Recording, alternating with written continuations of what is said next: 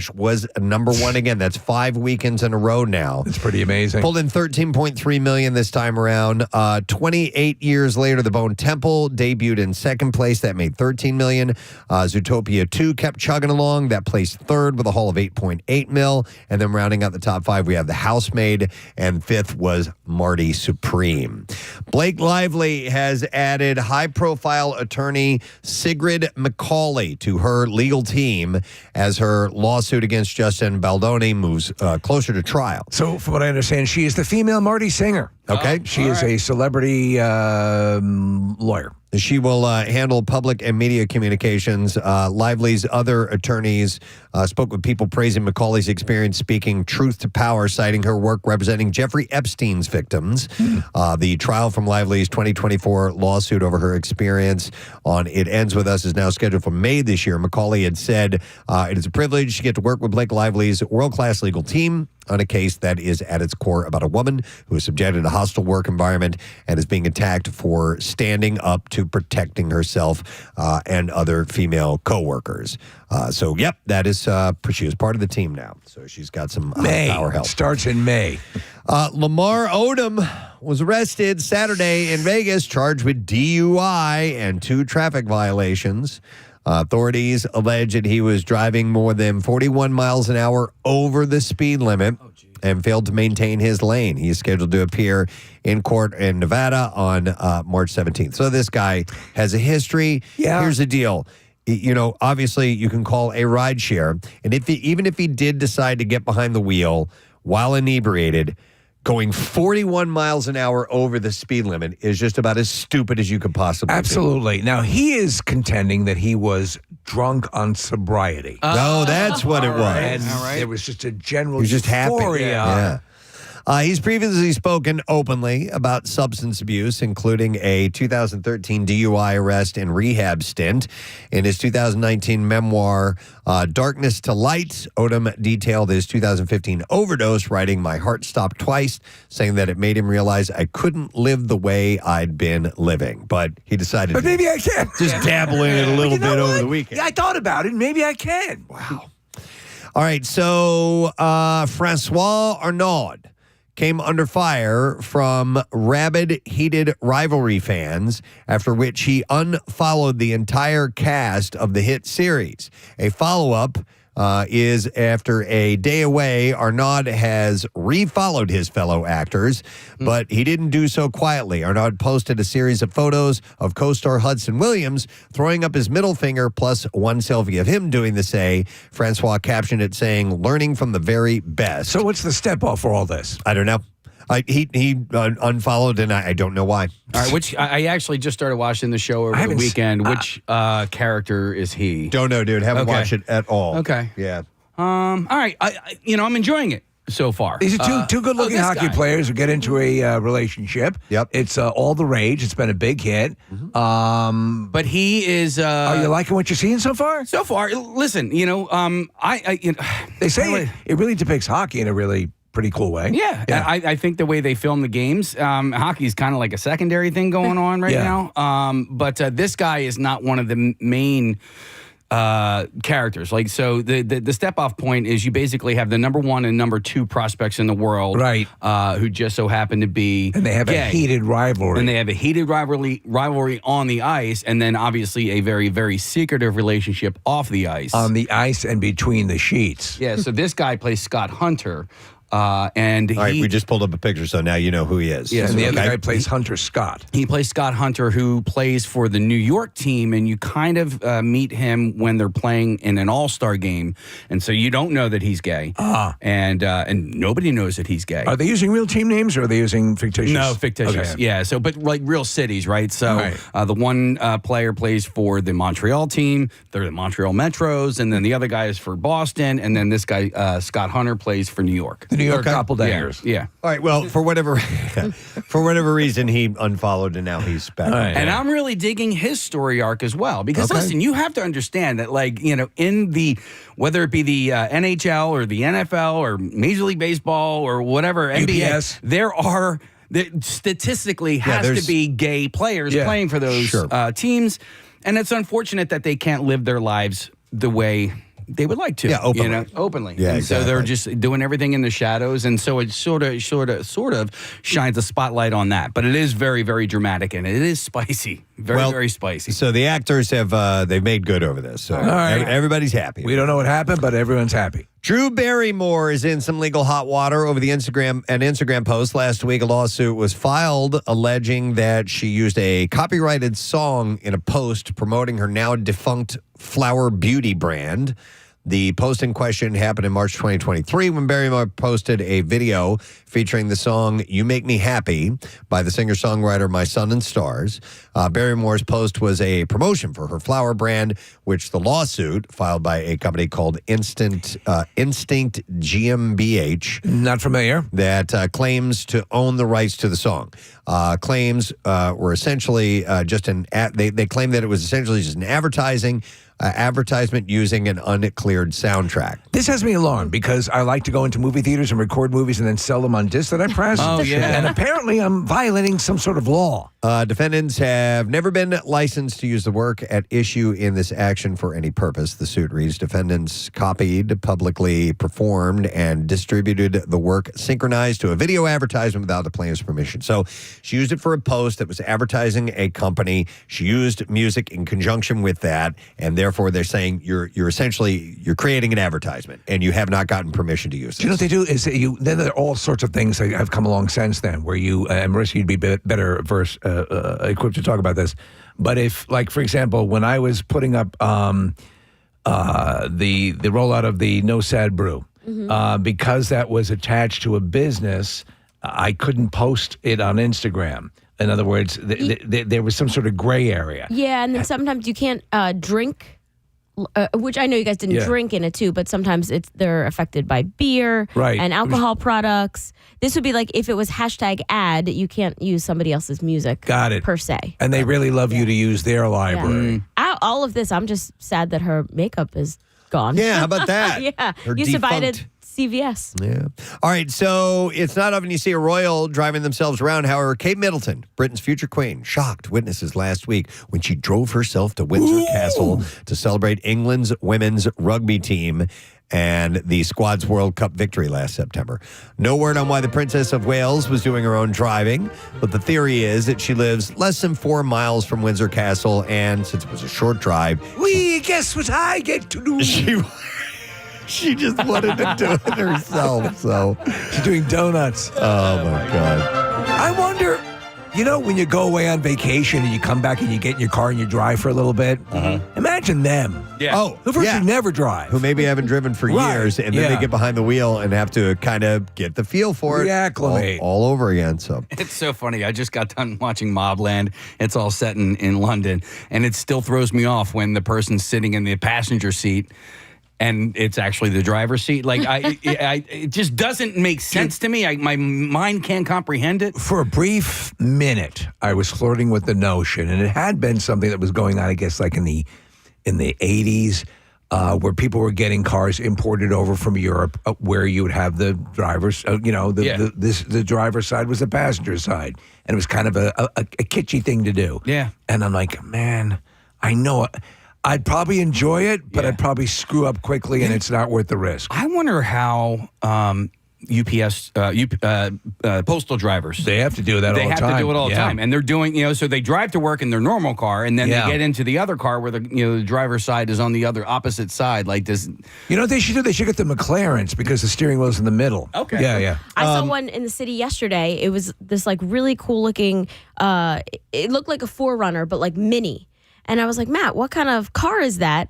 And he was like, and we peeked in the window. It was snowy, so we had to like wipe it off. And he's like, oh, this is an Australian car that somebody had imported over, and it was plugged in. He's like, it's a diesel car, so they have to plug it in to keep it warm so that it'll start in the morning. Right. Yeah. Yes, exactly. But it was really cool looking. Yeah, Case, I don't know how funky that must be for mail carriers, when they have to switch back and forth. I'm sure they get used to it at some point. Eventually, you have to because the mail keeps arriving. I love this story, former teen mom star Farrah Abraham has decided to run for mayor in her city of Austin, Texas.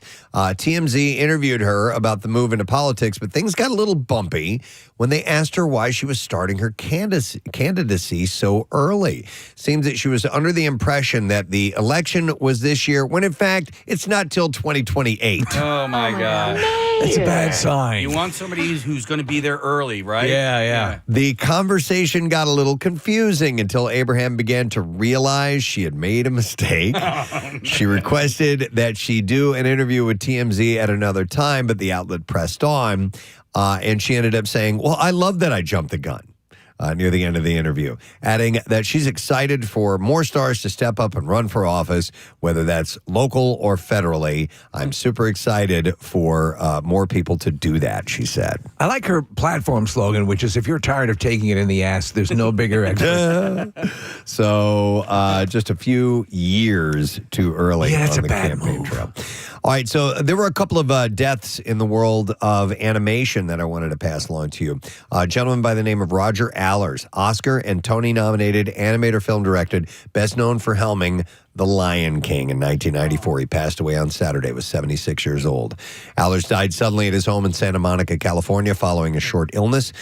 He found a passion for animation at a young age, and later went on to receive a fine arts degree from Arizona State University. Made his directorial debut with The Lion King animated feature for Walt Disney Animation Studios. That's a good debut. Alongside co-director Rob Minkoff. The movie obviously was a massive box office success. Before The Lion King, he worked on several other Disney animated features, including Aladdin, Beauty and the Beast, Little Mermaid, Oliver and Company, and Rescuers Down Under. He also helped develop 1982's Tron, the first major feature to film using CGI almost exclusively. There's a line in The Lion King, Steve, that bothers me because I feel like the edit is really, really choppy. And that's what held it back? No, but listen, we all have our little things. Yeah. Well, what is the line? So Mufasa says to Simba, he goes, "You deliberately disobeyed me." And it's just the way he delivers that line. I'm like, oh, they edited that wrong. It just does not sound natural to me, if that makes Have any you been sense. able to verify whether it was a bad edit, or was that just James Earl Jones, chewing up the scenery? It might have been that. Okay. But to me, like, if you hear it, let me know if you All right. If you agree with that. Allers also adapted the screenplay for the Broadway musical The Lion King, earning him a Tony nomination in 1998 for Best Book of a Musical. Has anybody seen the stage version of the musical? I hear it's phenomenal. I have not, but Rochelle and Caleb went to go see it maybe last year or the year before. They said it was incredible. Ryan has seen it. I have seen it. It is remarkable. Oh, wow. It is definitely worth going to visit. So they got you got the actors and everything moving the animals, but it all works. And when I saw them, they actually came through the audience and like how they do like the giraffes and everything. It's you have to go see. Do they have theatrical poop that they drop as they're going? I wasn't in that side of the aisle, but I could go check for you. But the word is it's still amazing. That just the puppetry is incredible. Huge. His other credits include Watership Down, the Bugs Bunny Roadrunner movie, Return to Neverland, Ted, Back to Jurassic, and Ted 2, among many others. He's survived by his two children. Then there was another animation, somebody who was a creator in the world of animation who passed away, a gentleman by the name of Guy Moon. He composed music for the animated TV series The Fairly Odd Parents on Nickelodeon. You guys were fans, right? I loved that show, and Steve, specifically, the music was excellent on it. And I remember noting it. There was one episode in particular where there was no dialogue at all. The characters couldn't talk, and it was they used music as punctuations. Oh, wow. And I remember thinking about how remarkable it was, and he was the guy who did that. He died as a result of a traffic collision on January 8th. He was 63. His family announced his death on Facebook. Well, that sucks. Listen to this case. He was hit by a vehicle while riding his Vespa scooter. Oh, man. in the Wilmington neighborhood of L.A. and died of traumatic injuries at the scene.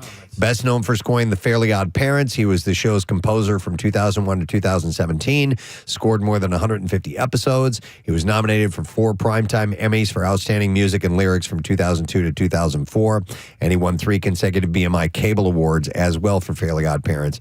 Graduated from the University of Arizona School of Music.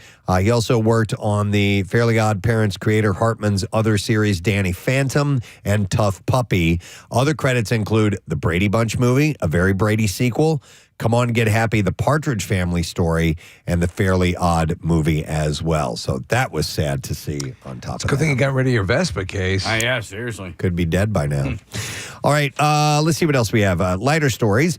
Ashley Tisdale's viral cut essay, Breaking Up with My Toxic Mom Group, and we've talked about this before, has reportedly sparked some major Hollywood interest. A source told Page Six that there's a bunch of interest from studios and big stars with production companies eager to adapt the story for the screen. Wouldn't it be a slap in the face if they didn't offer Ashley Tisdale a role in Yeah, this? right.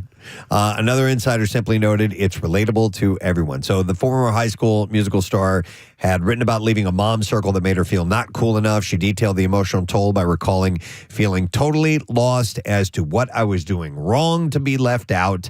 While speculation swirled around the famous mom group involving Hilary Duff, Meghan Trainor, and Mandy Moore, Ashley's gone on the defensive with her reps, stating the article had nothing to do with Duff, Moore, or Trainor. It's so funny. Who really knows? But it's it's very much a high school vibe, And it connects to what a lot of people, we were talking about this, about, whether it be Facebook or whatever, these dynamics exist all over the place. Mm-hmm. All right, remember Dylan Mulvaney? Yes. She's the transgender influencer who was at the center of the Bud Light controversy back in 2023. You may not know that, but not only is she an influencer, but also a musical theater veteran. And that resume has scored Mulvaney her first ever Broadway gig, and she will join the cast of the Broadway musical Six, in which she will play Anne Boleyn. That's coming up February 16th. We went to see Six, the traveling company played here in Philadelphia. Dude, it was Is awesome. it good? Six is a great musical, and it plays more like a concert than it does a musical theater play. I initially thought it was the story of Blossom's best friend. It is not. Yeah. It's about Henry VIII's 6 wives. Right. And it's badass. If you get a chance to go see Six. So it plays like a concert. I highly recommend All it. right. Yeah, and it's a lot of fun, too. All right, after 80 years on this planet, and with her being considered one of the most beloved performers in humans ever, you'd think that we'd have a Dolly Parton biopic by now. Talking to Deadline last week, Amanda Seyfried showed her admiration for the singer and admitted that one of her career goals is to play her on the big screen. She had said in this interview, I would love to play probably a musician who plays a guitar because that's the thing that's hardest right now, she said. When asked if there's a particular musician she wanted to play, she said, Eva Cassidy has a story out there, and you can make a Dolly Parton musical. There's a story there, too, obviously. My God, and her voice, her sweet, sweet, sweetheart voice, she said. I'd love to see her play Chris Christopherson. Wow. Yeah. I mean, if you want to really stretch your acting chops. That's a stretch right there. Yeah. The actor called Parton one of the best human beings on the planet, noting that it would be fun to play her. As for any big screen telling of Dolly's life, there have been discussions, but that's about as far as it has gotten, at least for now. Yeah. But clearly, that's a story. You got to do that right. Yeah, that can easily be told, and you're right. It Yeah. needs to be done properly, for sure. We live in a world where everything you see online needs to be double and triple checked for factual accuracy, and Billy Bob Thornton has been forced to address rumors that he's leaving the highly successful TV series Landman after reports started popping up online that he was moving on from the show. He said, there's an AI report that Demi Moore and I are a couple now, and that there's one that I'm leaving the show. And he said, they have nothing to do with reality. So Yeah, I saw this video pop up, and from the second it starts up, I'm like, this is AI. Yeah. He's talking about he's unhappy with the writing on the show. He's unhappy with the way season 2 went. and it's really poorly done, and even the mouth doesn't sync up at a few moments. But it's like this. Why would a celebrity do this way? It's so goddamn stupid. So yeah, it was easily discernible as AI, at least for me. Yeah. You're still watching season 2, right? Yeah. It's Steve. There's this guy. He shows up on my feed on Instagram. He talks about how this is the worst show that's ever written on television. I don't think that. But he says, But he loves it. But you got to keep watching. Yeah, he goes, yeah. It's the worst written show on television. But keep watching. It's so good. And I feel the same way. I'm like, this is so bad. It's so good. I would say it was so good in the first season. The writing was so sharp and so on, and they were like, you were really getting a peek into the world of these oil, tycoons and that kind of business and drug cartels and how everybody works with everybody, whether it be legally or not. Right. There's been less of that in season 2 and more. It's more like Dallas in season 2. Yeah. You know? Yeah. I can't get past the way it's shot. It's like it's like it's missing a filter. Like it's too. It feels like Too it's crisp and clear? Too crisp and clear, like somebody shot it on a cell phone. Yeah. Okay. Yeah, All right. it does have that look. Yeah. So Landman season 3 is scheduled to begin shooting in the spring, and Thornton promises I'll be there. So he ain't going anywhere. It's all good. Then finally, one more story. Rian Johnson is pushing back against claims from former Lucasfilm president Kathleen Kennedy that backlash to The Last Jedi kept him from returning to the Star Wars franchise. Responding to an IGN story, Johnson dismissed the idea outright, writing, "Zero spooked, sorry." Kennedy recently told Deadline, "I do believe he's gotten spooked by the online negativity," while also praising Johnson and adding, "I think Ryan made one of the best Star Wars movies." Johnson explained last year that the proposed trilogy never progressed beyond early ideas, calling it all very conceptual before Knives Out happened, and ultimately took his focus elsewhere. They should do a combination of Knives Out, Star Wars story. I would watch A that. murder mystery. I would absolutely 100% watch something like that. All right, we now have some clips to play. Industry follows ambitious young graduates competing for permanent roles at a top London investment bank, Pierpoint and Company. And here, show co-creator Condra Ray discusses giving the fans what they want. Like, we know what the fans come to the show for. They come for the velocity, they come for the crash out, they come for the emotion. So we wanted to tell a really kinetic financial thriller, but with characters that we know, and just raise the stakes, but make sure that, you know, the emotionality and the music and everything, that the DNA of the show didn't change. I don't think I want to see it. New episode of Industry now streaming on HBO Max. Sometimes that Michael Jackson clip just fits right in. All right, here's our next clip. The new documentary, Hoops, Hopes, and Dreams, tells the untold story about how Dr. Martin Luther King Jr. and a team of civil rights activists took to basketball courts to connect with young voters. And here, producer Jesse Williams shares the importance of telling this story. Basketball really was a pivotal part of my life and community, and just hearing, you know, Dr. King, we think about it as this black and white poster, right? And these speeches, and it just having him, picture him in hard bottom shoes and a suit, showing up and talking about check ball, seemed kind of electric and seemed worth breathing life into. Hoops, Hopes, and Dreams is streaming now on Hulu, and being MLK Day, maybe a good day to kick that series off if you haven't started watching That's a it. great idea. And there you go. That's the entertainment report for today.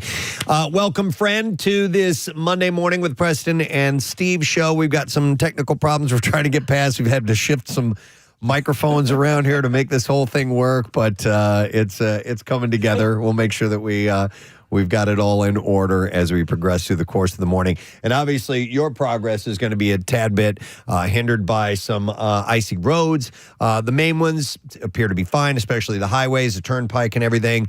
But as I was making my way in, some of those smaller side streets are a bit slick and still chunky. And Exactly. You got to be careful as you're making your way about. But traffic seems to be pretty light today, being a holiday and everything. So just be extra careful, though. We're going to take a quick break. We're going to come back in just a moment, and we'll do our thing on this Monday morning. Stay with us. And you can walk on my team. You can participate and be a part of this if you donate and sign up for Team Preston WMMR. You get a team T-shirt.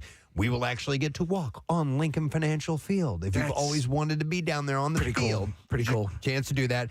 Swoop will be there, Eagles cheerleaders, and not to brag or anything, but I'm this year's media honored hero. Wow. So I'm getting an award. So thank you, everyone. Please quiet down. No, and you can hear my call late in the night. Whatever it is, I can't make that noise again. And that's me. So anyhow, yeah, it's coming up on the 12th of June, and it's for Crohn's and Colitis Foundation research, education, and patient support services for those suffering from inflammatory bowel diseases, which are insanely painful, gang. So if you could help out, that would be great. And sign up for the team. And just go to WMMR.com and click on events, and you will find the info there, and would love to have you on the team. Preston, I got a text yesterday from Giovanna Pisano. Giovanna won our Isolation Idol contest. You remember that from 2020, right at the beginning of the pandemic? Her band, Dinah, is going to be playing at your event. So she's she saw the information on the website, and she's like, "Oh my God, I get to see Preston." She was on our show via Zoom, but never got to meet us. Yeah. So Giovanna and her band are going to be there at that event on June 12th, which is really cool. They always have several bands in different parts of the concourse playing as you're walking along, and there's usually, like superheroes and things. It's really cool. But it's cool also. You've had to do it in a more mitigated way over the past couple of years, and this is sort of a return to what everyone loved about the event. All these upcoming events are finally going to be what they once were, which is great. So participate you and them. If you can. We and them. All right, I got this email. It was a little while back, but better late than never. I thought this was an interesting question to pose to people. So I got this email from Brian, who lives in, is it Lewis, Delaware? Is that how you say that? Yeah. Lewis, Delaware, yeah. L-E-W-E-S, Lewis, Delaware. He said, hey, he said, I had an idea that I thought might be interesting. Recently, I learned that my in-laws have a garbage disposal, and they refuse to use it because they don't want to break it. They keep a trash bag in the sink for food scraps instead of allowing them to go into the garbage disposal. So they have a device that they never use for fear of breaking it. Yes. And he said, this is pure insanity to me. And it got me to thinking, if there are other things of convenience that some people refuse to use for fear of breaking them. So, and he also said, additionally, it's become clear to me that people love to do greetings when they go live on the air. I thought maybe a segment maybe called the Salutation Station would be cool. And it would allow people to get in and get their greeting fix. Now, we'll worry about that another time. But anyhow, that's an interesting question. So you have this device that is made specifically for this one thing to do, yet you don't want to use it because you might break it. But what's the point of having it if you're not going to use it? I know this phenomenon exists with a lot of people. I'm a gadget guy, so I will use it. I immediately adopt something and I'll use whenever I get it. But I am aware of people who will buy things and never use them. I do it all the time. Oh, I do it are you guilty of this? Yeah. The time. By the way, if you are in the situation, call us. I want to hear it. 215-263-WMMR. All right, what is it? So it's not that I won't use things. It's that I use them. Sparingly? Yes, when absolutely necessary. Like super sparingly? Yes. Will you actually do extra work even though you have something that could get something? Okay. So Casey and I we usually walk into work together, and he noticed it, I guess, a couple of times, and then finally said something to me. So this is just one example. Here at the station, when you walk into the building, there's the door that you can hit for, it's like a handicap, and it'll for somebody walking through, and it'll open the door for them. Yes. Right? Okay. So that's the only door you can get in the morning when we scan our key card because the doors are locked. It's the only one that unlocks. That unlocks, right? Once we get into the vestibule, all of the doors are open. There's several there's like doors. 6 doors you can go through, I won't go through the other handicap door.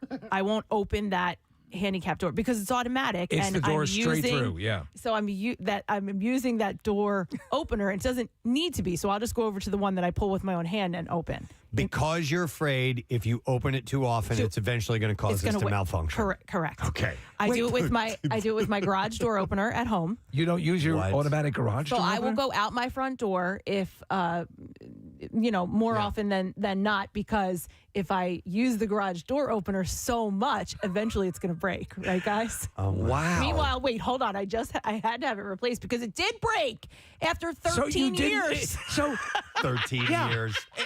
It's going to happen anyway. 13. Yeah. 13 years. Yeah. I got 13 years out of it, but maybe did I get 13 years out of it because I used the front door? Is this why you're asking about a garage door? Yes. Oh, all right. Yeah. Okay. Yeah. So, the garbage disposal, though, that I will use. Like, I'm not worried about that one. Okay. I know. So on my wife's side of the family, one of the people, one of the not in-laws, forget who it is. Her side of the Anyway, family. yeah, I'm trying to figure out how you classify this person, but dishwasher doesn't use it. Dishwasher sitting right there in the kitchen does not use it. Because of fear of it breaking? That, a perception of overuse of water, Okay. a perception of other things, and fear of breaking, all of that sort of, no, I don't want to screw with that. I had a friend who I worked with, dishwasher, but for a different reason, not for fear of breaking. She would not use a dishwasher because she hated unloading the dishwasher. Oh, yeah, I hate that. So therefore would hand wash everything, which you still have to put all that stuff away when you're done hand washing it. But there was something about putting it in, running it, and then opening it up and taking it back out that she did not want to do. She didn't like picking up the work on the other side. Right. So in other words, when you're washing it right then and there, you're putting it away. So it seems like it's all in one. Yeah, like smaller amounts. Right. But it's the same Still thing. doing the same thing. Same thing. Yeah. In the almost 20 years that I've been a dishwasher owner, I don't think I've actually turned a dishwasher on maybe more than 5 or 6 times. Oh my God. I'll run it like twice a day. It's Without weird. even dishes in it. It's weird though, because I just don't feel like the dishwasher gets the dishes clean enough. And it doesn't, and I think it's just because the way my kids load it, it just gets overloaded, or they won't rinse things out. They'll like listen, the commercials lie. You can't put a full-on spaghetti dinner into the dishwasher, They show and the that all the dishwasher's time. going to clean it up. It just doesn't work that way. So, you know as far as I'm concerned, the dishwashers, I can do a better job and in less time. So here's the deal. If you're basically halfway there, cleaning off the dishes, May as well there's go ahead and finish it. Just finish it. Yeah. Right? By the way, here's a text says, my friend's mom got a brand new $10,000 lawnmower. No. What? It better be a riding lawnmower. I'll buy it from you. For Christmas and refuses to use it.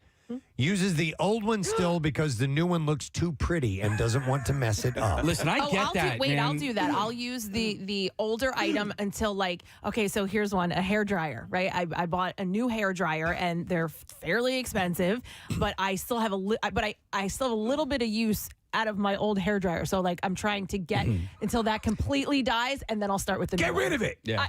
But I understand that reasoning, because when you see like a nice brand new work truck. Yeah. Do you know what I mean? Like from guys that actually use it. It's not like a glamour truck like some of these guys. This is my glamour truck. Well, Yeah, I know what you're listen, saying, yeah. you have these trucks that just look nice and they never put anything in the bed or whatever. But then you have these other guys that actually, really work for a living and they put everything. It's so funny. It's because I have at home case, I have this Amazon. It's a collection of tools and everything's in this place and it's all very clean. And all the contractors that I know, all their equipment is all effed up and banged up because they're using it. Well, yeah, my friend Bill, he just got this beautiful brand new truck. He showed it to me last year. He's like, "Oh, look at this."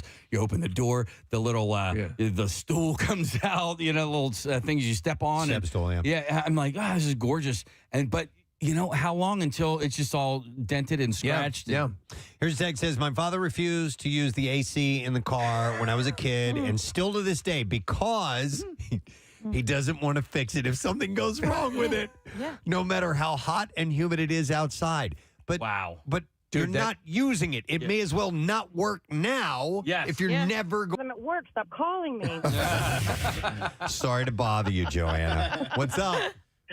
So my mother, they've been going on 15 years maybe, refuses to use our fireplace in the house. Refuses. Is it a gas-operated fireplace? It is not. It's regular, but she's afraid that it's not going to work. That It's somehow, not going to. Fireworks. They've had it cleaned when they bought the house. They've had it cleaned since. There's nothing wrong. It's a regular fireplace. Refuses. She's afraid. that a catastrophe is going to happen. Wow. It's going to break. I'm Joanna. like, a fireplace. How do you right. break a fireplace? Yeah, exactly. Yeah, exactly. But let me ask you: Does she? If you get her, away from the fireplace and she can talk freely, will she admit to liking a fireplace? Oh yeah, she loves it. Sometimes It doesn't make any sense. We never used a fireplace in our old home. Yeah. Thanks, Joanna. it's peaceful. Yep. Have a good one. You too. Well, we lived there for 10 years and never, and it was the first fireplace that I ever owned in my entire life. Did you not use it because you thought it was going to break? I didn't use it because my wife said we can't use it. Did you ever ask her why? What's that in your mouth? Spit it out. Spit it out. Spit it out. What did I tell you about baby birds? Stop it. I think she was worried about burning the house down, and A lot of people are. Yeah, yeah. A lot of people are of fireplaces and just in general. It's what it's made for. Yeah. It's made to But house put a fire. house in can there. set on fire for a multitude of other reasons. But we own fireplaces now that we've put fires in. Okay. Yeah. All right. So they're just outside. Let me. I know. You brought those fires home and then you put them in the fire. in. Yeah. Hi, Terry. You're on the air. Good Fire to morning. go, please. Hey, Hey, what's up, Terry? well, so my husband inherited a really nice and big snowblower from his dad about 7 years ago and refuses to use it. He always has an excuse. There's not enough snow, or the snow might be too heavy, or I can't get it out of the garage. And I just don't understand why he won't use the damn snowblower. And he'll just go out and shovel it instead. Yeah. He'll just go out and shovel it, and I don't understand. Terry, given the data on how many people have heart attacks shoveling, and try to convince him that way. Because right? I'm trying. Yeah, but I know people who will do that with the snow blowers as well. Not enough snow to snow blow. Yeah. Yeah. But it's what it's made for. All right. Thank you, Terry. Here's one that says, my grandmother would turn off her blinker stuck at traffic lights to save the bulb. The blinker bulb. You're supposed to leave that light on. Oh my God, yeah. that's great. And same with windshield wipers. I love it. Said it was more of a cheap thing. Oh my God. So you didn't want the wipers to wear out. wear out. Yeah. That's funny. God. Here's one of the things I noticed way too late in life was that if you have with products, let's say like a vacuum cleaner, or something along those lines, and after you go through a couple of them and they fall apart, if you realize that you do the recommended regular maintenance, cleaning things, taking it apart, some of those things will last freaking ever, man. You just have to do these cleaning steps every now and then, and it'll last. That's another thing. You bring up the vacuum cleaner that I do with its charging, the handheld vacs, computers, phones, all of that. Like, I don't like to leave it plugged in and charging constantly. You can in some cases, you can damage the battery. Well, I don't know if that's still true or not. But for the most part, no, you should be fine. So I use the vacuum until it dies, and then I plug it in, and then when I check it throughout the day. If the charge is done, I unplug it. I wonder how the battery is. Yeah, seriously, because I don't want to ruin the battery. Dennis, check the battery on the shark. We have these. I'm sorry, Nick. No, we have these tools, power tools, that use batteries, and the batteries can be used for various tools. A drill for this one, it's stuff lithium like that. batteries. Yeah, so you move them from one product to another. So I mounted these chargers on the wall, stick them up there, leave them charged all the time because you never know when you're going to need to do a project, and you have it ready to go.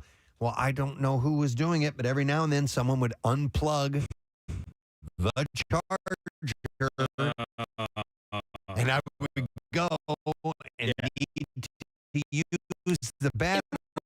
Very much, Marissa. Yeah, I was kind of hoping that I was holding out today. I put on my heavy winter coat today. Yeah, me too. For the first time, I'm like I was kind of flirting. Here it is. It's mid to late January, and I thought maybe I was going to get through the whole season without having to break that. And out. psychologically, you're like, oh, okay, it hasn't gotten that cold. But this morning, so I have a big gray one that I'll wear to the Cardboard Classic. Yeah, that's I wore my and I'm wearing snow pants as well because But you know what? So tomorrow's going to be like 10 degrees colder. I was looking at the calendar, so this coming weekend. Me and my family members are going up to New York City to go to a show. We're going to go see the Stranger Things show. The high on Saturday is like 18 degrees. The great thing is if you're in the city, it feels like 20 degrees warmer. Does it? No. It's going to be brutal. It's going to be brutal. It is going to be. Yeah. I have been in NYC where you got to do a lot of foot traffic. Well, you got to do a lot got- of walking around. You got the canyons, and so what's going to happen is you're going to have. And if the wind is anything, you're going to be cold. So make sure you bundle up. All right, Definitely. so my daughter goes to school in East Lansing, Michigan. Right now it's 14 degrees. It's going to go down to 6 with a real field temperature of below 3. Yeah. So did they get this? This is a full-on Arctic blast that's hitting a big portion of the country. Did they get any snow, Case? You know? It does not. You know, I don't know, but it looks like snow is coming for those guys on Wednesday and Thursday. Because I know there's a lake effect thing coming up for parts of the Northeast. It's not going to be us, but I did hear New York City is and I thought I read upwards of 2 feet of snow. I don't know about if that's in New York or just because it was upstate. It was on the national news, so yeah, it may be elsewhere up, but 2 feet. Well, listen.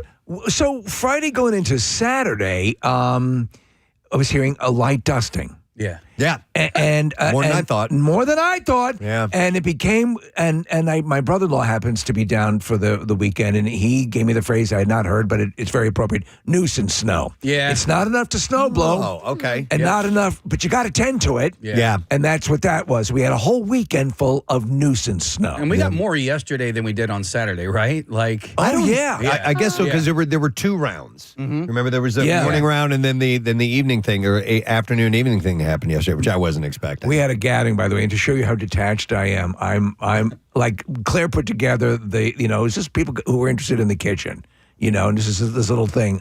I get all the beer and stuff like that. I'm walking through the door and I look in there. There's Preston and Rochelle in the door. I go, I am the worst husband on earth. I had no idea.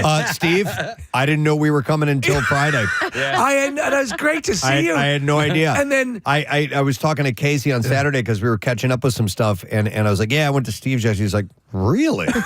And I go, I don't even think Steve knew that I was coming. I was like, Casey. I think it was Rochelle and they and go out to Claire. lunch all the time. Yeah. And then Jeff Devlin comes in. I'm like, oh Yeah. but I'm like, this is the classic. it was like a surprise party for you. Classic dumb husband. I get the stuff said, but I have no idea. Yep. But anyway, but I get everything clear, Preston, and I'm like, and it's and then the snow yesterday. It's like what really pisses me off, and I've determined. Listen, snow can look lovely, and on Christmas it can look lovely.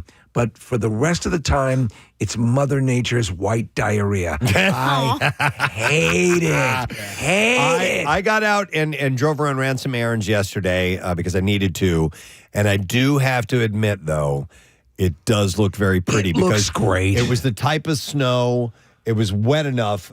It was catching in the trees. Yes. And it looked just gorgeous. It's beautiful. Yeah. When it gets anywhere on your car, roads, walkways, right, that's my issue. I know. And because we have a corner house, I feel the onus is to clear it quickly. Yeah. Because you deal with a couple things. In that kind of snow situation, footprints down on the snow make it harder to get it. So I want to get out and get it cleared up quickly. Yeah. So I'm going to recommend, I have 2 of them now, the Snow Pusher. Yeah. So I got one last year. Vevro is one of the companies, and then I got another bigger metallic one. It's embarrassingly quick how fast you can remove snow from the wall. The same way you mow the lawn is how you're removing snow. Can you describe this for people who don't know what the snow pusher is? Think of like a push mower, except the mower part is replaced by a plow, the way you would see it on the front of a snowplow truck. So it's essentially a large snow shovel, right? But it's got wheels on the back of it and the handle. a handle. Is it motorized? No, no. So manual. So the Vivro, the one that I have, actually curls. It's made of a very hard plastic, and it curls in and you can change direction. So we're looking at one right now. That's kind of the one I have. Big inflatable wheels, a snow shovel. But what you can do at the base is you can tilt the angle of the shovel. So as you're moving along, because eventually, even if you're snow blowing, you build it up on the sides of the road anyway. That's where it's going to go. But you can create a quick path, and I'm like, I got this thing down. Yeah. It's only though it's with nuisance snow. If you have 1.5 feet, 2 feet of snow, it's going to be real daunting. Because I'll tell you, man, my body is feeling every bit of all the shoveling I did this weekend. Yeah. I ended up shoveling. Well, no, just twice. I was going to say 3 times, but it was more like 2.5 times. So I have I have 2 different snow blowers. I have one that I bought, God, over 20 years ago. This thing, it's a Toro. Yeah. It is a workhorse. It's fantastic. But it's only good for, if you get up to like a foot of snow, that's too much. Yeah. So I eventually went out and bought one of the big jobbies. You need it. And I have that for that such occasion. But this little guy that I used over the weekend was fantastic. And my neighbors across the street, they're fairly new. I don't really know them. But I saw them out there. They had the whole family out with snow shovels. And they're like 3/4 of the way done with their stuff. And I come out and I'm like, and I knock mine out, and I'm like, I'm going to be the hero. Yeah. Dun, da, da, da. So I get on my horse, and I ride over there, and I'm like, let me take care of this for you people. I knocked out their it's a good feeling to do that, their sidewalk for them real quick. Yes. I have arrived. Yeah. To take care of your snow issues. But I had to, when we got done with our conference call last night, I'm like, I'm not going out and doing it again. I'm gonna see what I get in the morning. I'm glad I did the run through in the morning, because it would have been way worse, and it was no problem getting around. It was just the bitch of the day. I did it 3 times just to keep it low. But Preston, at that time, around 7:30, 8 o'clock at night, grabbed that snow pusher, went out. About 20, 25 minutes. Okay. Done.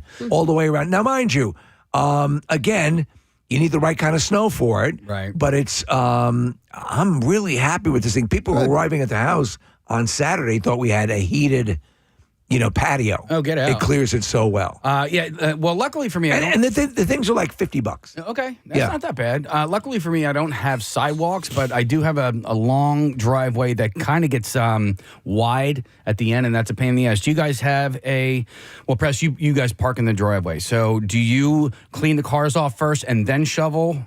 No, not really. Okay. The cars are easy, so, Do you know what I saw, which is, I didn't realize they had this? One of the big things is you're shoveling your driveway. Mm-hmm. Snowplow truck comes through. Yep. Buries you in at the end of the driveway. Right. Yep.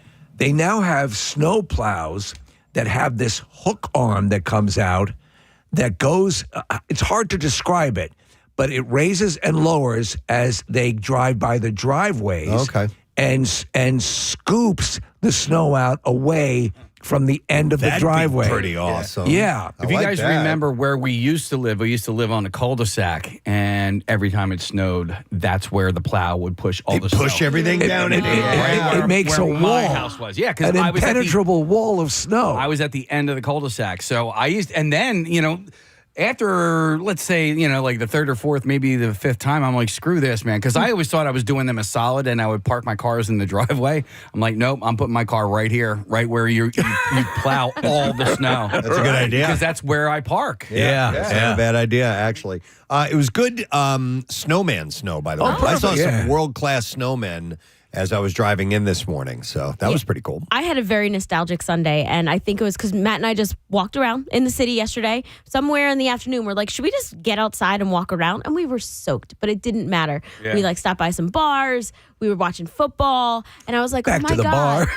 bar. We went out to get dinner, and we actually ended up walking to a restaurant that was like 1.5 miles away, because we were like, screw it, what else do we have to do? We're just, enjoying a snow day. And we had walked by a couple bars, and I was like, oh my God, it is Sunday, it is snowing. A lot of these people don't have work tomorrow. Yeah. And it was just like that perfect Sunday snow day. That was just really fun. That's one of the things, it is one of the great joys when you're like, F it, there's nothing I can do. Like there was a point in the afternoon where it's like I go out now, it's snowing hard. I'm like, I just have to wait, so I'm just going to kill time. Marissa, you guys were soaking. You didn't have your... Well, so we both were wearing our heavy jackets. Okay. But right where the jacket ends, our pants from there were like Gotcha. soaked. There's just like big spots. I was actually in a restaurant that had one of a hand dryer blower in the bathroom. So I was like trying to dry off my pants in the bathroom, but it just didn't matter. Casey and I, like I said, we chatted over the weekend and we realized we did the same thing. We both put on our outfits that we had from 2 years ago at the Cardboard Classic. We had put on our rainbow snowsuits. Our Tipsy Elf snowsuits. Our Tipsy Elf snowsuits. And we both were wearing our pajamas underneath. Yeah. It's funny because my wife's like, is it really that she was asking about like the snow. She's like, is it really? I was like, it's cold. It's cold, and I just want to throw this snowsuit on. And I'm going to stay dry. It's easy to slip on. You just don't want that. Yeah. Sometimes you overbundle because it's like, this sucks. But those snowsuits are so good. I was sweating my ass off. I don't know if you were the same way, but yeah, I got a little sweaty. Yeah, I was out there working hard. When we were wearing them at a montage, I was like in my underwear. I didn't. You really don't have to wear anything under that. You don't need to wear anything under those. First layers are like, we don't have those a lot, like because we don't ski a lot and all those, but they are. You know. By the way, speaking of keeping warm, Marissa sent this story over to me with the Bears and Rams game yesterday. I was watching. Well, some of the Rams players tried something out, and they ended up winning, by the way. Yeah. Since, they're L.A. and they're not used to the cold weather, I don't know whose idea it was and how many players or what they did, but they decided to put cayenne pepper in their socks. Really? Yes. They said that the cayenne pepper supports blood flow to help keep sensation in their feet. I don't know. That's interesting. I saw a guy, it wasn't cayenne pepper, but, I watched a lot of the pregame stuff. I think it might have been Gerald McCoy. I can't remember which guy it was. But he said before those games where it was really, really cold, you spray your feet and your hands down with Tinactin. Because Tough actin. Tough actin, yeah. So your hands don't sweat. Because, the problem really is when they sweat and then they get cold, then they get even colder because they're, wet and stuff. So Well, they have foot warmers, like the hand warmers, the chemical hand warmers that you can they can use, and they have some. I've used them in your feet as well. They kind of you tape them to your socks essentially, right? And they'll keep your toes warm for how long? Up a few hours. Yeah. But what is the chemical in those heaters? I don't know. When it's exposed to air, that's how it activates. Yeah. So those the bag that they come in is kind of porous, and once you take it out of the plastic container and it's exposed to air, it starts warming up. And those things work, man. They're solid. I bought boxes of them a while back. At the beginning of the big battery-powered clothing thing, and I got right on it early. Before they even existed to any level that they are right now. Yeah. I'd heard that motorcycle riders would have a device where you could plug the pants into the motorcycle. And now Amazon sells every type of article of clothing. Well, Steve, there's the one in Manayunk, the warming store, which is where I was going, and I got a whole bunch of stuff. Now I kind of pick and choose. If you are batteried up from head to toe, that's a lot of charging. The coat and stuff is great, but they have. I wear these fingerless gloves that have the I don't know what the heating agent is in it, but it's really good, and you don't need to charge it up. But it maybe uses your own body heat, and it's really effective. Oh, so that's why I was talking about the warming store. They also have a business called Action Heat, and they now have a deal with the NFL. So they make jackets that have all the team's logos on it. Nice. Oh. And we were getting some this year because that's the number one place where I need it is at a tailgate and at the Eagles games, and it's socks. That'd be the same for you, Preston, when you're tailgating. Yeah, of course. Yeah. No, I just don't realize when you're just standing on cold concrete for 5 hours, that's where I'm starting to feel the cold. Yeah, so they have heated socks, right? Yeah. Why are these idiots putting cayenne pepper in their socks? No. For Christ's sake, get the team to go out and buy battery-powered socks. Do you know how I avoid getting my feet super cold when I'm standing on concrete tailgating for 5 hours? I watch the game from home. Press, that's exactly why they can't have batteries, on their socks. Because of the water and everything? No, because they play football and you're not, you can't have because I have heated socks and the battery is, maybe the size of a Zippo lighter or whatever. Okay. And that goes into a pocket on the socks and you can't have that when you're playing football. You can't be tackled with that stuff. I can see that. I used to work in an electromagnet facility, and they had me take out my Prince Albert. I'm like, okay, really? I know again. Makes sense. Yeah, I know about the battery pack because it's really hard to wear tight pants. Yeah. Because it'll just be a big bulge on the side of my leg. I'm surprised they can't find some kind of technology Happy to use medium. those super thin lithium batteries, Right, that right, can power all kinds of stuff. The But- other thing is that, because I have those heated socks, is you also you can feel the wires running through them. Yes, you can. Like when you have like a little pebble in your shoe, and you can. That's exactly what it feels. So I like. have a very good brand. It's a top brand of electric sock, but the one problem is the battery pack is up high on your ankle, and you always feel like you have two tumors. Yeah. Yep. I had asked for, I think I'm going to get it for my birthday because my birthday is this week and I didn't get it for Christmas, but I wanted to get a heated vest or jacket. Yep. Yeah, they're great. Battery powered ones. They'll last for hours, right? Oh yeah, and you can Hours. swap out. I have a battery pack that'll go 6 hours. Okay. Yeah. That's and cool. now they'll have different zones. So you can so there's some you that are can like pick 'em? you can Yes. pick the zones because the original ones would just be like one part. It would just be like one wire, but now it's like your shoulders, your chest, And your you can- back, and you can do the different zones. You can Dong. configure Yes. that. Okay. Your dong. Your dong dong. warmer. Ooh, long jackets. It's already pretty warm down there.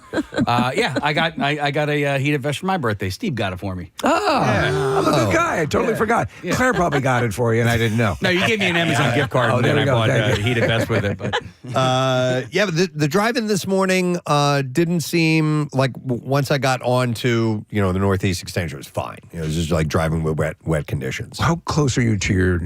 I've been to your house. You're moderately close to your neighbors, right, on the east side. Yeah, sure. Like when you're out and you're scraping the car, you're like, I'm so sorry. Oh, making the noise? Yeah. Oh, in the morning? Well, Yeah. I park in the garage. Oh, well, there we go. So I don't know. Yeah. Unfortunately, I don't have to do it that time in the morning. But yes, Yeah. I can imagine if you're making all that racket out there. Sorry. Yeah.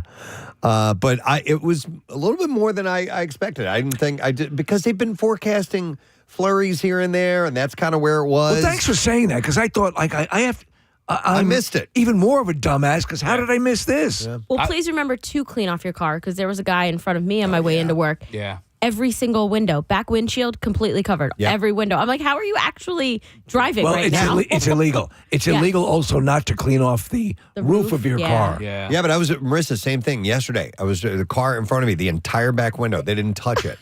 I'm like, Wasn't how even- can not just the illegal side of things, but how can you see?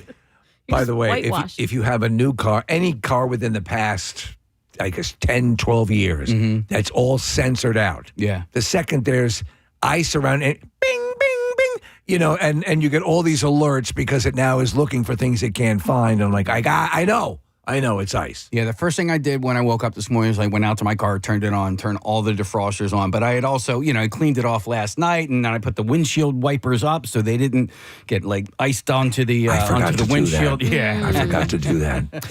One thing, and I, as much as I dislike getting the snow, I am happy for the people that make a living out of this. Yes. This time of year. And a lot of landscapers end up doing Yes. Snow clearing for the season.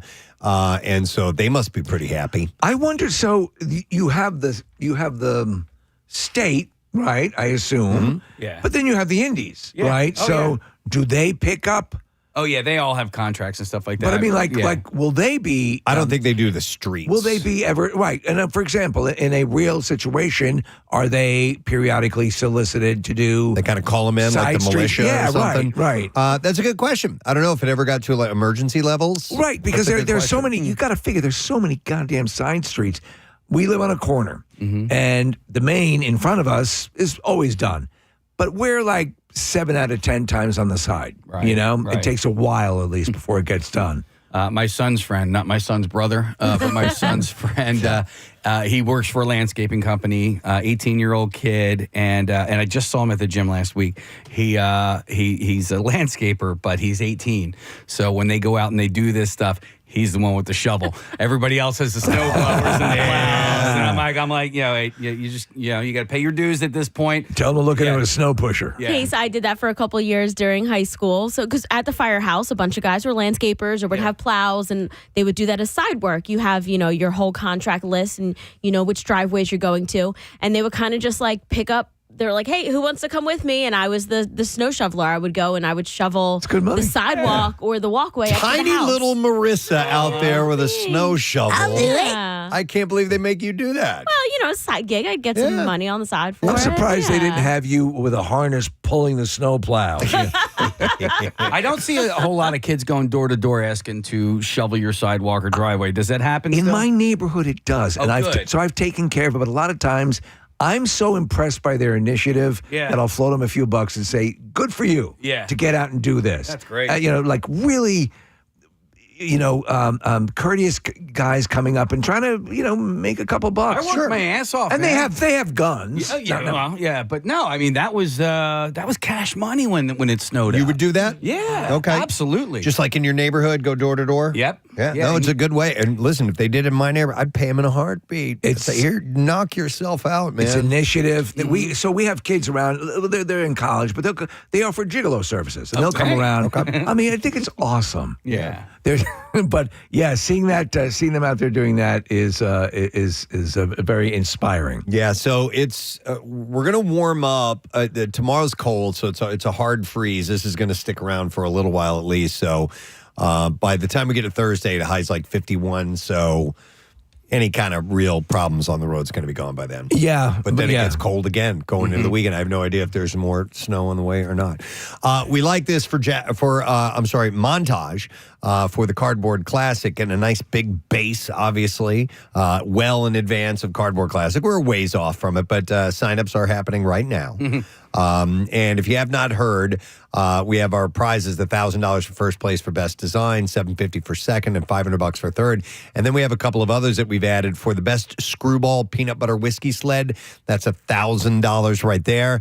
We also have our friends at Pacifico Beer. They are a beer represented, and you can get beer for a year in a 42-piece Pacifico Shaun White Snow League merch pack. That's a mouthful. And then for the fastest sled, it's $200, and for our favorite fail, which is always fun, and is $500 from Pro Team Collision. We're taking signups now. The deadline for that is February 27th, a little ways off from now, but we want to keep reminding you in case you're right on the edge of participating and be a part of that. I remember last year's fail was on an epic level. I mean, it just got decimated. Yeah. So you can win a multitude of ways, but this is...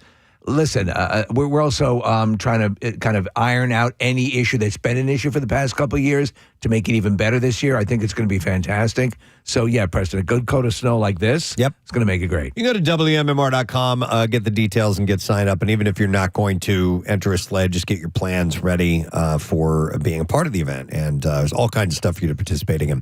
All right, we're going to take a quick break. We'll get back. We'll get some bizarre file stories, and we'll keep moving Monday morning. Be right back. Barbecue 2026, Saturday, May 9th at Freedom Mortgage Pavilion, featuring Godsmack, Alice Cooper,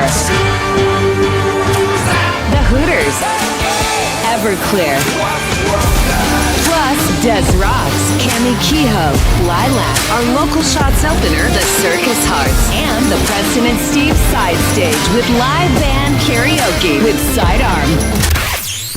It's always an all-day party, so don't miss out. Early bird tickets start at just $35 to sit your ass in the grass. Tickets on sale now at Ticketmaster.com from 93.3 WMMR. Everything that rocks. I was coming over and unplugging your You turn it on and go, and I'm like, what? I mounted this thing to the wall and plugged it in. So I have a whole bank of, I use the iWorks, the gardening equipment from the leaf blower to the lawnmower. They're all electric. And I go in, I have them, Preston, just like you, the bank all along. They're ready to go, boom, boom, boom. And I go in and I go, what is that? And I'm because there's a button you can check to see how charged the batteries are. And they're all powered down. I'm like, what? They were all connected into a power strip. Somebody turned it off. Power strip on. Real quick, Steve, do you keep those in the garage or in the house? In the garage. Now, I've heard that when it gets brutally cold. Somebody told me this too. I brought all that stuff inside for that very reason. And yet hot or cold. You're told to blow up if I know. I keep. What all do those, you do? Yeah, I keep them in the kitchen for whatever. Like there's one cabinet in the kitchen that's not used. So my mom's come over. She's like, "Where do you keep the glasses?" Like that's actually where the batteries are. The glasses are in the garage. Yeah. But But Preston, real quick, I know you're not a big kitchen gadget guy, Right. but when I get a new knife, I hold on. I don't use it right away, and I think it's because like I want to keep it pristine. You want to keep it super sharp? Yeah, and like really clean and just perfect. Do you ever do that with new kitchen items? Do you No. okay, you dive in right away. Made to be used. Okay. Yes, Well, wait a second. In my mind. This also goes to another conversation, which is how quickly do you? I do like things to look nice and pristine. So Right. there are things like ice. Like after a while, like we were talking yesterday about hiking shoes and stuff like that. I'm like, if they get too scuffed up, Yes. that'll be an extravagance. There's a crossing point. Sorry, it's just not up to my standard. It doesn't look right. Nick, I have 19 pairs of scissors because I use the old scissors to cut things like opening boxes or something that's thicker, and then the newer, sharper scissors are for the things that need like a nice, I get it. A clean finer cut. right. It's like And you need 19 of them? oh, you can find scissors all over my house in every room. Hey, this is the crafts swear to queen, God. right? Steve, I have 3 pairs of these sneakers that I'm wearing right now, and they have I have used them in stages. In fact, I drew like a letter on the tongue of the shoe, so I didn't use them for what they weren't intended for. So the oldest version of those. I do the sneaker phase. I'm with you. Okay, I'm so following you. the oldest version were my cycling shoes, and then the newest version are I only wore them to jog, and then Are they identical? identical. And that's why you have to mark them. I had to mark them. So I had jogging, cycling, Right. and then everyday shoes. So I go left to right. So, Yeah. so the pair of shoe that's the furthest left, it's like in people jumping out of an airplane, skydiving. They're at the door, and so those are the ones that are the prime ones for using. And then it goes, and then they start to circle around into the goodwill pile. Yeah, and now I have my lawn mowing shoes, and I'm actually really yeah, proud of those- myself, right. Kathy, because you have a lawn mowing shoe guy. No, I just want to go to a sorry. call when All you right. eventually stop talking. So Hang on a second, Preston. I got something not for you talking. here. hold on. I need you to stop talking and listen to me. Go ahead. No, I'm proud of myself because my lawn mowing shoes I've been using for like 3 All right. whole years now. I'm going to go back to people not using things because they're afraid they will break. Yeah. And I will go to Barbara, who's been on hold for a while. Hey, Barbara, good morning. Good morning. How you guys doing? Good. What's up, Barbara? My brothers and I just sold a house that we inherited from my father. They bought it in 1986, and they never used the dishwasher. There you go. We had the realtor come in, and I was telling her, I said, I think the dishwasher's broken. My brother's like, no, it works. They just never used it. And is it from 1986? Is it that old? Oh, yes. The Yes, washer? it was the original dishwasher that was put in the house. I bet you that. So it would probably still run. It's not going to, I mean, it's functional dishwasher. But did they ever explain why they chose not to use it? Was it for this reason, for fear of breaking it? Yes, they didn't want to, nothing technical. Like that was high tech back then in 1986 to them. Wow. Jesus. Yeah. That's hilarious. Apparently, it's a thing. All right. Yeah. Thank you, Barbara. Appreciate it. All right. I'm going to go back to an older situation as well. This is Joe, who's on the air. Hey, Joe, good morning. Hey, good morning, guys. How you doing? Good. What's up, Joe? You guys remember back in like the 70s when you get in a car, the seatbelts were kind of tucked up and folded above the window? Yes. And then little brackets? Yeah. Oh, yeah. Well, I'd get in the car, and my dad, he was kind of a perfectionist, and he wouldn't let me take the seatbelt out of the little thing above the window because he thought it'll never go back neatly. So he never let us use the seatbelt. He would rather have you not use the seatbelt to maintain the aesthetic. Oh, yeah. I used to try to get it out. And he'd be like, don't touch that. You'll never get that. Get away from that. Stop playing with that. And I'm like, Dad, it's a seatbelt. He's like, you feel that dashboard? Push on it. Now, and, would he make you ride on the hood of the car so that you wouldn't screw up the seats? Oh. That's funny. crazy. Yeah. All right. So Thanks. to this day, Yeah. it's All right. still a joke. Thanks, Joe. I appreciate it. All right. How about this? Let's go to Stuart. Hey, Stuart, good morning. Good morning, guys. What's up, Stuart? I got one for you. All right. My mother-in-law, God rest her soul, she had an in-ground swimming pool in the backyard. Mm-hmm. She never went in it. She paid for the pool guy to open it and maintain it. And I asked her, how come you never use it? She just told me that she liked looking at it and she wanted waterfront property. Oh, my gosh. But she never used the pool. True story. Never used the pool. Wow. Yeah, All but right. if she's paying for the maintenance, it doesn't make any sense. Yeah. All right, a little bit different than what we're talking about, but that's interesting. Yeah. Well, and this is slightly different as well, but can you go to Steve on line 2, Preston? Line 2. Yeah. All right. Hi, Steve. Good morning. Hey, good morning, Press. Hey, what's up, bud? My best friend to this day, his father back in the 70s, 80s, and part of the 90s, whenever he would get a new car, would pop the hubcaps off and put them in the trunk because he was afraid they were going to get stolen. May as well give them to somebody. Right. You know? Take the hubcaps off. Oh, that's funny. So he would immediately take a beautiful brand new car and make it look like a piece of crap. Yeah. Yeah. Oh, my God. For fear of them being stolen. Hey, these doors, someone might take them. Let's go to Jennifer. Hi there, Jennifer. Good morning. Good morning to you. What's up, Jennifer? Okay, so I'm a lifelong camper, and with the internet, there are things like social media groups, etc. So I started following a bunch of camping groups on Facebook, and I discovered that there's a whole crew of campers that do not poop in their camper. They don't poop in their camper. They don't poop in the camper. Isn't that what it's for? Yeah, exactly. It's made for that specifically. What is? Did they give their reasons why they don't want to do it? I don't know. I think they're afraid of the black tank. I don't know if they don't want to dump their poop or what, but there's literally a hashtag no poop in the camper. Yeah, I kind of get that. I mean, yeah, well, you guys know, like, when you're at Camp Out for Hunger and you have the RV, and, like, it's not that you... If you have to, it's fine. That's what it's there for. But if, like, there's the alternative to go elsewhere, like, for example, Ulta, when we used to do Plymouth meeting, like, you would prefer Ulta to the RV pooper. And so I understand that mentality. It's there for a reason. If you got to go, you got to go. But, like, if you can find an alternative, find the alternative. I might see that. I don't see refusing to do it, though. Correct. You know what I mean? Listen, push comes to shove, no pun intended. We'll use that camper pooper. Yeah. Here's some text. Says, my dad refused to buy trash bags because you were buying them to throw them away. So what did you do with trash? He would make special trips to the grocery store for small bags and Walmart for even larger bags for the larger trash cans. Even if he couldn't buy something to fill the bag, he would ask the cashier for a wad of those big bags. Oh, my God. So in essence, a lot of what you buy from the grocery, you're buying it knowing you're going to throw it away. That's funny. He wouldn't buy them because you're purchasing something that you're just going to throw away. Just going to throw it away. That's funny. But it has a purpose. Yeah. You know? Why get a toilet? You're just going to flush that stuff. All right, here we go. What is this, Nick? I'm confused by the details at the end. All right, shall I read the last part first? But just what the grandparents do. My grandparents lived. It says, my grandparents lived until they were in their late 90s, and they used their dishwasher all the time. They even had a little magnet that would say clean or unclean with a little piggy on it that they would rotate to say what condition the dishes were. We had that when I was a kid. You did? Yeah, clean or dirty. And it was a little piggy? Not a piggy, Oh, but all right. we had this thing, and you would it had it was a magnet.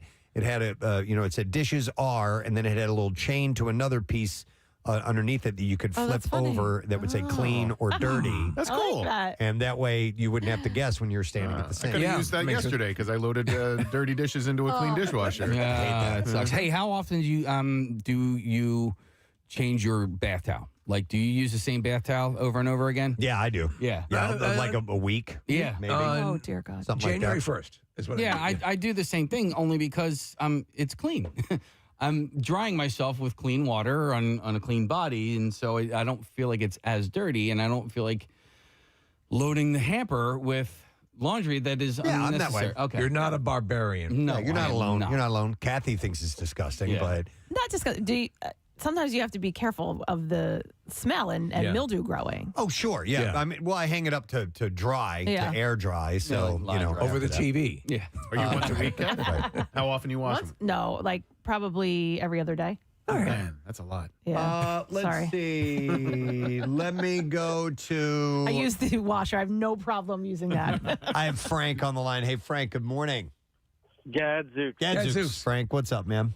So my car came with 2 remote starts, and one of them broke. So I have a second one that works perfectly fine, but Like, I don't want to go through that loss again, so I just don't use it. And I'd rather just walk out to my car, start in the morning, and then go back in the house being like, gosh, I wish I still had 2 remote starts. You don't want to risk it because you're down to just one. What if that breaks? You had a backup. Yeah. Exactly. But, yeah, I don't know how to replace the remote start, so we're just not going to go. Like, what would someone do if they wanted to get a new one? You'd have to, I guess, go buy one. Yeah. Oh, my God. I'm not doing that. Yeah, right? All right. Thank you for Can't blame me for a sucker. I appreciate that. Yeah, this all got started because of this email that we got who said that the guy's in-laws' garbage disposal, they refuse to use it because they don't want to break it, so they actually keep a trash bag in the sink next to it. It's funny, yeah. To just throw the scraps in. Which, by the way, I did. We had a drain issue, and we had I called Horizon out, and the tech came and fixed, and he was telling me some stuff about the garbage disposal that I didn't know. As far as using, he's like, yeah, I mean, it's there for the purpose of breaking that stuff up and it going down the tube, but not everything breaks up that well and can eventually cause a clog. And he was telling me some of the things I didn't realize. He said what you shouldn't put in the garbage disposal, eggshells. Yeah. He said they eventually, he described them as a net. There's a membrane on the inside of the shell, and it goes down in there, and it won't fully. All right, thank you, Marissa. Real quick, Casey, can you re-queue up my best friend? Somebody texted in and said the beginning of that song always reminds me of the emergency test sound that the station does. Of course, that's for the emergency broadcast system. But I don't hear it. But I do. Actually, that makes sense because Queen recorded our emergency broadcast sound. Yeah, I didn't know that. Yeah. All right, so hang on. Let me play this for you. Here we go. I don't hear it. I don't hear that either. But that's a keyboard with a little bit of distortion on it, and that's how it gets that little kind of raspy. I wish it sounded that good. Yeah. That's the sound we play. This is a message from the Yeah. Wait, they've been doing a lot of construction around the city, and they've been fixing a lot of the corners and making them more handicap accessible. Right.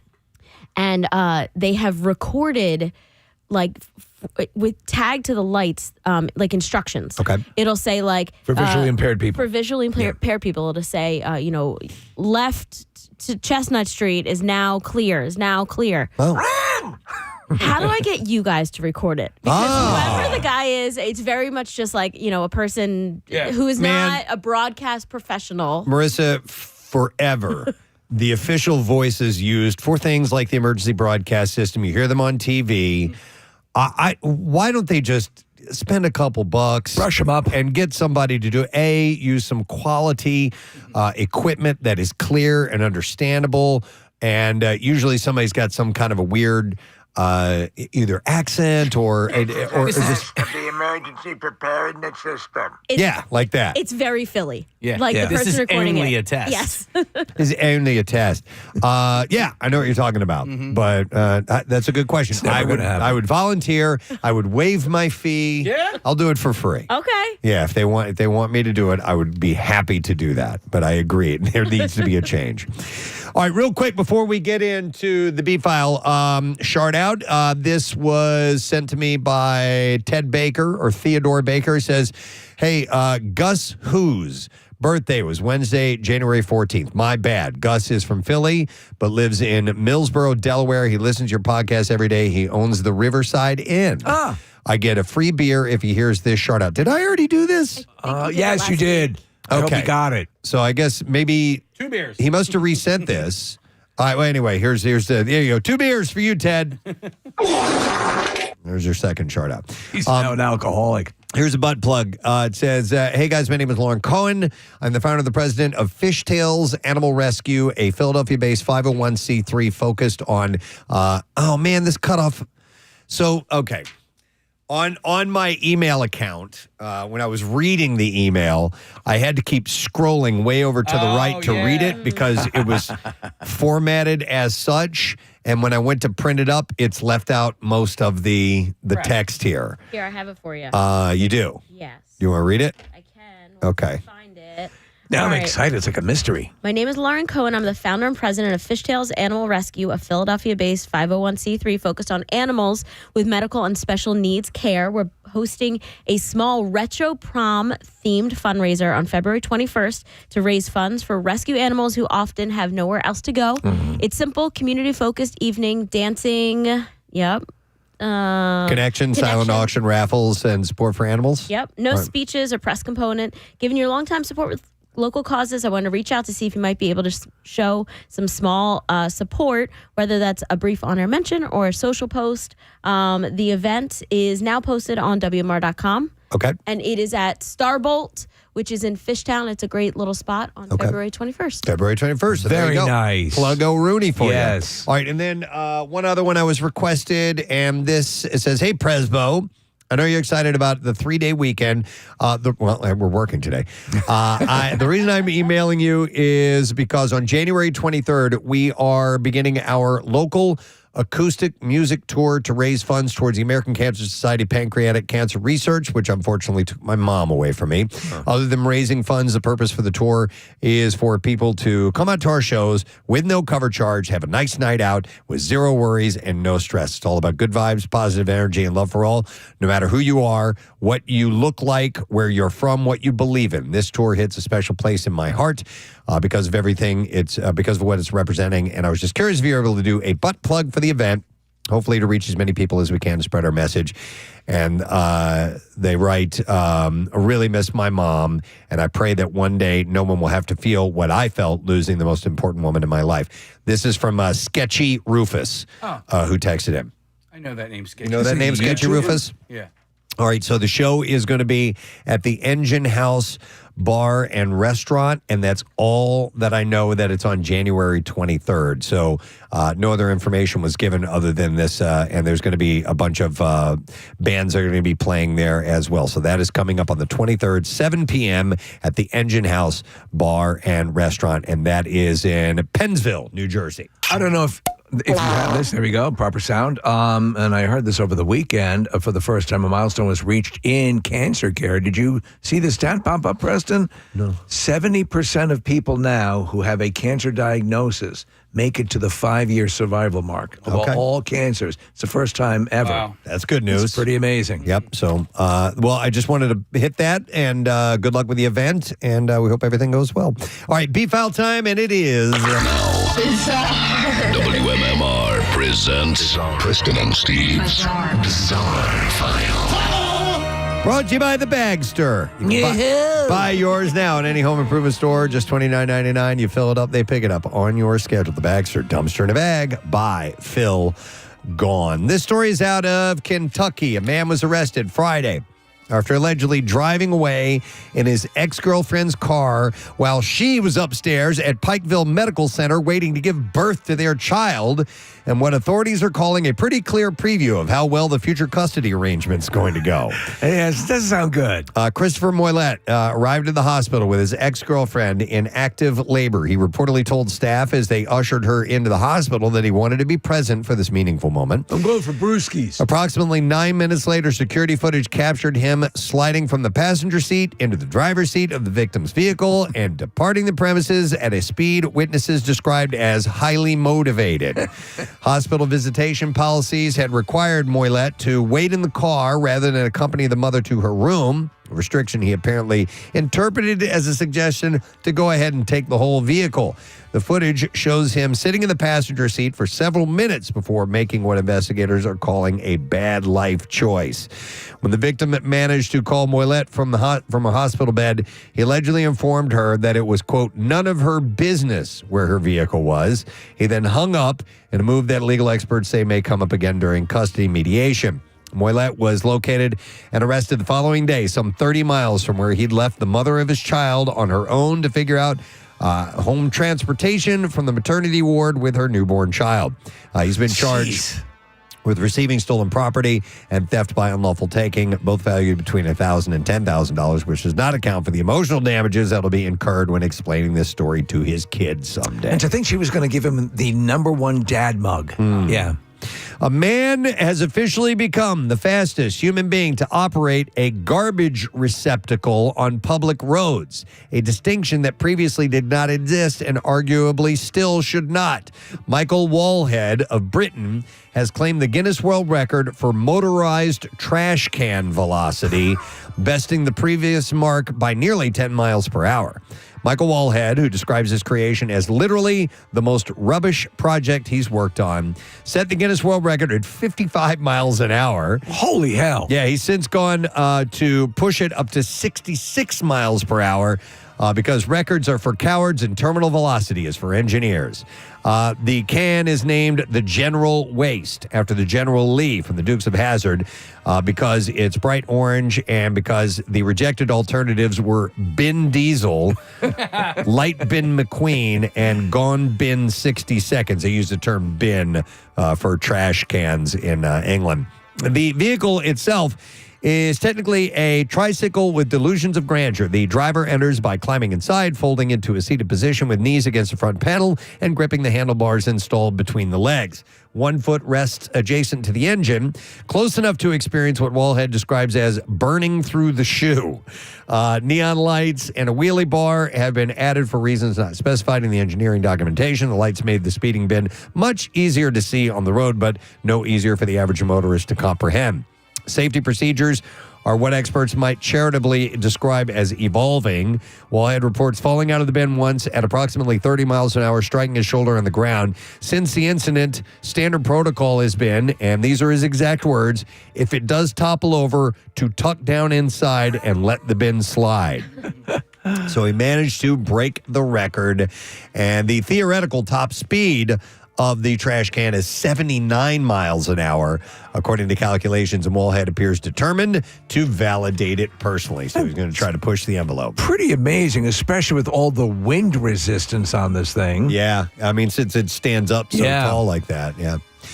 A man attacked by a goose while leaving a hospital facility will be able to pursue a liability claim against the Grand Blanc Hospital, the Michigan Court of Appeals has ruled. Eric Leindecker, a contract employee at the hospital, was attacked and knocked to the ground by the goose while leaving work and suffered a fractured hip in the fall.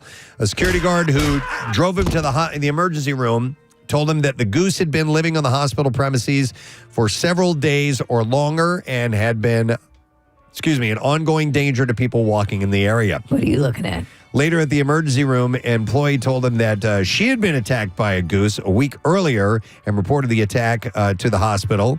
Leindecker sued both the hospital alleging negligence and premises liability, in essence that it had failed in its duty to maintain safe premises because it knew about the goose and it failed to remove it or warn him against it. He also sued the hospital's security. You knew about the goose. You were in that helicopter. A circuit court judge had dismissed his claims, relying on a common law doctrine called a faire nature.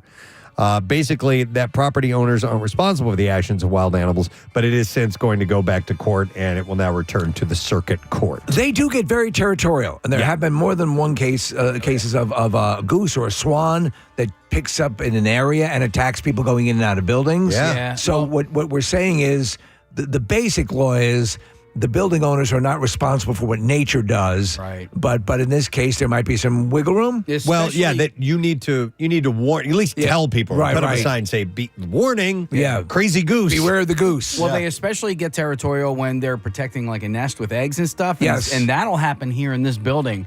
A goose will set up shop in the Pachysandra and lay some eggs, and then That's right up in front of the building. She hangs right at the nest, and then the dad kind of like he patrols a little bit and doesn't let you get anywhere near it. What did you say, Pachysandra? Yeah. What's that? It's like ivy. Oh, okay. It's like a dick fur. What's a dick fur? It's a Pachysandra. Stop looking at me, Swan. All right, and then one more state. Listen to one more story out of this state. You got to tell me what you think of this. An Oklahoma state senator has filed a bill that will allow people to own certain alligators without a permit. Senate Bill 2087, authored by Senator Jonathan Wingard, would allow the possession of captive-bred alligators without a permit. The bill would also prohibit trying to pass off a native bred alligator or its eggs as a captive bred alligator. Yeah, I hate that. If someone is caught doing so, they'll face a misdemeanor charge of fine of $500. Current Oklahoma law bans the possession of American alligators, whether captive bred or not. There are some exceptions, like if you're a commercial breeder, commercial breeders face extra restrictions as well. So I don't know what the purpose of this is. So what are their alligator concealed carry laws? It's open alligator concealed carry, from what I understand.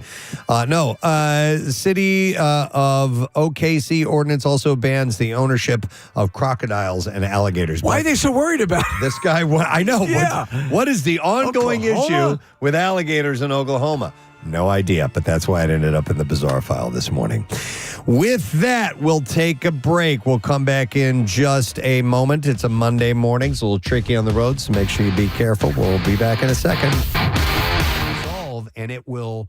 I have thrown thousands of eggs down the into the disposal over years, and he's like, "Yeah, that's one you need to avoid." I was like, I had no idea. I think potatoes can turn into like a glue. So there are a whole bunch of foods that you can't put down there because What's the purpose then? I know, but you got to be selective in what you can and can't put down there. Nick pulled up this list real quick. I know we have to take a break, Case, but let's see. Oh. Clam and oyster shells, really? Yeah, don't do that. I didn't rocks, know that. Don't put rocks in there. What about wrenches? No, grease, oil, a large amount of vegetable peels, large number of eggshells, it says here, artichokes in particular, and corn husks are things you should stay away from. Wow. Okay. Anyway, listen, thank you guys for your calls. We appreciate it. And thank you to Brian from Lewis, Delaware, for sending in that suggestion. We have to take a break because we're going to go live on Fox Good Day when we return. We have the bizarre file to get to. We have MMR's concert cash and your first chance at winning $500 and MMR bikini that she had pasted. However, we didn't do the connoisseur last week. We'll have to at some point pull that out. But I saw this really interesting article from BuzzFeed, and I know that some people can relate and probably have their own stories to share. But the title of this article was people are sharing the questionable ways their families cook specific foods. I love when we talk about stuff like this. And it says, and some are quite frankly crimes. So I'll read a few examples. Well, one man's crime could be another man's favorite. That's true. Right. And feel free to share if you guys have anything to contribute. Our number is... what is our number? 215. No, 215-263 WMMR. 1-800-232. You can call that one if you want. Yeah. I'm not going to get you anywhere. Yeah. All right, Who is this? Yeah. All right, so I'll start with this one. It says, my stepdad's mom took a stick of butter and used it like a crayon to smear butter all over a raw turkey, and then she put the rest of the stick on the table for rolls. Oh, yeah, no, So I've That'll actually kill seen. ya. No. I've actually seen a device that is like a I don't have like a clamp for butter. It doesn't have to require a lot of pressure, but the basic gist is you put the stick of butter in it and you slide it around on waffles and pancakes. Yeah, we have one. It's called a Butterbot. Oh, okay. And and it looks like a little robot. Yeah. And you stick it inside there, and you take off his little R2D2 head. Yeah. And the butter sticks out the end there, and it's actually curved a bit so it fits on corn on the cob. This is not the butter you're looking for. And it's really great for corn on the cob. Casey, this would be perfect for your issue, your problem of getting butter in each square of a waffle. No, it wouldn't. Why? Because I think it would. Right? Especially if you heat it up a little bit. This is not what we're looking at. No, If I you're know looking that. at a video, that's not These what are it not is. your butter dispensers. Yeah. So anyhow, but using that on raw poultry and Then serving putting it out? to family, No. You could get deathly ill. you get very, very sick. All right, here's another one. This says, my mom once had a meltdown in her kitchen when she saw me cooking an egg in a skillet. She likes to cook her eggs in the microwave until they're rubbery and tinged with gray, and she insists that this is the only way to do it. She's a lunatic. I actually didn't even know you could cook an egg in Oh the yeah, microwave. you can do it, but it turns out It's gross, right? Yeah, you don't get a soft center on the yolk. You get a kind of hard, almost a boiled type of thing. I mean, even I can do an egg in a skillet. Come on. Hang on a second here. This one says, not exactly cooking. This is a text. It says, not exactly cooking, but my mom cuts pizza with scissors. Oh, I've heard of that. I've heard I that have too. heard of that. Yes. I've seen it too. I worked for a family who owned a pizza shop. They owned a very successful, still successful pizza shop down the shore. And when their kids were little, they would bring the pizza home for dinner and they would cut it up into like little pieces for a baby, but they would do it with the scissors. Okay. Do you do the same thing we do? So with our deli meat, we'll use hole punches and put them into a binder. A 3-ring binder? I haven't tried that, but that's awfully efficient. Saves some Where's the liverwurst book? Marissa? I feel like the scissor things comes from Italy. Like when you're in Rome, they have these long pizzas and they cut them with scissors. Okay. Do you So think that's maybe where that comes I from. don't know. on that note, do you think that pizza tastes slightly different if you eat it with a knife and a fork than Yeah, it's not as Tastes good. different? No. Yeah. I mean, it's a different eating experience, but I don't think it tastes different. I think know, psychologically- but like the bite and the. Do you know what I'm saying? I do. I don't. Preston's probably right. No, it's not No, going to taste different. there can't be any change to the taste, but yet I perceive one. It kind of feels like it is. Yeah. All right, so a few more examples. We'll go to some phone calls if you guys have them. How about this one? I love this. One of my relatives deep fries things and then puts them in the air fryer to make them, quote, less oily. Wait. That is absolutely ridiculous. Then they go on and say, and then there's my aunt who buys takeaway fried chicken, fries it again at home just before serving it to her guests. She says the outside is too dry and not oily enough. Oh, my God. Okay. So she refries fried chicken. Did everyone have a heart attack? Is everybody good? Oh, that is the best. This one says, once we watched my wife's grandma dice an onion by slicing rounds with the peel still on, like you do for burgers. She would peel each slice one by one and then finally chop it all with a steak knife. Huh. So that's way off. I watch people dicing onions. I need help. And I sip. Oh, Casey, I'll give you the full Please do. tutorial. It is so easy. I do not know how to cut an onion. Really? Not properly. There's a process. Well, can you give us a quick verbal tutorial? I would. Okay, so you cut off the base, the bulb end, and then you cut off the top. You turn it sideways, lie it on one of the flat ends. You cut it in half. You take the peel, the outside layer off. Then you flip it back over on the flat edge like this. Where it's like round and... No, on the flat side. On the flat edge yeah, where yeah, it lies now. And then, Casey, so here's the onion. It's like an arc this way, okay? Correct. Then you slice it 3 times this way. Okay. And you slice it 3 times this way. And then you go boom, boom, boom, boom, boom, and it's all chopped up. Are you a fan of chopping devices? No. A lot of chefs say no to those, right? No, you don't need... It takes up room in the kitchen, and all you need is a knife. But what you do need to know are the proper techniques. And all you have to do is learn them once, and you got them. So at some point, I'd seen a YouTube video that described how to cut a pineapple, Preston, and we had a fresh pineapple in the house. I think I misremembered how to cut that pineapple. Oh, really? Because it's that main part in the middle, the stem, the core of it. And I cut that off. Yeah. And I cut the outer layer, the prickly part off. And I was cutting what I thought was correct, and yet that part of the core. Do you do still core? solid? Yeah, still still solid. Or was that just me not cut? Was that me cutting I didn't it too cut soon? it all out. All right. I mean, you need to cut it into quarters and then just slice the. There'll be like a wedge, and that sharp part of the wedge is the core, and then you just cut it off that. I way. effed it up. Then you're good to go. Steve, I hate to bring it back to this, but no. A listener texted this in, so thank you, random listener. Apparently, in the movie Cobra, starring Sylvester Stallone, We're watching the video. He uses scissors to cut pizza. He's eating cold pizza. Hey, pizza. And he cuts it with scissors. You're the pizza, I'm the scissors. That's where that whole thing with that cult. They were scissor. They were pizza. They cut their pizza with scissors. No, they cut theirs with axes. If you remember. Clang, clang. But Casey, I'll. You know what? I could bring in an onion. Maybe you know what? Maybe we'll do a demo day for the connoisseur sometime. Thank you for calling Cobra's Pizza. We'll show you a couple things. He's got a pizza shop now. Slices. Would that be like a version of show and tell? All of the drivers wear mirror shades and have a matchstick in their mouth. Yeah. You hungry or what? Yeah. And actually, the pizza is put in a barber's chair, Preston, and then he walks around. All right, here's some other things that people do, interesting ways they cook things at their home, questionable ways. Here's another entry that says, my mom said that cooking the turkey on Thanksgiving Day was too much work. when you're hosting, too. So she would cook the bird weeks in advance, carve it, and then freeze it. You might as well. No. May as well just go to the deli and buy turkey that way. It's not part of the, Thanksgiving experience that way. I'm getting the borderline criminal aspect of this whole thing. But That's just, the whole purpose is to have that fresh turkey. Listen, I cooked a turkey for the first time in my life. Like, I did it on This Thanksgiving just passed, right? And I did a great job. Dude, it's not that much work. No. You prepare the beginning, right? You do that in the morning, you stick it in the oven, and then you got the rest of the day to do everything else. Like, it's really not that difficult. Agreed.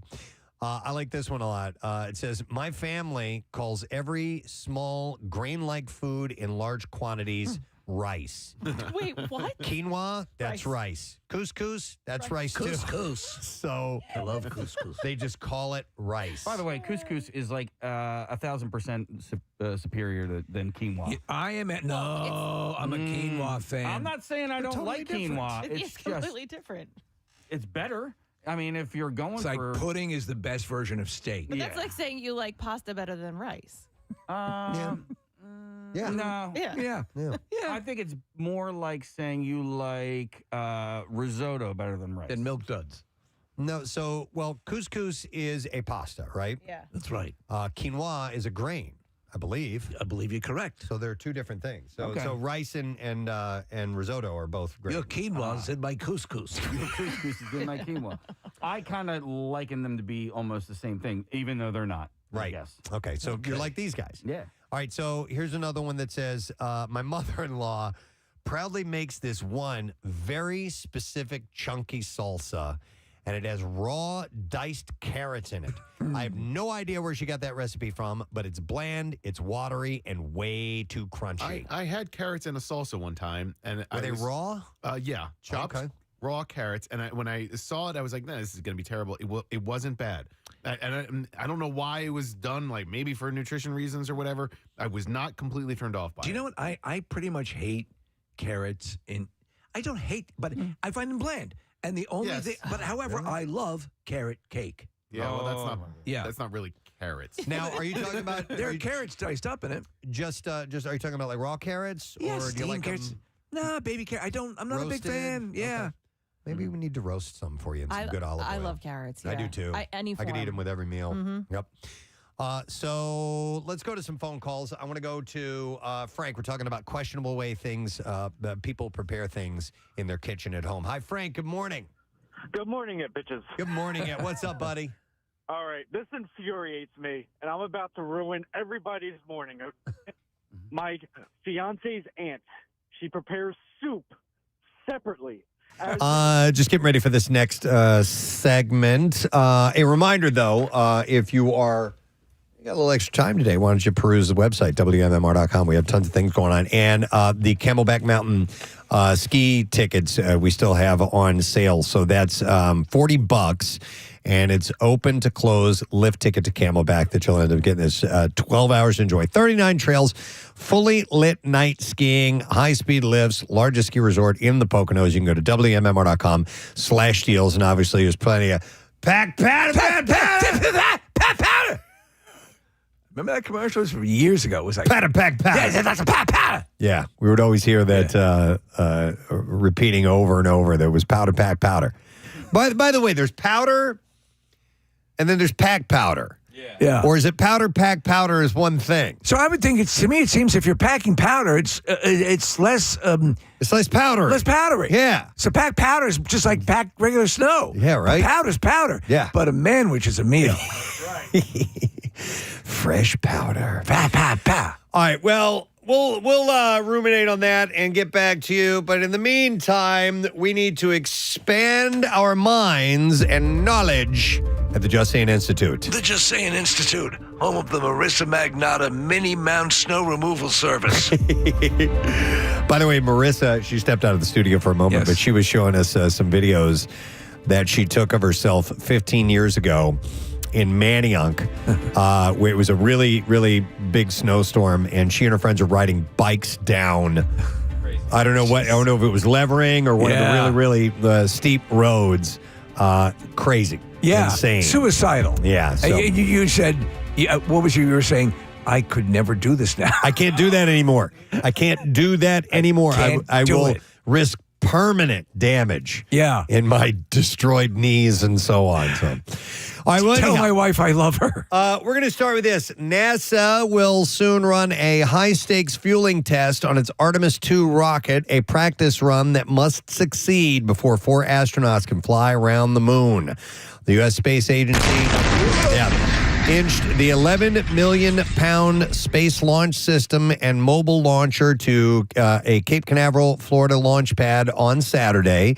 The slow procession of the 322-foot rocket, topped with the Orion spaceship, took 12 hours on the aging crawler transporter to complete. Those things are amazing. Did you say 11 million pounds? Yeah, 11 million pounds. Wow, man. Yeah, it's unbelievable. I've been lucky. I've been to the Kennedy Space Center before, and we took a tour, like a close-up tour. You have to pay extra to do that. Yeah. And they took us by the crawlers, and you're right at the base of it. It's massive. And that's just the thing that moves the massive rocket. To roll it out into place is astonishing. It's pretty incredible. So that 4-mile trek could mark the first leg of Artemis 2. I love the name Artemis, too. It's perfect. Which will be a 10-day journey around the moon and back that will put the spaceship through its paces. The lunar mission will be NASA's first with astronauts since Apollo 17. It's been 53 years since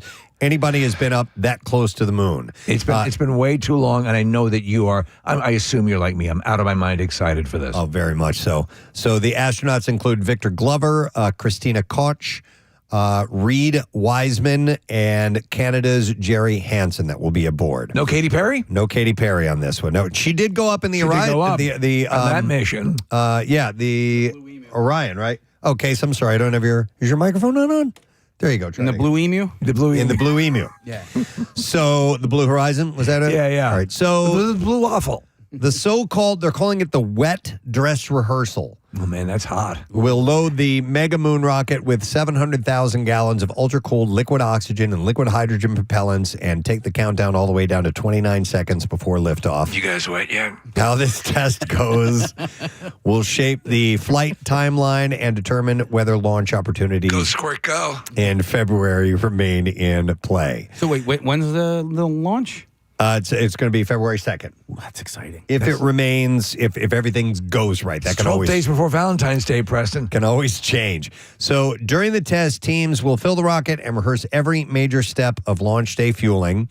Controllers will run through all countdown procedures, including the final terminal count, and then stop on purpose at T29 seconds. NASA is targeting February 2nd for the crucial exercise, though that could change depending on preparation. So if you were to see like an Apollo 13 or anything that will show you the inside you just watched from the Earth to the moon, inside those capsules, in the kind of equipment looks borderline prehistoric to what they're going to have now when they go into space. Yeah. I mean, when you realize that at the time, the average cell phone that we carry had more technology than all of NASA at that time. Yeah. It puts it all into perspective. Yeah, it's pretty amazing. And you look at the antiquated computers that they were using and the commands that they had to give. So they used their commands were verb and noun. Yeah. It would be like verb 020 enter, noun 254 blank, and they would have to do these really long computations to do whatever they needed to change in the guidance computer, but they couldn't get anywhere without it. They had to use that stuff, and that's what and at the time it was cutting edge technology. And then other times it was tape and a wing and a prayer. Yeah, totally. So Artemis 2 builds on lessons from the uncrewed maiden voyage in 2022, which needed several tries to complete just the fueling. Engineers adjusted how they load liquid oxygen after seeing temperature issues and modified hardware after hydrogen leaks were discovered in the connections between the ground systems and the rocket. They also changed and cryogenically tested a key valve that had caused some trouble during the final uncrewed countdown. Since Artemis 1, the Kennedy Space Center has revised procedures and upgraded hardware as part of the Artemis 2 plan. Once the wet dress rehearsal ends, engineers will pore over the performance of the rocket, the Orion spacecraft, and the ground systems. Only if the data looks clean With the mission managers will they move on to setting a specific launch date? But they're hoping for February 2nd. I mean, listen, Pretty we amazing. need to go back. And I know people say, why? It's something we need to do as a species. We need to explore. Well, yeah. So the old adage is why? Yeah, because it's there. It's there. Yeah. and that's part of the reason. But there's some practical things too. Sure. That they need to figure out. And you never know what. Velcro came out of the space program. I mean, come on, man. So did Corningware. Absolutely. That came out of the space program. Yeah. Yes. Yeah. There are a lot of things, Marissa. In fact, you could pull up a list of household items that were created through the space program. They had other uses that they were intended for, but they ended up being perfect for other things that we still use to this day. Yeah, absolutely. The melon baller. That came from of course. That's how no idea. lunar soil was scooped with a melon baller. So Marissa just pulled, and I'll just read off the list here. I'll take it here, Marissa. So things that were created from the space program: dustbusters, little handheld vacuums. Memory foam, yes, was something that was created from NASA and the program. Before that, the foam could not remember. No, wireless headsets.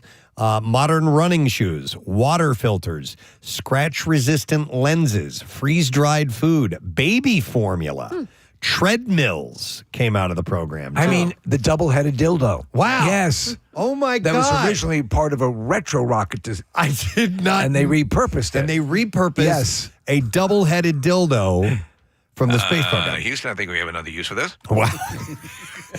Let me get back to you in a couple of minutes. If you hear some groaning, just ignore that.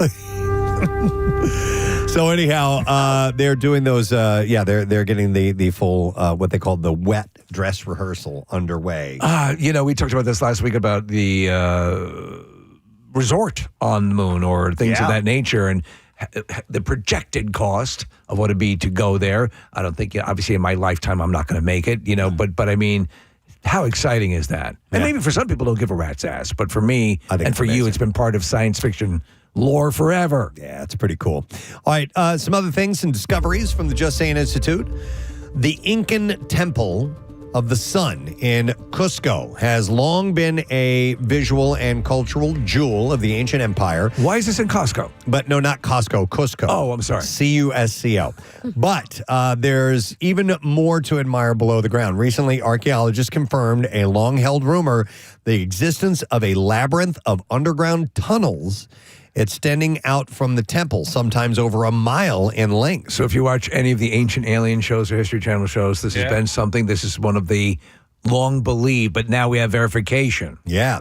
First hinted at in historical texts that date back as far as the 16th century, researchers have wondered if this labyrinth, known as the Chincana, was real, and it turns out it is. Do you know they found in one of the large rooms a couple of Eagles posters and a big screen TV? No kidding. Yeah. Archaeologist Jorge Calero Flores announced the findings at a press conference and said the research team found a main branch connecting the temple to the fortress of Saskatchewan over just a mile away. The system is made up of three smaller branches, one near the Church of San Cristobal, another to an area near the fortress, and a third to an area known as Cayaspuquio. They said that the tunnels were created by the Incan people. They first dug trenches and then supported them with stone walls and carved beam ceilings. They used these trenches and this labyrinth to elude the Concons case. Oh, is that it? Wow, yeah. It's a dangerous time, man. Flores said that the tunnel system is roughly 8.5 feet wide and 5.2 feet high. Wow. So they were little fellas. You got to bend over. We suspect that the Incan could have been carried in litters through there, they said. So if they what their enemies would always call them stinking Incans. Stinking Incans. And they hated that. The path to finding the ancient labyrinth started with Jesuit texts from 16th century. An anonymous Spanish Jesuit individual wrote about a tunnel in 1594 that connected the bishop's housing to the Cusco Cathedral. There you go again. Alluding to the fact the tunnel originated at the Temple of the Sun. A later document from Añelo de Olivia Also discussed multiple underground passages in the city. The text noted that during construction in the area, workers ensured that they did not disturb the tunnel network, one that started at a cave in the fortress. And that was enough, Flores said, to give archaeologists an idea of where to look. Do you have any fascination with like the Valley of the Kings and the? Yeah. I mean, my God, I would. That's a bucket list. Go to some of these places. My wife, Claire wants to go to all of these ancient alien spots, and there's some amazing stuff out there that was built thousands and thousands of years ago. Yeah. In fact, there's so much out there. I don't even know where I would begin. Where I'd want to. Machu Picchu is supposed to be a pretty cool place. You know, all the stuff there, and then there's, I'd probably start with the Valley of the Kings and the pyramids because it's. I mean, there you go. That's one of the ones you got to knock off. Things like Easter Island have always, fascinated me. And I know your wife has been to the Galapagos. I'd love to go there. I know there's not ruins there or anything like that, but it's still fascinating. Darwin wrote, a tremendous amount of his work, did a lot of his work there. Any interest for the Egyptian pyramids or anything like that? Well, like Steve said, the Valley of the Kings. Oh, that's where that is? Yeah. I didn't know that. I'd never heard of that either, Case. I had to Google my it. sister and her family just went to Egypt. They went right after Christmas. They just said it was mesmerizing. Said it wasn't that safe for them, though. It was a weird. Why not, Case? I don't know. Because she said the language barrier was steep there. But at one point they had this tour guide who had told my nephew, if somebody asks you a question, do not answer it. Just keep walking. And she never got an explanation as to why. Well, maybe just somebody trying to scam you. Mm-hmm. I could see Don't that. engage. Yeah. Run serpentine. Before probing the ground, you just take off and start zigging. What are you doing? Why are you running like that? Just zigging and zagging all over the place. Before probing the ground, the team used acoustic prospecting to find hollow areas. The data gave them. Thank you. Haven't heard that in a while. The data gave them a better understanding of where to use ground penetrating radar to create a more specific map of the Chincana.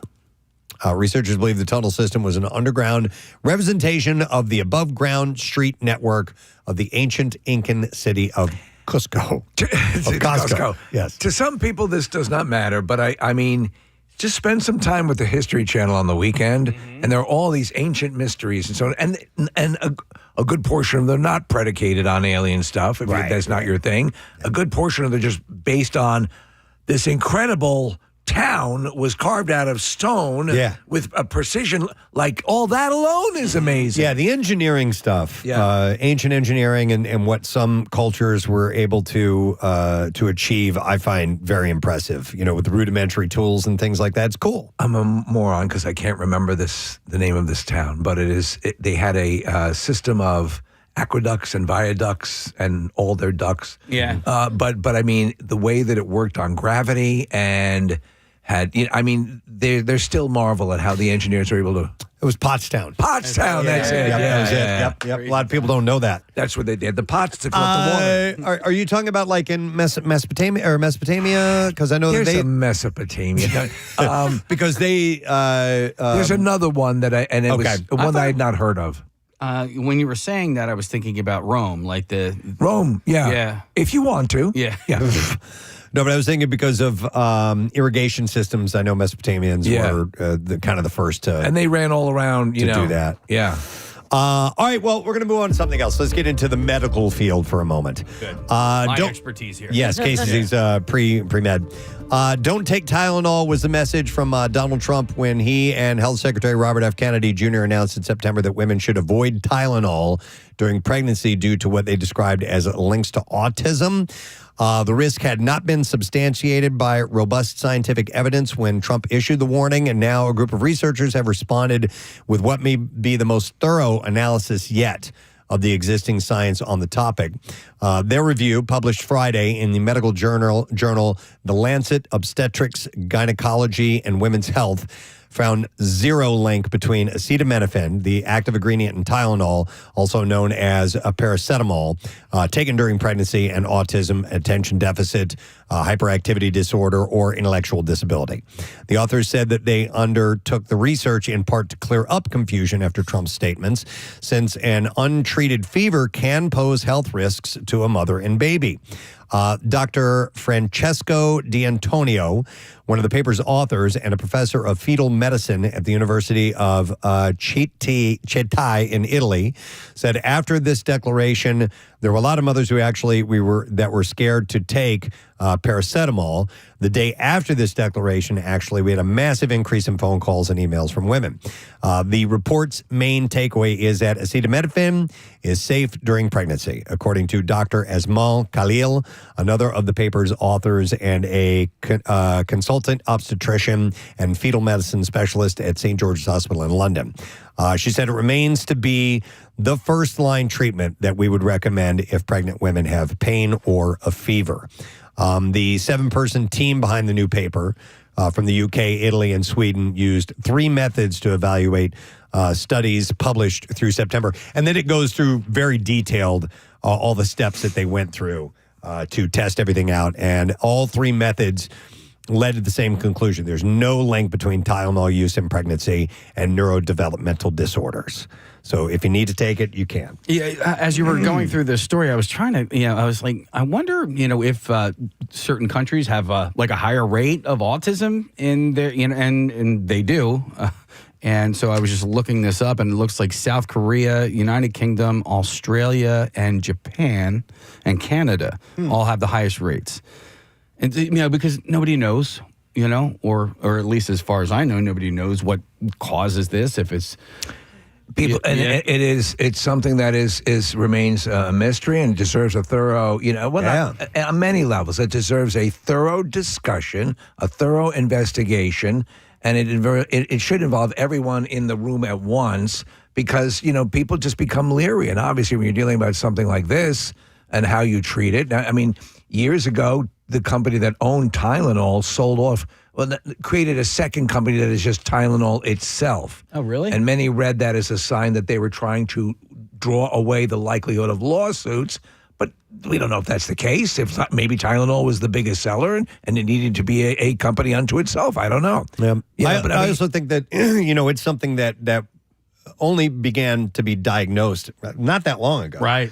And so I always think back about how mental illness has been misunderstood over, and this is just broadly, not just autism, but just all kinds of mental illness, everything from schizophrenia to depression and all this. And when it was not understood what that was, and how it's taken all this time to figure things out. And the scene, there's a movie scene that I think of when I think about that, and was in Amadeus. And in the beginning, Salieri is he's in an institution. He had a breakdown. He tried to kill himself. And then they show all these people in this hallway, these just terrible people that were kept in cages and things like that. But at the time, they didn't know. They had no idea. And some of it was to keep harm from themselves and to other people. And it just feels so terrible. Right. But it's just living and time and research, and that it takes time to figure things out. And also, what you always have to have in this stuff like this is a willingness to listen to all opinions, because I think that's how you get to the bottom of it, or at least you move in the right direction. Well, and research and trusting research and thorough research and backed up and vetted research, all of that stuff. That's the most important thing for sure. Guess who's calling? Oh, our good friend from Penn Medicine and Fox 29. That would be Dr. Mike Srigliano. Hey, Dr. Mike.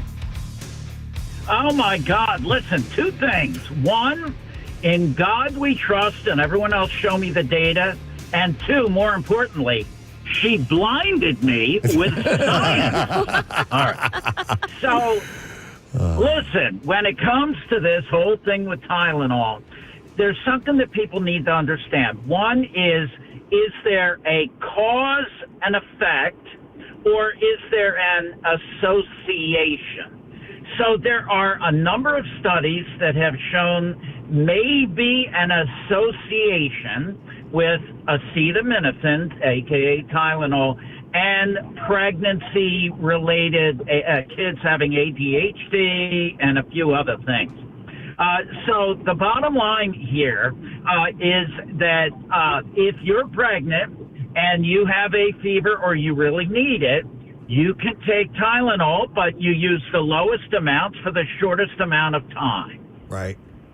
So let me ask you, truth or not, did Tylenol years ago issue a suggestion that you, if you're pregnant, you consider not using the product at a particular point along your pregnancy?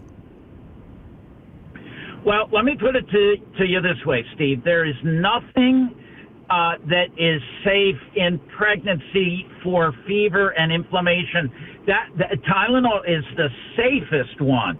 All right, aspirin, non-steroidals like ibuprofen, things like that have been shown clearly to have problems in pregnancy. So of all of it, that's why I always quote my grandfather, and that is you use it in moderation, because listen to this, Steve, fever, inflammation, and other reasons to take Tylenol when you're pregnant can lead to not only significant problems with the baby, but also death. So, and there's some literature that says maybe those things may be associated with ADHD and autism. So autism is something that is extremely complex. Yeah. And that's why Jeffrey Lurie donated $50 million to study autism at the University of Pennsylvania. It's not going to be, it's all Tylenol. You know, it's all this or it's all that. So it's very controversial. Lots of people have very strong opinions about all of this. And again, we are required to be mandated by science. As you said, Preston, good, vetted science that doesn't have anything that's biased or in any way, shape, or form, related to politics or anything else. Yes. Okay. Hi, Dr. Mike. I think there's a salient point, Dr. Mike. Hey, by the way, we love you. No, I love you. And I have something else for you. What? Since we've missed our get-together, our Christmas get-together He's talking 2 to years me. in a row. It has something to do with the movie Airplane. All right. Listen, we get together well after Christmas. Right now, I have basically an 18-wheeler full of delayed Christmas and birthday gifts for Dr. Mike. Eventually, in the next century, we'll get together. And but listen, it's going to be great. And we'll pick. Actually, we'll go to one of those Incan caverns. Yeah, and store all the stuff. Yeah, and open it all up. But I love you, Dr. Mike. I want to go to your kitchen because Matt Cord said it was like unbelievable. I would eat off the floor in that kitchen. Man. And that's where we'll have you eat, Dr. Mike. It's so All clean. right. All right. You. We love you. Dr. Mike Rigliano, Fox 29 and Penn Medicine. And by the way, Marissa just pulled this up, Steve. I didn't know this was happening. Coming to Philadelphia at the Miller Theater on May 30th is Airplane Live with Julie Haggerty and Robert Hayes. Oh, my God. Oh, that's awesome. We have to have them on the show. Oh, my gosh. And it's one of those where you sit down, watch the movie, and then do the Q&A. We got to be all over that. But that's not till May 30th, so we're a little ways off. What day of the week is that, Marissa? That is a Saturday. Okay, well, maybe they can get in touch with us in advance of that. All right, another thing I wanted to mention via the Just Sayin Institute, New Hampshire man who became one of the first people in the world to receive a genetically modified pig kidney is home recovering in Concord after a human kidney transplant. Wow. Yeah. Last year, Tim Andrews was living with diabetes and end-stage kidney disease.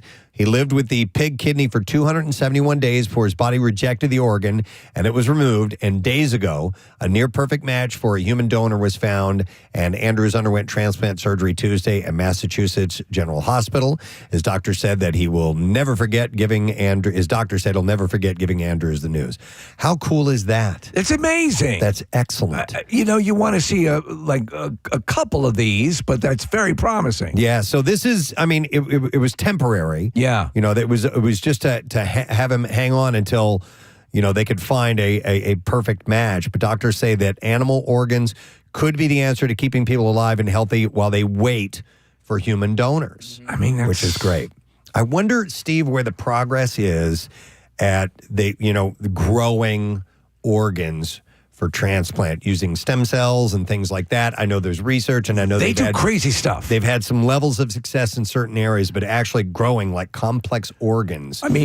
Talk about, wow, would that be incredible? That could be one of the greatest breakthroughs ever. I'm rocking an armpit penis right now. Yeah. And it's coming along nicely. And it affects the way I do chicken farts, but it's still... It's amazing. When they grow those appendages off of people and you see pictures of it, it's pretty damn wild, man. Let me see. Oh, man, I got a couple of good things. You got a little time. Okay, all right. There's a couple I definitely want to fit in here. Let's go with this one. Though human beings remain mortal for now. Wait, no, this is not the right one. That's another one. That was a good tease, though. I know. This is more fun, Did you say... We're not immortal, right? We're not immortal. Okay. We are immortal. But more importantly, loons are on the mend in the state of Maine. What happened to them?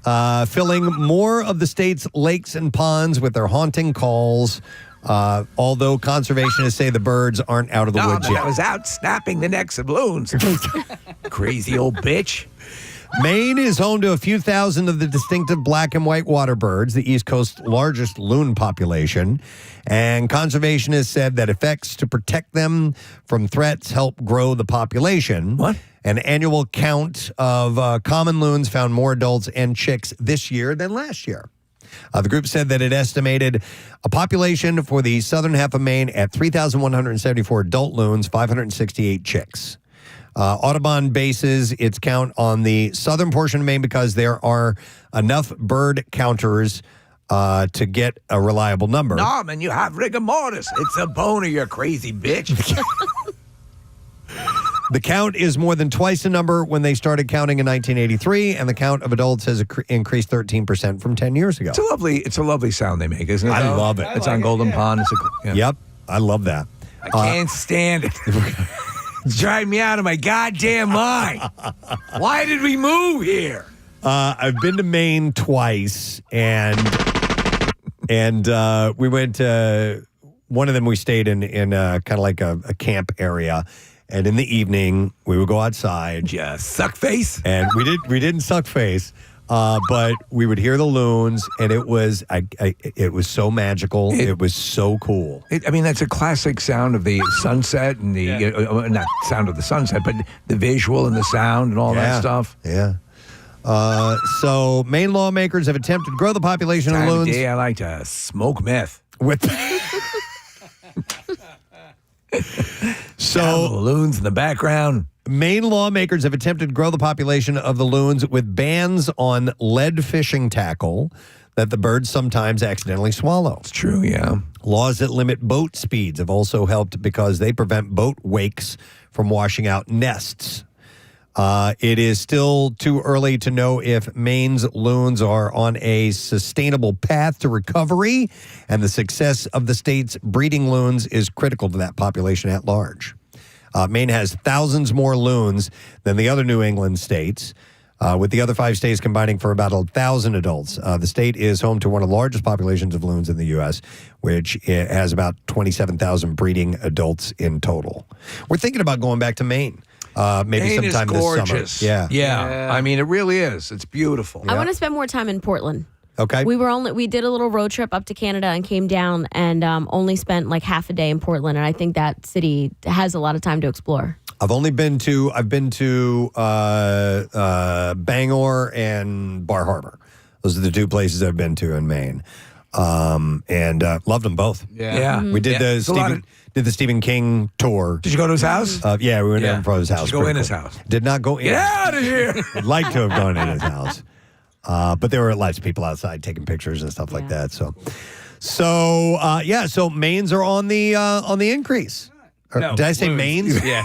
Loons Yes. Yeah. are on the What's increase. with all the states named Maine? In Maine. We're in the wrong Maine. All right, then let's do one more story. All right, here we go. A viral social media hack claims that yesterday's pasta may be easier on your blood sugar than a fresh bowl, and experts say that there is some science behind it. The trick is similar to claims that freezing and toasting bread can help curb blood sugar spikes, with both ideas suggesting that heating and cooling starchy foods can slow digestion. Celebrity chef Giada De Laurentiis highlighted the trend in an Instagram video not long ago, sharing with her followers the hot tip that eating pasta the next day may be easier on your gut. She said leftover pasta for the win. All right, so you had mentioned starchy foods. That includes like potatoes, right? Yeah, it is Potatoes are a starchy. starch. Yep. Because my brother made, he's all about like gut biome and all that stuff, and he made mashed potatoes for our Christmas dinner, and he cooked them twice. And so nice. Oh, so nice. But he said that there was a reason for that, and it has everything to do with your digestive system and your gut biome. And So when you get together for a meal, does he have a more restricted diet? Oh yeah, Yeah. I mean, he's actually Will he eat circus peanuts? like no. Okay. My older brother will. Freaking loves those things, which I'm like, I don't get it. But no, like he will. He has shown up to like family dinners with his own stuff. Yeah. Like, I'm not going to eat what you're eating. I'm going to eat what I prepare for myself. I knew a guy whose sister was a bodybuilder. Yeah. Okay. And at any function at all, she would show up with her own little container of food. And even if it was a Thanksgiving. Yeah. Yeah. Like, I mean, full on, they would just, I'm not doing it. Like, not even like a break for one meal. I appreciate the commitment, but it's kind of like, go ahead, you eat your crap, but I'm going to eat this. Right, yeah. I know. You feel judged. Yeah. Oh, you're going to eat that? But remember- As you got on your 8th Oreo? Remember our friend Rabbi who was here, and he would always bring his own food too. His and it is just kind of- restricted by Exactly, religion. Yeah. Bodybuilding religion. Yeah. He wouldn't sit there and go, well, is it worth going to hell over this? Maybe. All right, so I'm sorry. He didn't believe in hell. Yeah. All right, so a North Carolina-based plant dietitian, Ashley Kitchen, says when you cook pasta, let it cool, then reheat it in the microwave. Some of the digestible starches turn into what's called resistant starch. Resistant starch is what it sounds like. It resists digestion because of that less sugar or glucose is going into your bloodstream. Resistant starch acts like fiber in a way, Kitchens added, feeding beneficial gut bacteria rather than being quickly broken down into sugar.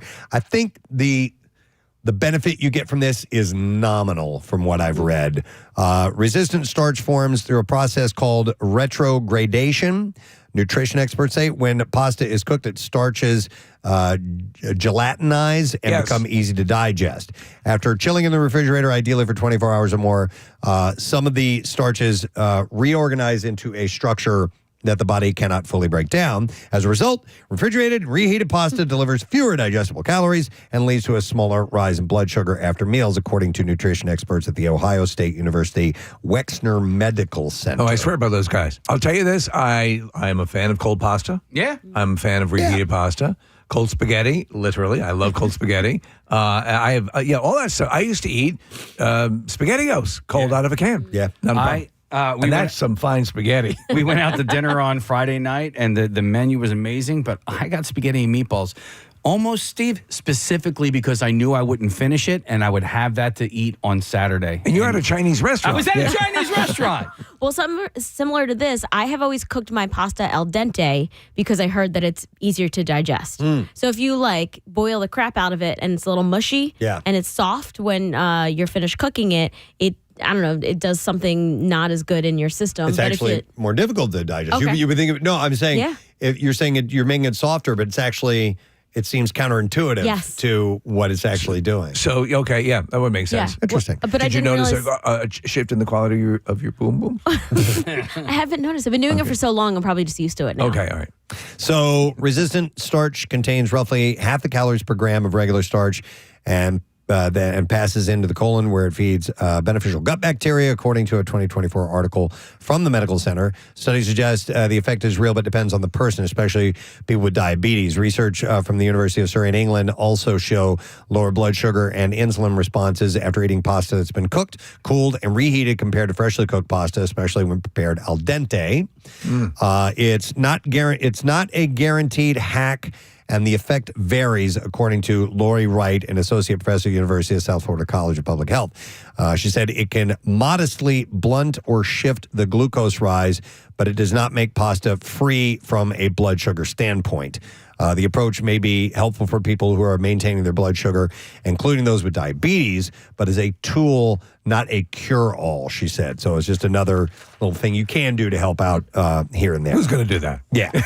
Not me. Casey's brother. Casey's brother. All right, and that will be the last of the Just Sayin Institute. I actually have a lot left. We'll get around to it another time. There's a lot of learning. Whole meso stuff. Most definitely. All right, we're going to take a break. We're going to come back in a moment. We continue on this chilly Monday morning. It's going to be even colder over the next couple of days. I'll give you the rundown on that in a little bit, but stay put. We'll be back shortly.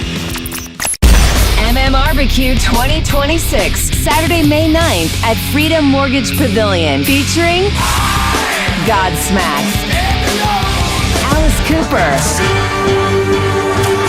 The Hooters, Everclear, plus Des Rocks, Cami Kehoe, Lilac, our local shots opener, The Circus Hearts, and the Preston and Steve side stage with live band karaoke with Sidearm. It's always an all-day party, so don't miss out. Early bird tickets start at just $35 to sit your ass in the grass. Tickets on sale now at Ticketmaster.com from 93.3 WMMR. Everything that rocks. He made chicken noodle soup. There's chicken in one pot, broth in one pot, noodles in one pot, and then vegetables in another pot. That's not how you make soup. That's not how you make soup. So she makes them all separately? The reason for it is so that you get individual flavors of everything. No. Frank, I feel your passion. Absolutely, because the big thing about soup is all those ingredients together blend, and they spend time together. Yeah. The longer you let soup sit like that, the better it tastes. That's insane. That's crazy, Frank. Have you ever confronted her on this? Yes. And then she's big and mean and Italian. I don't know. Frank, that's insane. Does she do, like, when she makes a cake, does she prepare the separate ingredients separately? Right, it's like taco night, but with soup. So you just walk up and then you just put everything into your bowl. And That's kind of funny. Yum, yum. I'm really happy to be married into this family. I can't take it. All right, Frank, good luck to you, sir. Thank you for the call. We appreciate it. Oh, my God. That's crazy, man. That's too funny. So here's another one that says, once we watched my wife's grandma dice an onion by, oh, wait, I already said that one. Never mind. There was another onion one coming up a little bit later on. This one says, I brought my mom and a niece to a nice restaurant in Boston and interpreted the menu for them. It was in Spanish, and I could make out most of it, and we played it safe considering their plates, but also ordered a few things for them to try. Adventure in food and culture is important for my kids. My mom screamed, "Ooh, gross," like a child in the middle of the crowded dining room, all because I said that there were anchovies in the Caesar salad as they brought it out to the table. Isn't that a standard part of Caesar salad? Yeah, anchovies? The dressing is made right. with anchovies, but she probably didn't know that. She got a little freaked out by that whole thing. Ooh, there's carrots in this carrot cake. Right. All right, let me go to Adam. Hey, Adam, good morning. Morning, guys. What's up, Adam? My fiance's mother will put whole chicken breast into the oven with like an inch worth of olive oil and no seasoning and just let it cook in there for like an hour. Wow. My fiance suggested that I learn this recipe. What's to learn? Wait, let me take notes. Yeah. So, Preston, would there be any reason to prepare chicken that way? If you maybe were going to add it to something else, but they just eat it like that, Adam? It's the weirdest thing that I've ever seen. They pull it out of the oven, they cut it up, and they're like, "Oh yeah, it looks great." I'm looking at them like, did she forget to put like salt, pepper, like any kind of seasoning on this thing? I came home from work one night and it was just sitting there on the counter. I'm like, yes.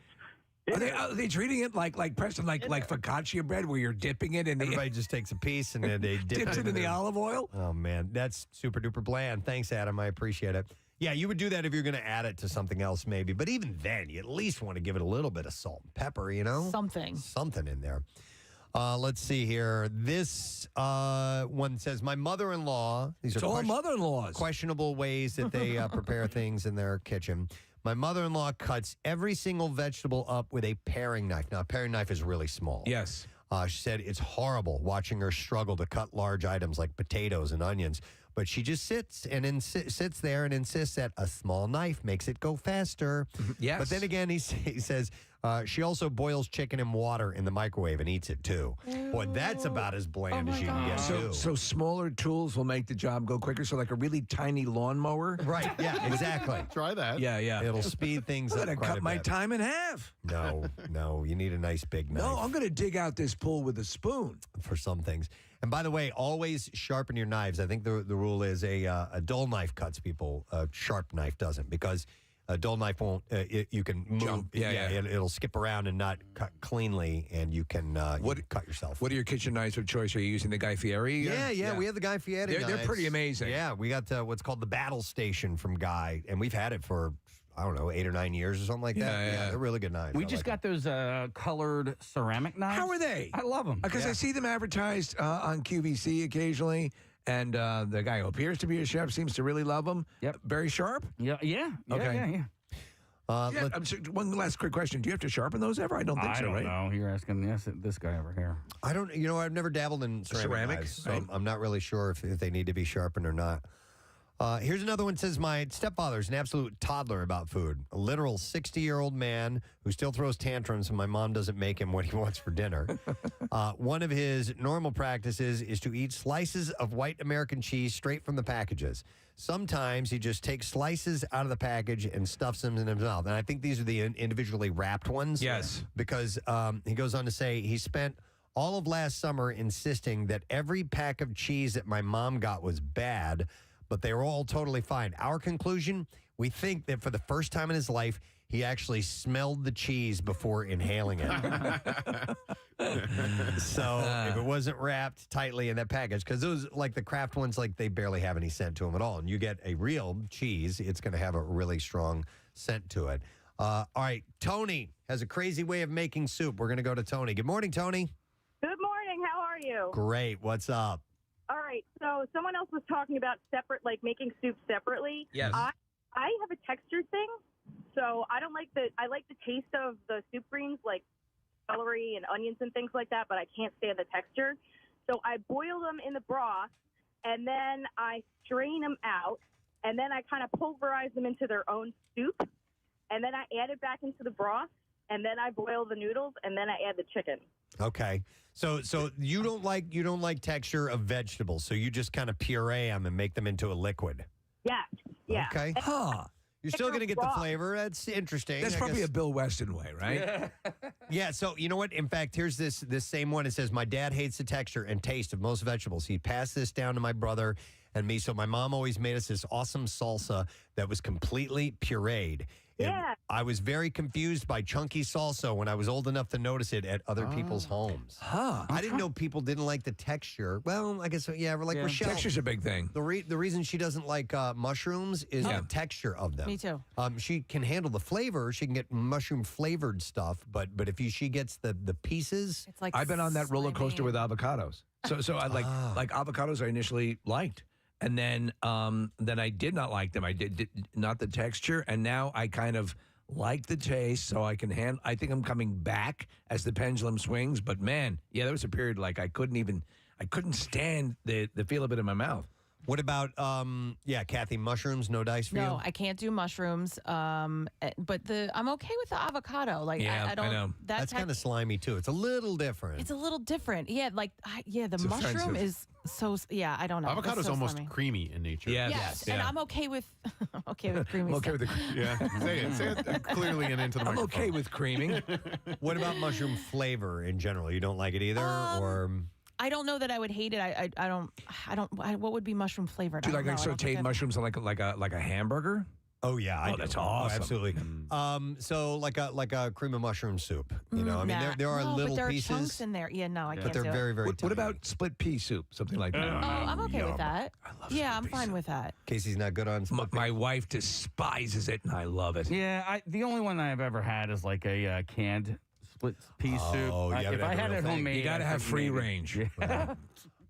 Speaking of canned, hang on a second. Here was a one that said, my mother has entire cookbooks dedicated to cooking in the microwave, and she thinks that there are only two ways to cook vegetables. One, place frozen vegetables onto a dish, add water and margarine, microwave until mush. 2, dump canned vegetables and liquid from a can into a pot, add margarine, heat, and microwave until slightly warm. I only realized that I actually liked vegetables for the first time I tasted fresh green beans that had been lightly sauteed with olive oil, garlic, and salt. So some people, if you grow up on the canned or frozen stuff, you don't know the majesty, the wonderfulness. That would have held true with a couple of like pineapples. Again, I only had canned pineapples when I had fresh. Like, well, a whole new world. Right. But Casey, we'll have to get you some split pea soup. I hated peas when I was a kid. Couldn't stand them. They were disgusting to me. I love them now. It's the way it goes. We were talking over the weekend about Brussels sprouts and how they're a revelation these days. But when I was growing up, Brussels sprouts were prepared boiled. And so that was like terrible it to would me. blow out your O-ring like nobody's I business. wouldn't even give it that chance. I hated them so much they never made it into my body. I love them baked. Like now, yeah. Yeah. All right. How about this one? When I eat at my in-laws, here's the in-laws again. It's always stressful. They're wild about portion control. My mother-in-law always cooks one potato per person, and they're baby potatoes, like the size of a golf ball. So like you can't have extras. She said during Thanksgiving, she'll hover around and snatch your plate away the second you're finished. Don't even think about seconds. Remember, one potato per person. What's that about? Are they? I guess they don't describe whether they're not there. Very thin. That's weird. How about I made Christmas dinner once, and my sister deemed the ham trash because I didn't take the bone out. Apparently, Gordon Ramsay wouldn't have done that. And I was deemed unfit for next Christmas dinner, so she took care of it. She cooked a tube of deli ham instead. Really? A tube of it? How's everyone's tube? How's your tube of ham? God, that sounds awful. It's very good. This is good tube. Let's see. Let's go to Bob. Hey, Bob. Good morning. Hey, good morning, guys. Hey, what's up, buddy? When I first got with my girlfriend when we were kids, about 18, 19 years old, coming home from work, and her mother, she's like, oh, we're going to have spaghetti the poor way. Bunch of soggy-ass noodles with tomato soup poured over top. Tomato soup? Soggy-ass noodles with tomato soggy-ass soup noodles. poured over them? You should have used ketchup. Well, exactly. Almost the same thing. Yeah. Man, no, that's not even that's just the stupid way. Yeah, I agree. Thanks, man. I mean, Appreciate especially it. since you can go to the supermarket. There's tons of marinara already in jars ready to go. Yeah, costs about the same as soup. Yeah. Probably. So, how about Justin? Hey, Justin, good morning. Good morning, Ed. Good morning, Ed. What's up, buddy? So, due to that TikTok app, I come downstairs this morning and my son I saw him pouring cereal, but he pours the milk in before the cereal. Oh my God! Okay. Can you divorce your children? Yeah, he said all the kids in his class do it, and I questioned him. I said that is un-American. We do not do that here. Well, it's just stupid too because you can't fill up the bowl with cereal. You're just getting a surface layer. Well, yeah. So apparently, this video says that it helps so the cereal doesn't overflow over the bowl. What? I mean, yeah. Are you that? You can stop pouring milk at some point, How about and that? it will I not can't overflow. stop! I know, right? Ham! All right, thanks, Justin. My daughter likes to let her cereal sit in milk until it gets all mushy. Oh, okay. Oh, wow. Not me. I think I might have been that way when I was a kid. Yeah. And now it's like if it sits there too long, I don't even want it. You know what? I've found my ability to buzzsaw through, especially cereal that I like Frosted Mini Wheats or the was it Kanashi? What are the Kashi? Yeah. Oh, their stuff is. I can go through like half a box. And like nobody's business. It's just crazy. All right, one last That's one. why I can't do it. One last one, and then we got to take a break. This one says, honestly, I'm amazed that my grandfather never got food poisoning. He would frequently leave soup out on the stove for days on end, just heating it back up when he was hungry and letting it cool down for hours or even days before heating it up again. What was that? Just leave it there. What was that story? It might have been debunked at a certain point, but it was the Chinese food that had been left out on a counter. Oh, yes, and they thought it was like a meningitis case or something like that, and it turned out to not be what caused that guy's illness. You're right. And then this person goes on to say, in the winter, he would store food outside instead of the refrigerator since it was, quote, free to... All right, thank you, Marissa. Today, Martin Luther King Jr. Day, by the way. I remember, Steve, when I was a kid... I remember hearing there was a commercial that ran on TV, and it was essentially a recording of Martin Luther King's speeches. Yes, and it was a record you could buy. Yes, and as a kid, and I was probably third, fourth, fifth grade, somewhere in that range. I remember that's the first time I had heard some of the words that he said, and it caught me. At that young, I heard those words, and it was the I have a dream. It was that stuff that was being played in the commercial, and I heard it for the first time. I mean, really heard it, and I was like, wow. I'm like, that's powerful. I was surprised I was that young, and it touched me like that. Well, the words, they resonate because they're really true. I'm a bit older, not substantially, but a bit older, and I remember, it was aware of him alive. Obviously, when he was assassinated, I remember that clearly, even though I was a little kid.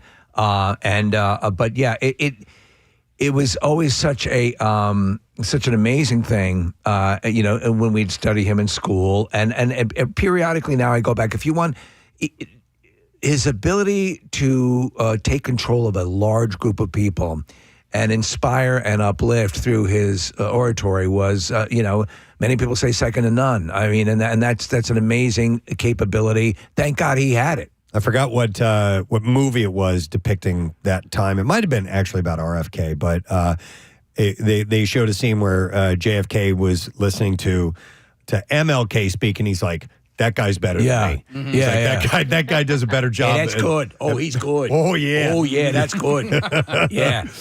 What can I do that? Oh, I know. I'll finger blast Maryland. Oh, my God.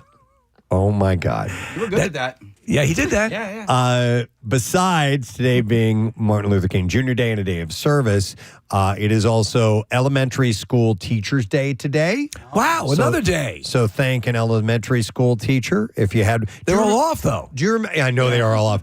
Do you remember any elementary school teachers that were important to you? Yes. Yeah.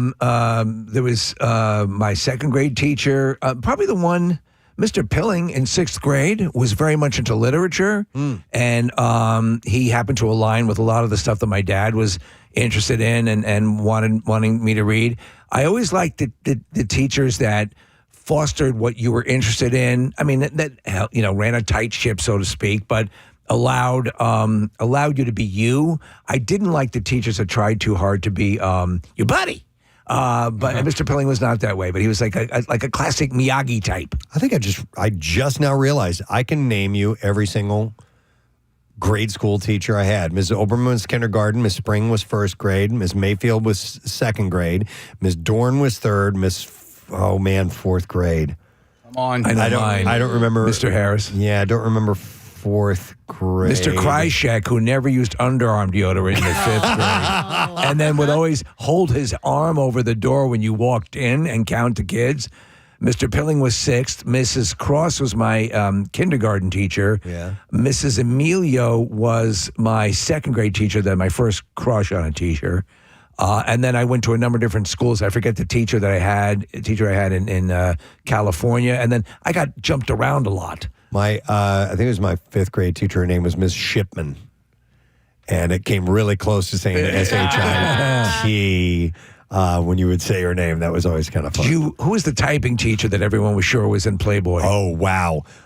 Man, what was her name? Oh man.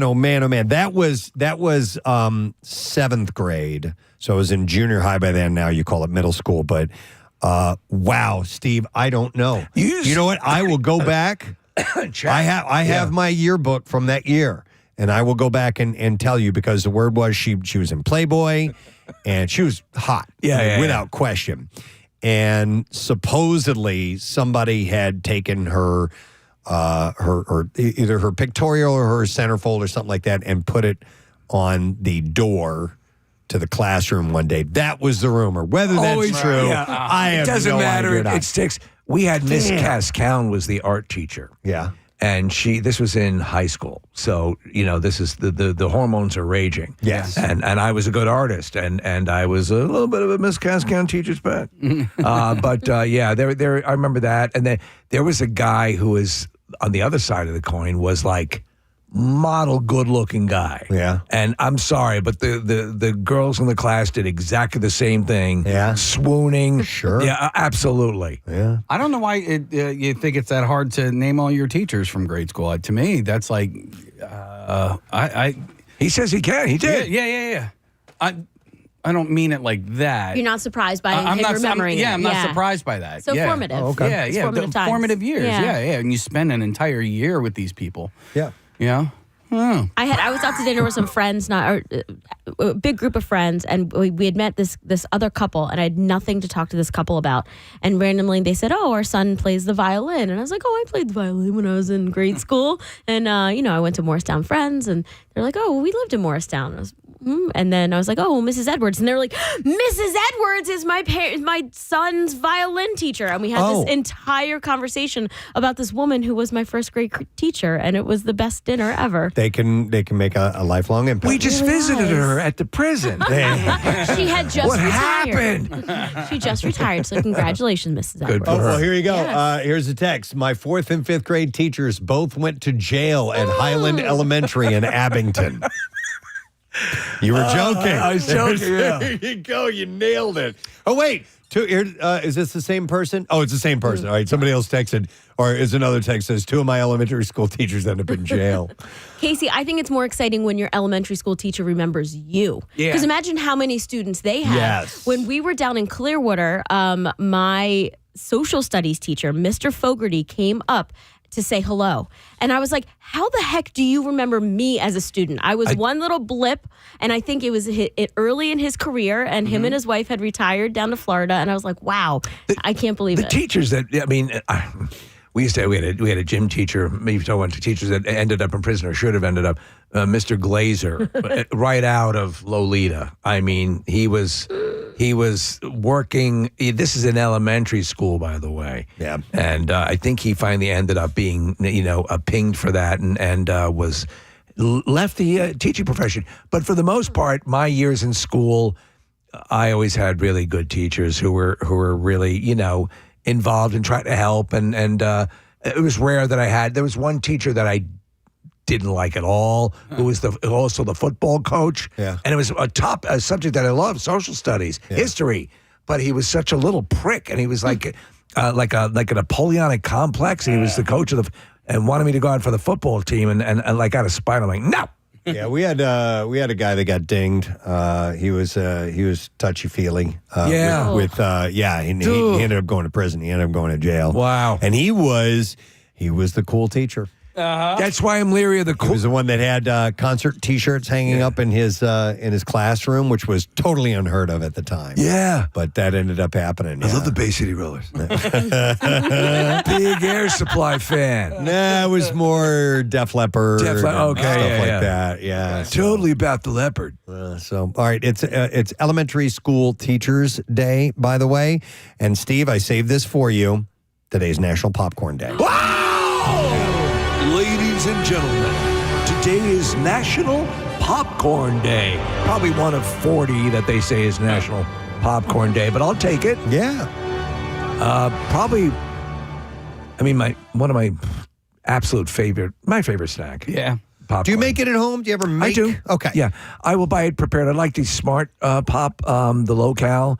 I don't like white cheddar popcorn. I don't like any of that stuff. I like straight up. But I told you about this thing that I got, which is kind of a rubberized microwavable popcorn maker, and all you do is put the kernels, no oil, so that you're not popping them with any oil, in the microwave. It comes out light, fluffy, and then I'll put a little bit of the I can't believe it's not butter spray and a little bit of salt, and it's awesome. And calorically, popcorn's already good to begin with. Yeah. But it's a great snack. And it's Brillo for your colon. Yeah. So my youngest loves popcorn, and I found this out just kind of the other day when we were at Target. But Target sells boxed popcorn. They pop it in the little popper there. And really? And then they box it up. And Okay. she's like, this is the best popcorn out there. Well, you remember the time we talked about that last week when the circus was coming in for promotion. Years ago, they brought this almost 4 or 5 foot bag tall 5 foot tall bag of popcorn that they would use to fill up the machines at the circus. Yeah. They gave me one of those intact, and I ate it for about 3 months. I was in the grocery store the other day, and somebody dropped something on the floor as a kid.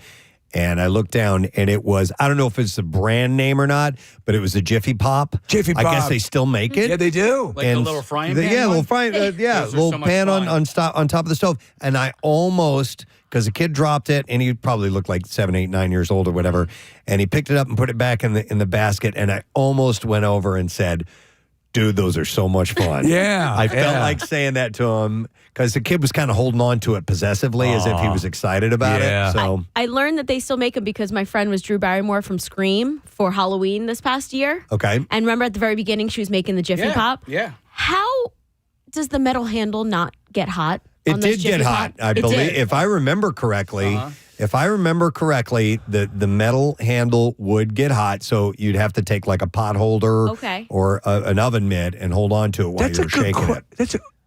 I think I remember that as a kid. Do a little check on that if you can, Marissa, because I remember holding it, because the whole idea was over the you had to keep fire. it moving over the flame or over your burner, And so holding the so it handle wouldn't is burn essential. anything that sat there too long. And usually if you got that, it was like a special night at home, like you went to Blockbuster, you got a movie, you're going to get together as a family. And, My dad had a big special. My dad, big popcorn fan, so big, and he loved the burn popcorn, which is great. Oh, so me I too. shunted off to him. But the like a big kettle, and he'd make a whole bunch. You put some Wesson oil in the bottom and the popcorn kernels, and just keep it popping. And we'd always make crap loads of popcorn. Yeah, we had a popcorn maker, and again, Press, I'm going back to like when I was a kid. It was like, oh, Wizard of Oz is on tonight. We're gonna pop some popcorn. We're gonna make milkshakes and all that. But the popcorn maker, you would put a stick of butter at the top, and the heat from the popping popcorn would melt it into the butter. No, it melted into the popcorn. It would melt it. No, it wouldn't. It would melt it into the container that sat at the top, and then you would pour it over the popcorn. I had one that actually had perforations in it, so you put the butter in it, and as it was high tech. Well, however you decide to enjoy it today. Give some popcorn to an elementary school teacher. National Popcorn Day and Combine them Elementary both. School Teacher Day and Martin Luther King Jr. Day as well. So I wanted to mention something. Steve had sent over this article about a travel advisory for Jamaica due to violent crime, including armed robberies, sexual assaults, and homicides, which remain statistically high across the country. While tourist areas generally experience lower crime rates, certain regions, such as parts of Kingston, Montego Bay, and several parishes, are designated under the Level 4 Do Not Travel Advisory due to extreme risks. Which is kind of wild. Now, I had a friend, and he and his wife had just gone to Jamaica, and I didn't hear any report back of, but I saw this. I'm like, what the hell? Yeah. So recent developments as early as 2025. The advisory was briefly downgraded to level 2, which is exercise increased caution following reported declines in crime. However, Hurricane Melissa in October 2025 caused widespread damage, prompting the State Department to reinstate the Level 3 advisory, citing compounded risks from natural disaster, crime, and limited medical services. So that's part of the reason why that popped back up. When you travel to an area, do you do a little digging? I mean, just to see, do you keep an eye on, where you are? I haven't traveled to an area where I would have that kind of concern in a long, long time. Yeah, me neither. So the answer, I guess, is no. Yeah. I've never felt unsafe other than maybe getting ripped off just because you're a tourist. Right. I mean, look, dude, I feel that way walking through Manhattan. Yeah. In certain areas. Yeah. So going to another country doesn't necessarily put me any more heightened than that. So you'll hear so this is throughout the Caribbean too. Apparently, there's issues with crime skipping up and them being a little bit more aggressive. There's certain. I remember going into Mexico. There are certain areas, obviously, but there's certain areas everywhere. Yeah. So the only time I've been to Mexico was we went to Tijuana. Yeah, Tijuana and Rosarito, and my sister had warned me thoroughly, so that got me freaked out. Yeah. And the word is don't get arrested. No, that's true, man. Don't get arrested. Or at least have cash. And if you do have money, so you can bribe your way out. Right. How true that is, I don't know. I'm sure there's some bit of truth to it, but the fear was instilled in me. Sure. So I was on my best behavior, and my head was on a swivel. Looking around all the time, making sure. I always do. I'm pretty alert. I hear about the pickpockets in Italy. I hear that's fairly common, and those sort of scams, like you were robbed in Paris.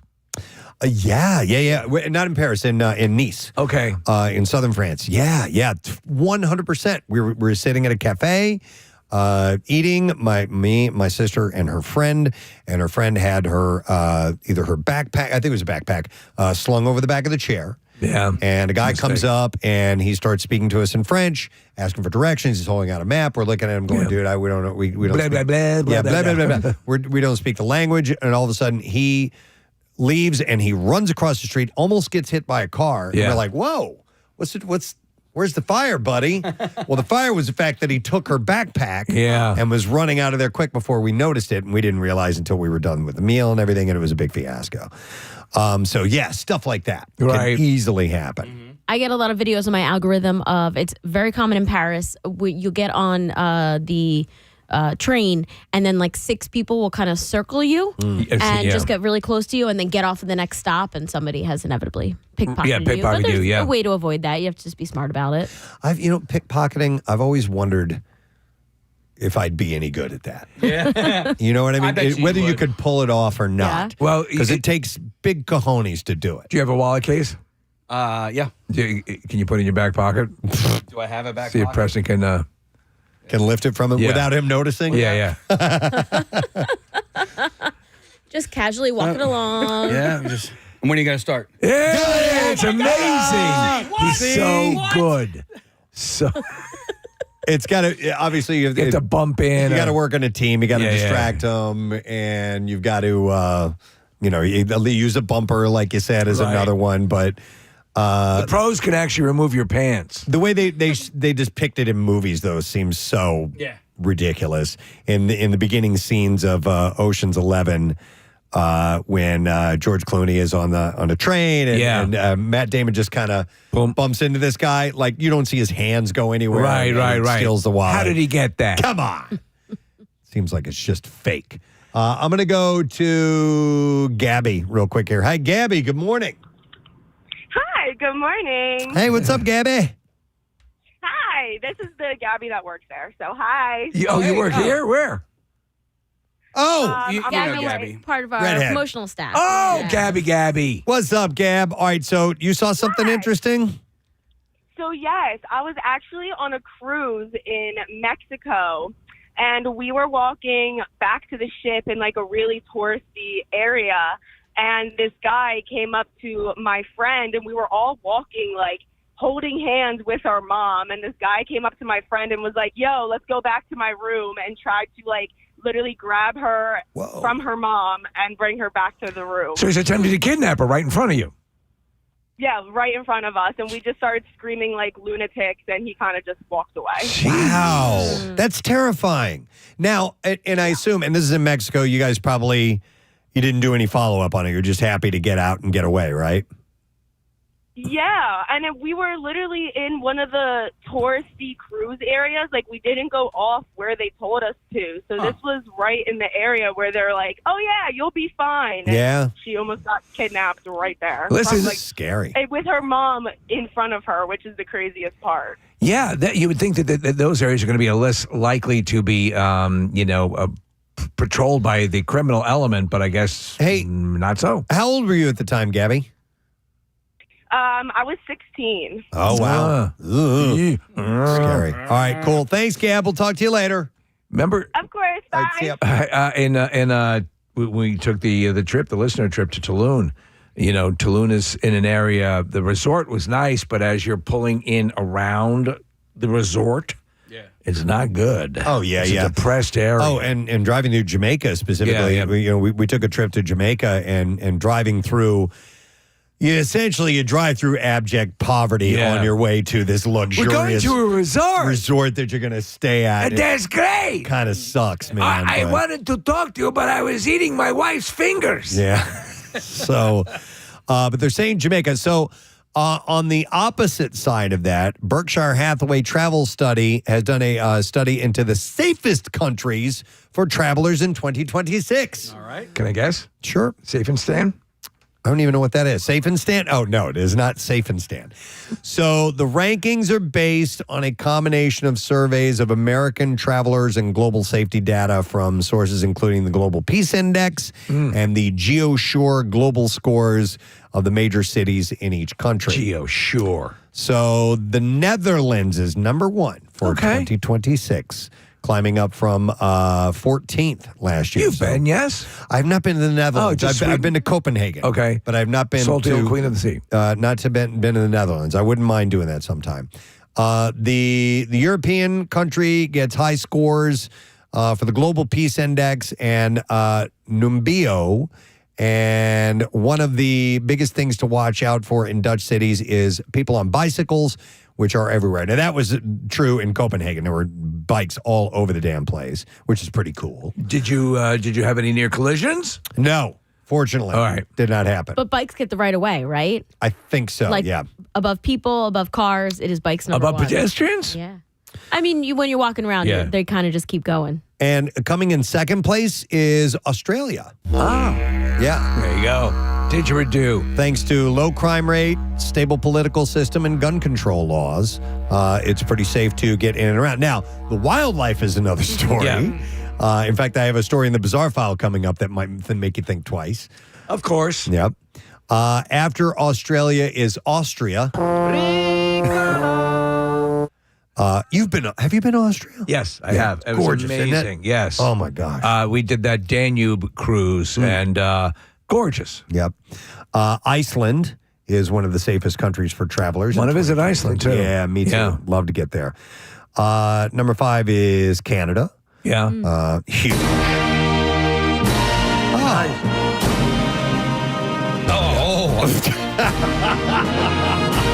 Question. Yes. I was at the Flyers Toronto Maple Leafs game, and before the game, they do Canada before they do the Star Spangled Banner. Do I really need to pay my respects to another country's? Not that it's a courtesy. I mean, as a courtesy, but like, do I have do to you have my mean? hat off? You're supposed to take your You pants don't off. have to, but Okay, yeah, that's what I was saying. I was like, I'm not doing it. I'll stand, but I'm leaving my hat on. My hat comes off for the Star Spangled Damn Banner. Canadians. Yeah. well, everybody's got their battle to I was fight. just Case. kind of being funny, but it's not like Honestly,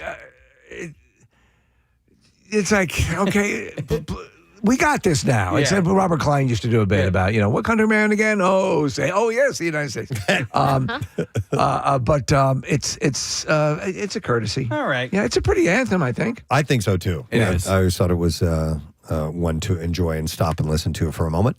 Especially the "We stand on guard for thee." I love that line. Yeah. Number 6 on the list is New Zealand. Yet another place I'd like to get to.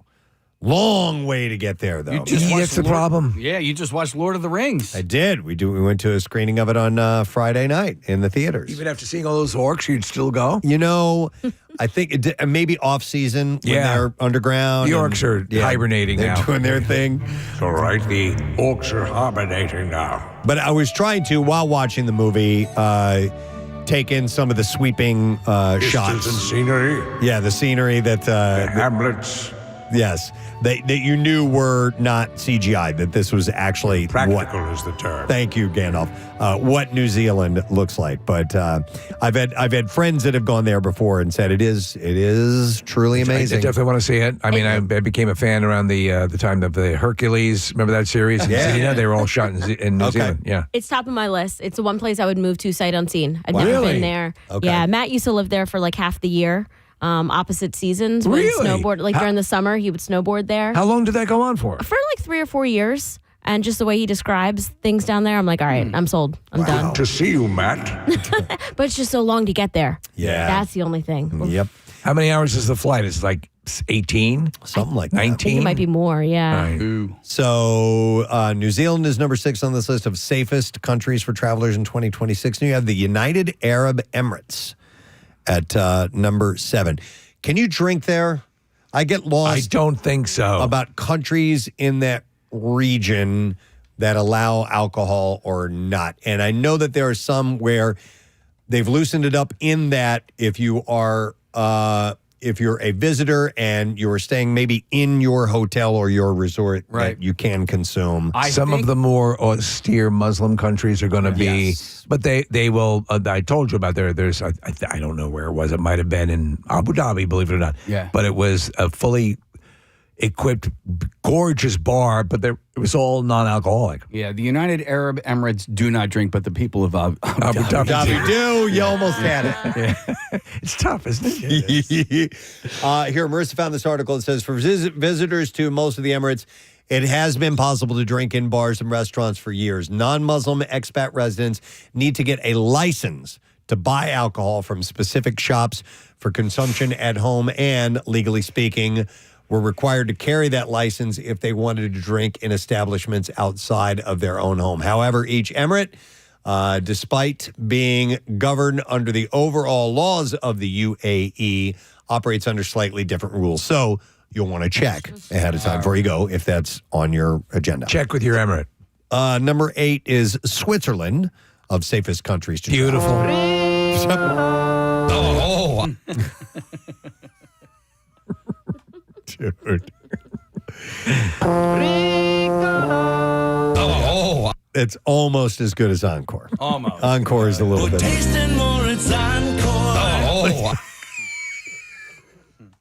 What's better? Imagine if that's the sound they made in the mountains, the Swiss Alps, in the Eiger. Listen, you can hear the Yeti in the It's the mating call of the Yeti. It's like the loons. Number 9 on this list is Japan. On my bucket list. I had just saw something on Instagram that's They moved Japan? No, people who come back from Japan go into a depression. Oh. It is, I guess, it is so wonderful to go over there and to be a part of the culture. And for whatever reason, when people come back from Japan, they go into a little bit of a state of depression. I can see that. Turning Japanese. That's like it's like coming back from Hawaii. Yeah. I think I have to go back to that. Oh.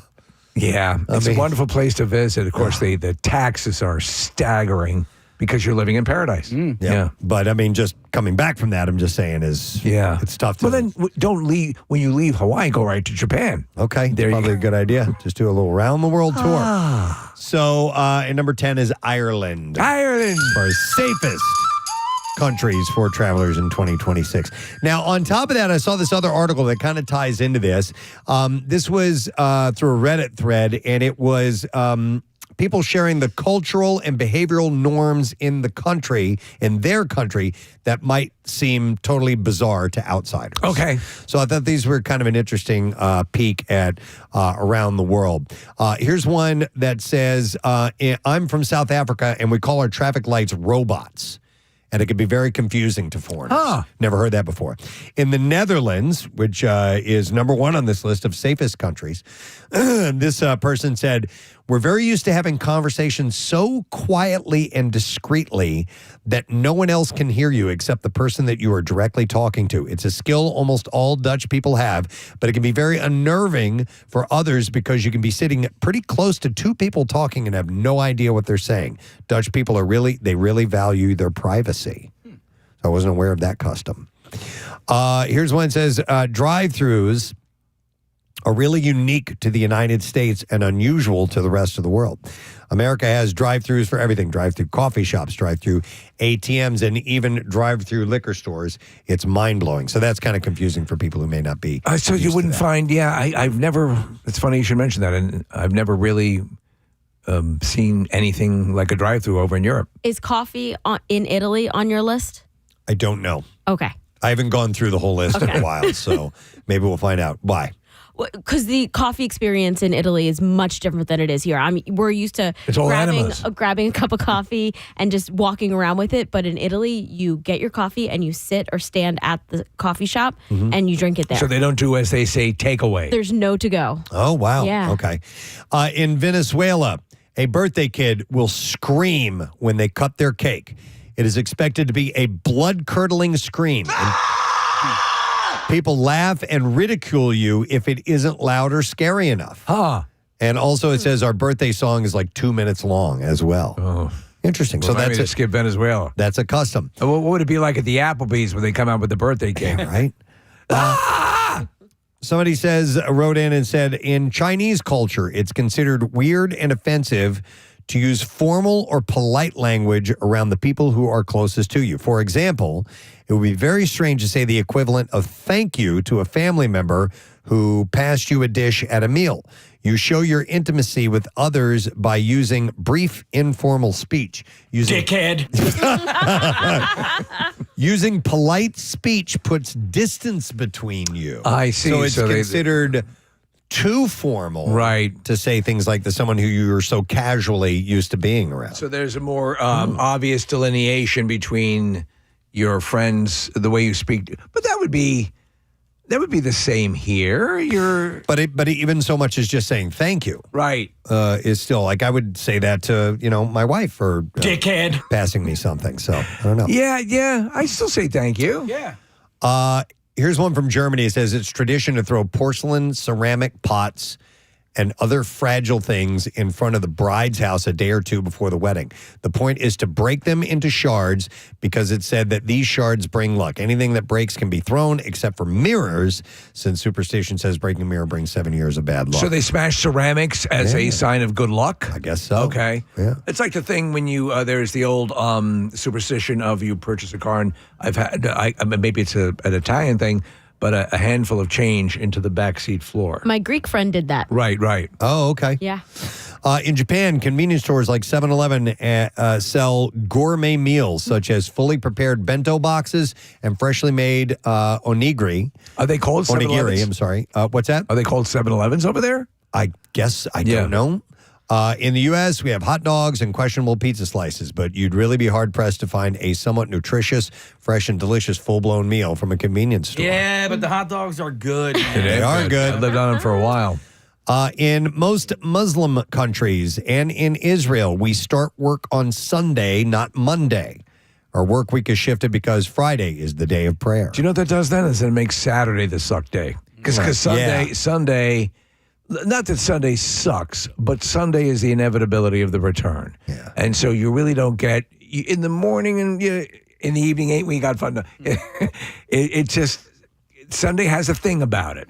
Yeah. To me, the week, if you're going to talk about an enjoyment level and feeling like, Thursday evening starts to roll into Friday. Free Friday. Friday afternoon and evening. Now you're going. Saturday. Hallelujah. Sunday morning. Okay. No. Sunday evening. Yeah. I'm already, by Sunday evening, I'm already at work. Yeah. That's pretty much it. In Norway and much of Scandinavia, this person says, we don't talk to strangers unless we really have to. In fact, as a society, we have developed some kind of body language to insinuate things without speaking. For example, if you're sitting on a bus and you're getting off, but you're blocked in by another person, just lean forward and grab the handle of your bag.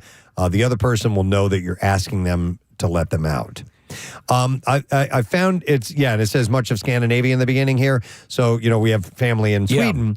And would you say they're more detached or colder? So yes. Well, that's what we've been told by the fellow Swedes that we know over there. The guys, Casey, that came over and spent time with us, they were like, yes, everybody in Sweden is very, very cold, specifically in like the metro areas. They don't.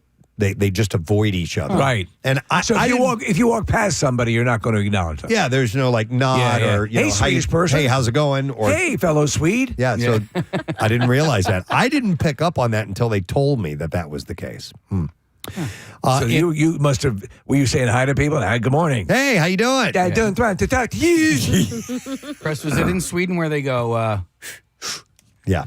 What does that mean? Like, I want a Hummer. It's like an acknowledgement. So Casey is inhaling through his mouth. It's just like this. And it kind of mean like, it can be. Like they're agreeing with what you're talking about? Yeah, exactly. Yeah. Yeah. So, which is weird. Dude, they don't do that. It's almost like a, Yeah. Yeah. So I go,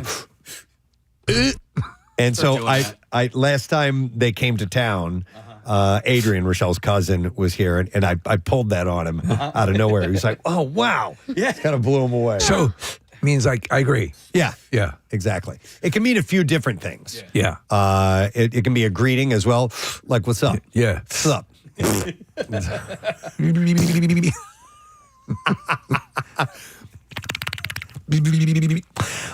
In the Netherlands, it says we celebrate birthdays while sitting in a big circle in the living room, eating small blocks of cheese, little sausages, and pickles. And what is this again? And then we all go home on our bicycles. Heaven. In the Netherlands. Yeah, Okay. Marissa, totally. Done. Yeah. We we go through our bicycles. For a birthday, we sit in a living room eating small blocks of cheese, little sausages, and pickles. Ah, nice. Little sausages and pickles. Now we go home. Where are the sausages? In many parts of Asia, it's normal to live with your parents until you get married. In fact, living in the same building as your parents, even after getting married, is not uncommon. Yeah, there's, it's funny. There was reading a report about the amount of people who are, kind of replicating that here in the United States that are staying at home with the parents until that happens. That adult men staying home with their parents, as well as actually they said women, Marissa, are statistically now more likely to move out. You're more likely to find. I don't know if this is true or not, but that's what this one survey said. Is that women are more likely to leave the home prior to the men. Okay, I can see that. Here's a text I just got. It says, my French wife also inhales to agree with something, and after 13 years, I still think she's panicking about something when she does it. And then one last one, and then we're going to have to take a break. This one says, in parts of East Africa, it's very common to touch others' feet as a sign of respect. So I assume that do you have to get prone and touch their feet, or do they raise their feet up like a high five? Oh, that'd be great, wouldn't it? Yeah. What's up, man? Hey, buddy. Casey and I just, dude, I love that. We got to start doing that. Buddy. That's it. High five. Or like it's a cool one if you go like this, Casey. yeah. Back, What's up, man? Yeah. We nailed it, by the way. That was no look right there. That was a no look. The actual high five sucked up. We crushed the foot five, and then when we actually went to hand foot five. Hand five. Oh, I missed that one. All right, hold on. No look. Ready? 1, 2, 3. There we go. There you go. I like that you high-fived your foot five. I know. You had to celebrate. It's a natural reaction. See, high five works for both because high doesn't imply a hand five. No. Right? Yeah. So you got 5 toes, High five right? and a foot five. Yeah. So it says here, actually, the most formal greeting in Swahili literally translates to, I hold your feet. Yeah. You can say it as a... I bathe your nuts.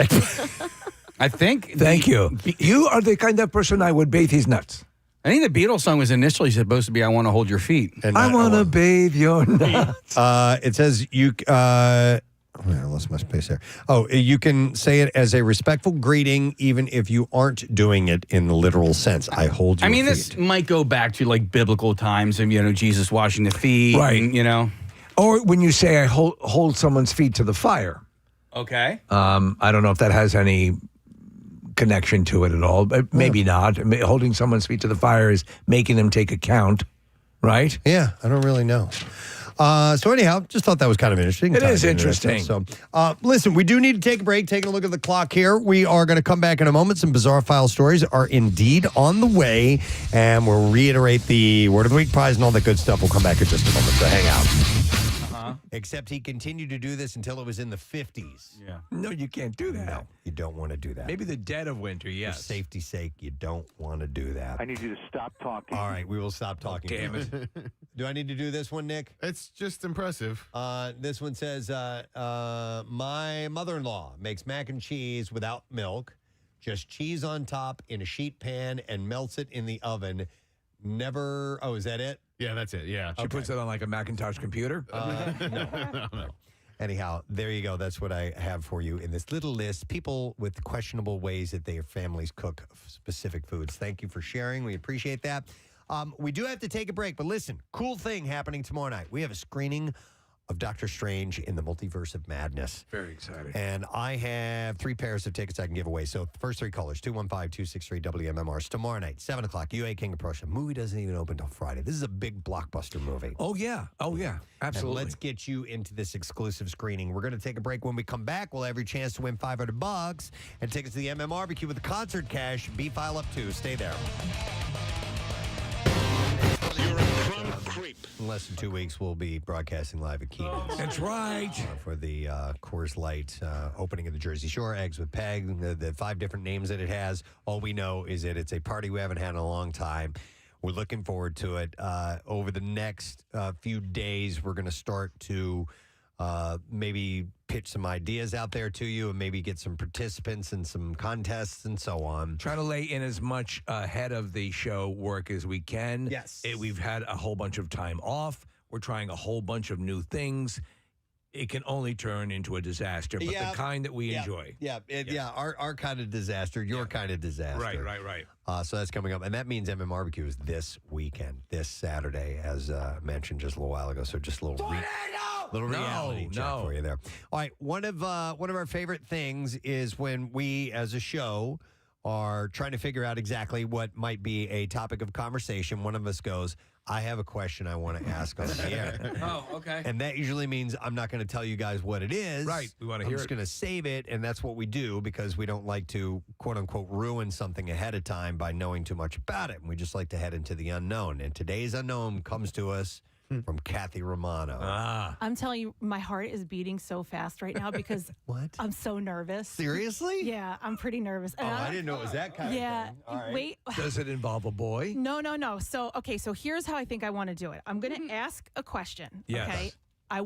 We're going to go around the room. Okay. I'll call your name out. Right. All right. I want Marissa to participate too. Do we need goggles? No, I'm just going to ask you a question. All I want you to say is yes or no. All right. Okay. With no follow-up, nothing. Commentary, no follow-up. Commentary. Right. Don't Yes or even no? indicate whether you're positive or not. Just give me your answer, and then after that, we'll break out into discussion. Never heard anything really like this. intrigued now now. I'm nervous. Yeah. All right. Oh, Because and I'm also, gonna go in order because there's definitely someone in this room who knows the answer, and I'm hoping that person doesn't go hard on me when they realize I didn't know the answer. Okay. All right. All right. Okay. You ready? I'm gonna start with Marissa. All right. Okay. All right. All right. So we're going in the height order. Yes, we're going height order. Yeah. Marissa, can you drive to Alaska? Yes. Casey, yes. Preston, Yes. Steve, Yes. Nick, Yes. F.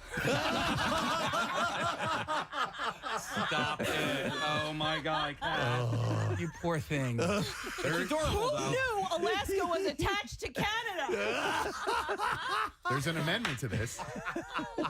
Did you know that you cannot drive to the capital of Alaska? The capital of Alaska is Juneau, and it's separated. Steve, you've been there, right? Been there. Yeah. So they're like, if somebody would ask the question, can you drive to the capital of Alaska? Yeah, no, I just thought the whole state. All right. I was trying to help. Kathy, the crazy thing is there is like if you there is a line that connects Alaska to your driveway. I mean that's it's a big line. It's a gigantic line. Here, I was in a conversation with somebody and we were talking about a film crew, and he goes, "Yeah, they're driving to Alaska, and they're going to document the whole way, and then start the filming there." And I was like, "You mean they're going to drive through Alaska?" They were like, "No, he's driving to Alaska." And I was like, "What do you? I don't understand. What do you mean?" You adorable. And then, but listen, so then that same night, I was out to dinner with 8 people. And at the table, I said, okay, I did what I did with you guys. Yeah. I said, give me yes or no. There was only 2 people at the table who knew the answer, and it was my dad and my mom. And my mom said, I only said yes because I knew your father would know, and he said yes. The rest of the people, all adults, What said no. What was your perception of Alaska's attachment to the continent? Here is my issue with this. It is the map of the United States. Okay? The map of the United States doesn't include Canada. Right. Now, I know that it wasn't like Hawaii and, That you'd have to cross an ocean. but I didn't think you could drive there. Okay. All right. Yes. And It is not part of, they say, the contiguous United States, right? So it's not directly connected to the borders of the mainland, as they call it in Hawaii, the mainland. Yeah. Right. So I thought you had to get on a plane to get Wow. I mean, you would prefer to get on. Yeah, And I think that's how I right? did. I Yeah. actually. It's a long ass way. Yeah, we flew into Seattle, then flew up to Alaska. Kathy, I want to make you feel better because you admitted to peeing in the pool last week. Yeah, okay. And I love that. It was more recently than not that I saw a map and I was like, oh, that's where Hawaii is. all right. For the really? same reason. You thought it was in the Atlantic? No, because maps that we've seen growing up, it was like the continental U.S. and then there was just little corners. No, you're right. I have heard and read stories of people who thought that Alaska and Hawaii were actually down in this little corner Very right close next to each other. Very close to each other. How does one have such wonderful tropic weather and the other one so cold? Yeah. For the record, I didn't think it was like in the Atlantic Ocean or anything like that, but I just didn't actually know like how close it was to California. And I was like, oh, that's why you stop over in California if you're flying to Hawaii. Listen, there are these things in life that elude you as far as your thinking. I remember as a family member who was studying, law, and thought that the Titanic sunk in the Pacific because that's where the icebergs are. Oh, right. I remember. Yeah. And let me just say, by the way, my 10-year-old was also at this dinner, and his answer was yes. Oh wow! By the way, you want to hear some of the texts, Kathy? Yeah. Well, my kids are never going to Westchester. That's lower, slower bucks for you. Somebody says, Jesus Christ, you guys drive me insane, Preston. You need to learn how to pronounce contiguous. Did I say that incorrectly? Contiguous with contiguous, a not RG. a hard G. So we're all stupid here. Yeah, we're all idiots. And it's awesome because most people have thousands of people listening to everything that you say, so that they can correct you on everything. That's all right. Yeah. This one said, it's okay, Kathy. I thought so too until about a few months ago. I'll bet you there are many people actually listening right now as well, for one reason or another, that weren't aware that, yes, you can indeed drive to Alaska if you need. By the way, you may think you don't have something like this in your intellectual arsenal. I guarantee you do. You sure do. I told you guys, man, you. when we were playing this game one time with some friends of mine, it was just a driving game. It was in my fellow band members. We were driving for a few hours to play a gig and play this game where you say a state. Whatever that state letter it ends with, you lead the next state with the start, and then we ran out of states, so we started doing countries, and I swore, oh no, that euthanasia was a country. Right, I remember that. It is part of Asia. It's the younger part. And I dug in, man. I did not give up. Yes, it is. I saw it on a National Geographic. It's where the teenagers live. It's where Asian teenagers where the youth in Asia live. Are you stupid? It's in the name. Where do you think they go? Youth in Asia. I need to apologize to my buddy Greg. because I just really drove that home as if I had it as fact. Listen, if you were to design a part of Asia where the younger people would go, what would you call it? Euthanasia. In Asia, of course. Hang on, let me go to Ryan. Hey, Ryan. Good morning. Hey, good morning. Baby wheel. Baby wheel. Spin it, baby. What's up, Ryan? So, kind of going off of what Marissa said, my wife for the longest time didn't know where Hawaii was. She thought it was right next to Texas because of how it fits on the map. Yeah, sure.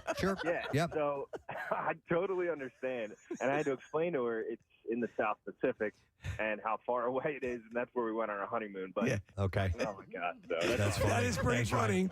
Hey, by the way, I read something this morning, and I tossed the story away because I didn't think it would be worth bringing up. I didn't know we were going to be talking about geography this morning. But apparently there was something that surfaced on TikTok that got some people in a bit of a tizzy. And it was about the fact that the state of Maine has more coastline than California. Oh. And the reason being is it's how coastline is defined. Right. And it's like, it's general. I have to bring up the story, but the way it's reckoned. I think I saw the same story, Preston, and it's not. Makes sense. It's exactly the way they interpret it for both sides. So the reason being is because when you look at the map of California, as you trace the coastline, you can see that there's more of it than Maine. But what you have to include are the coast of all the islands that are part of the state as well. That's all considered coastline, Which they do. and intercoastal waterways and things like that. So when you add all that up, Maine ends up having more coastline than California. So there are some things that are weird like that. But then again, it's a little different than driving to Alaska because you can clearly see that there's a way to get there. If you look at a map of the world, called if you look Canada. at a map of North America altogether. I'm trying to think of like what the last argument that I had was where I dug in deep, even though I was wrong, and like trying to determine, just being that stubborn and not willing to give up on something. Well, it happens to everybody, and I know that I've done it. Yeah. All right. Let me go to these calls. I have Courtney on the line. Hey, Courtney. Good morning. Good morning. Hey.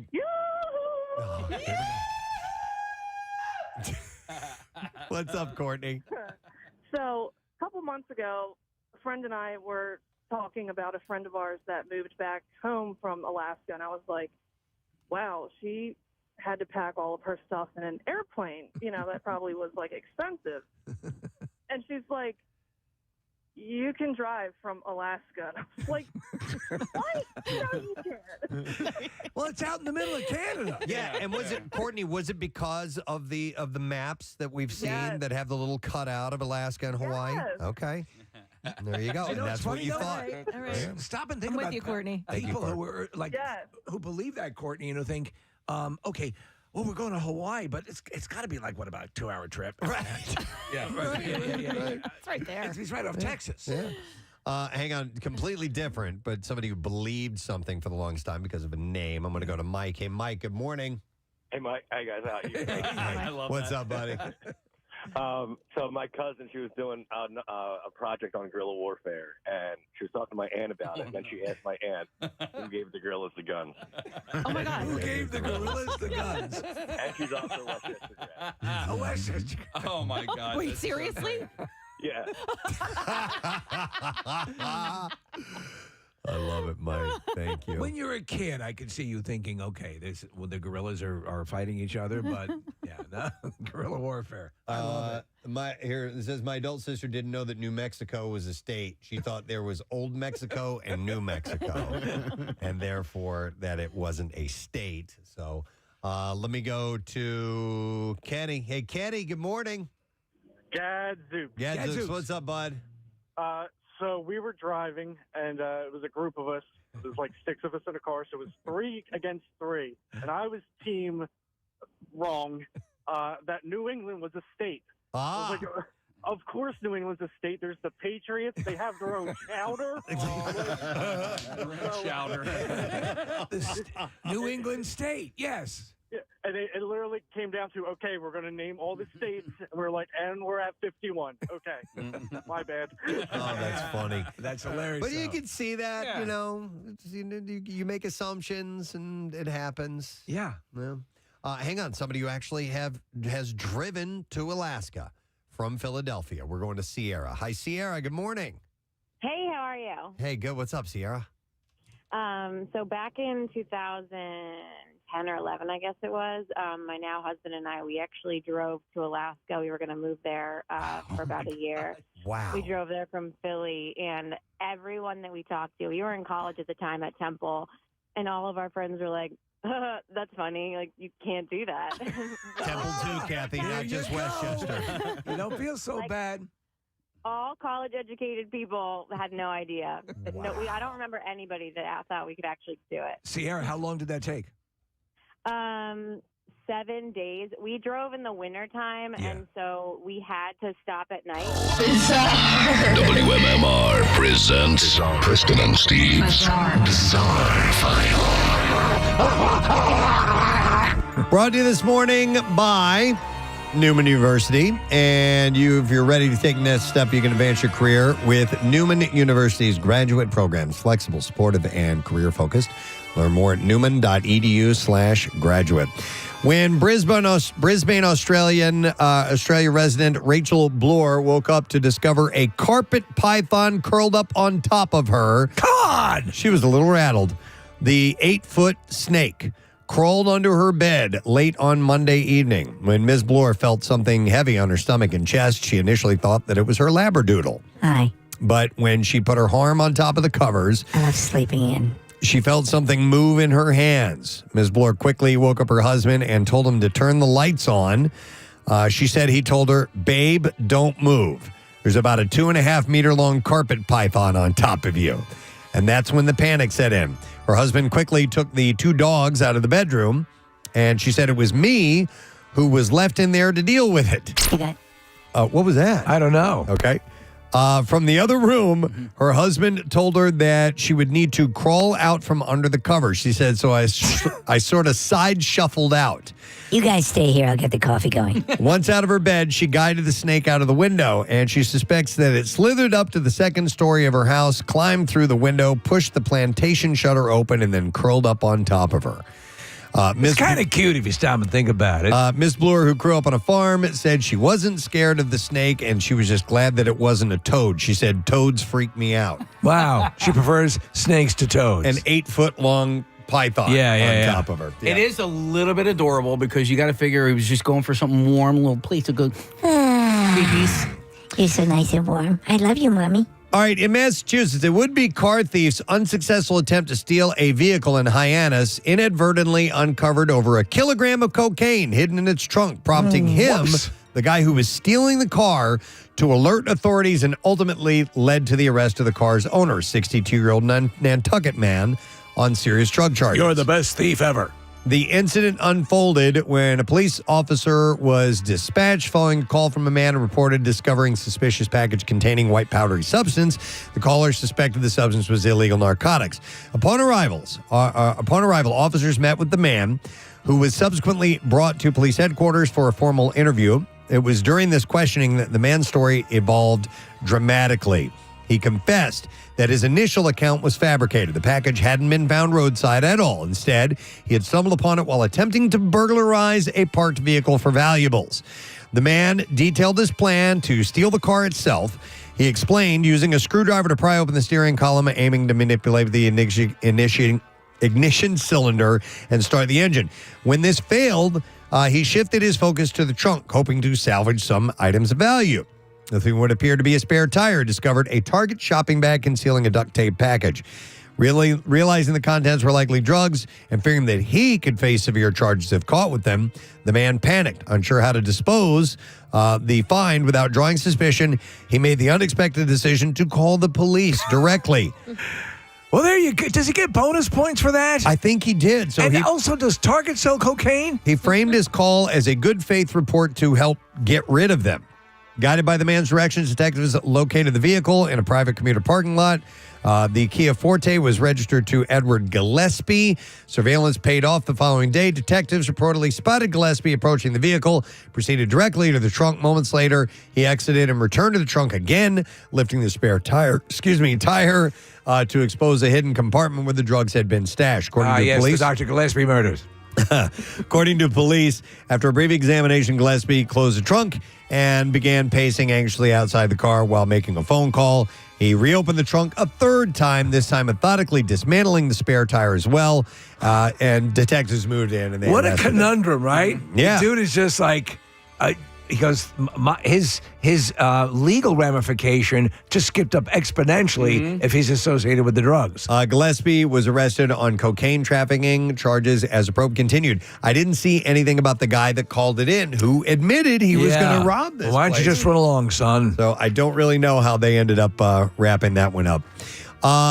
Police in Colorado said that a man was arrested after calling an emergency dispatch line more than 150 times last week. And it was 52-year-old James Taylor who made... Whenever you're ready, James. Who made over... Okay, here's to try to Never reach the mind. I know what you were going for. There we go. There you go. That was a live interview we did with James Taylor, believe it or not. And so anyhow, during the investigation, police say This one goes out to the investigation. they learned that Taylor had an active misdemeanor warrant on a harassment charge related to previous threats to dispatch. But his songs are so pretty, they let him go. Officers said Taylor spoke with him over the phone, but he refused in-person contact. Police went to his home, big fans. where they said Taylor shouted at them from inside and became increasingly belligerent throughout the night. That's not the James Taylor I know. Not the one we grew up listening to. After a police captain spoke with James Taylor on the phone and informed him that he had a warrant, Taylor allowed officers into his home. He apologized for cooperating. I'd like you to speak to Neil Sedaka. His arrest. All right, then we'll do one last story and we will wrap it up. I need kind of a short one, so let me go with this one. A Chinese teenager it had found a way to game the system, and it landed him in prison. The 17-year-old from Shanghai discovered that he could request refunds from an online store by entering fake shipping numbers, then keep the products without sending them back. And what led him to ruin was that instead of stopping after a few tries, he went all in. Over several months, he filed nearly 12,000 fake refund requests for products worth about $680,000. This is makeup man. that he was ordering. Off and just makeup? Yeah, he then sold them over on other websites for around $574,000 in profit. He spent the money on phones, clothes, video games, treating his friends. Before he got caught, he was sentenced to 6 years in prison. But that's a big scam. But that's how those scams work, by the pennies, right? That they look for the margins. Yeah. It's like Office Space. Yeah. There you go. That is what I have in the bizarre file for you. All right, so we're going to take a break. We're going to come back in a second. We got some music news. We got some trash, and we have a lesson question for you, too. Chance to win. Stay put. We'll be right back. Everything would shut down, like gas stations and everything, because the roads we took were mostly used by 18-wheelers. Yeah. Because no one's driving up there. And so because the roads would ice over, it was really dangerous. So we kind of had to plan our stops every night. No, that's amazing. I mean, yeah, you're in areas that, and with it, as you said, are only used by interstate and inter-country truckers. So, yeah, it's actually called the Alaskan Highway. Yeah, wow. That's and pretty it's wild. The only major road that runs What did you through drive? a lot of parts. Were you in a car or did you drive an RV or something? An F-150. Okay. There you go. Blue truck. You had the right vehicle. Yeah. Man, oh, Yep. man. Yeah. And how come you guys ended up not moving there? Because of us. It was just we just decided to take a year off of school from college and just go up there and snowboard and hang out, and then we came back to college again. You got your fill. All right. Cool. All right. All right. Yeah. Thank You're you. back. Appreciate it, Sierra. So somebody who's actually done it, Kathy. And see, there were a lot of people that didn't know. A whole bunch of them at Temple, apparently. I'm going to go to Nick. Hi, Nick. You're on the air. Good morning. Yo, guys, put a bomb in a possum and feed it to a shark. Yep. Right. That's the solution. Yeah. What's up, man? All right. So I went to O'Hara, Casey's alma mater. Thank you, Go Delco.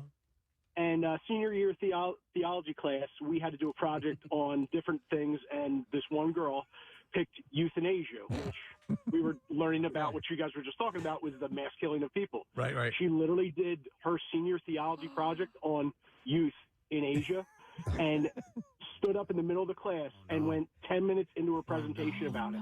Everybody's laughing and like snickering. And the priest, it was Father Urian, finally goes over to her and goes, you can sit down now, hon. Oh, no. That's mortifying. People, like, their jaw was on the ground. She's talking about how children are not being fed in Asia and everything, and we're just all looking at her like she was not even close. Like, you're not even in the right ballpark. Oh, no. That would have been me. Yeah. Had you seen the word, though, had you seen the word euthanasia? No, actually, it wouldn't have been me. I actually thought euthanasia was a country. Yeah, that would have been your geography class. Yeah, it would have been my geography. What's the capital? Yeah. Wow. All right. Thank you, Nick. Oh, I feel horrible for people when that happens to you. You realize, you realize how dumb that really was. Kath, when did you feel stupid, or but probably not because you were in company with other people who did? I actually laughed so hard. I mean, now, of course, now that I'm telling the entire area, I'm sure plenty of people make me feel stupid. But no, at first I laughed. I was like, oh my, and I went like this, Preston, look. I took my hands and I just went like this, like mind blown. Wow. Here's a text that says, hey guys, my wife is incredibly intelligent, but one time a few years ago, she said in response to something, frogs don't have blood. And I was like, what? He said she thought that they were, like bugs or something, just a sack of goo.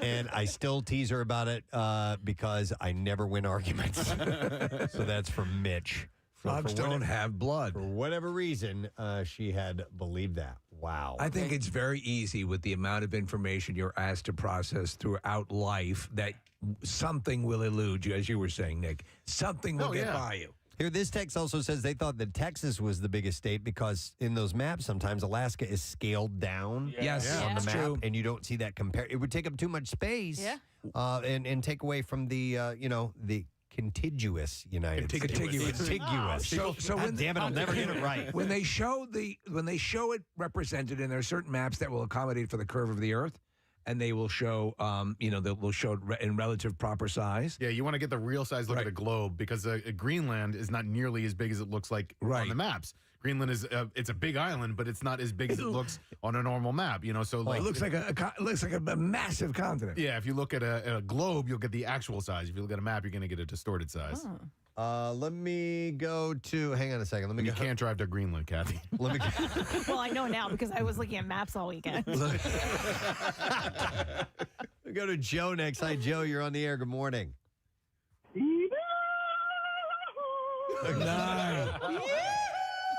What's up, Joe? Hey, guys. Hey, so my story is this. It was back in the early 90s. I was home from Westchester University, Cap. All right, yes, go Rams. Old Rams in the house. And we were all sitting out on the front porch, my family and I, and my sisters were out there with my parents. And my parents had just came back from Canada with from a trip with my younger sisters. So we're all sitting out there on the porch, and my one older sister says to my parents, hey, so how was Canada? They said, it was great. And she said, well, how was the weather? And they said, it was hot. And my sister said, really? Wow. The other older sister chimes in and says, of course it was hot. Everybody knows heat rises. Oh, no. Oh, yeah. No lie. It's like the second story of a house. Yeah, Canada's above the United States. I'm sure heat rises. Yeah, he just goes up that way. Oh, my God. That's so funny. And did you guys laugh, get a kick out of that, or what?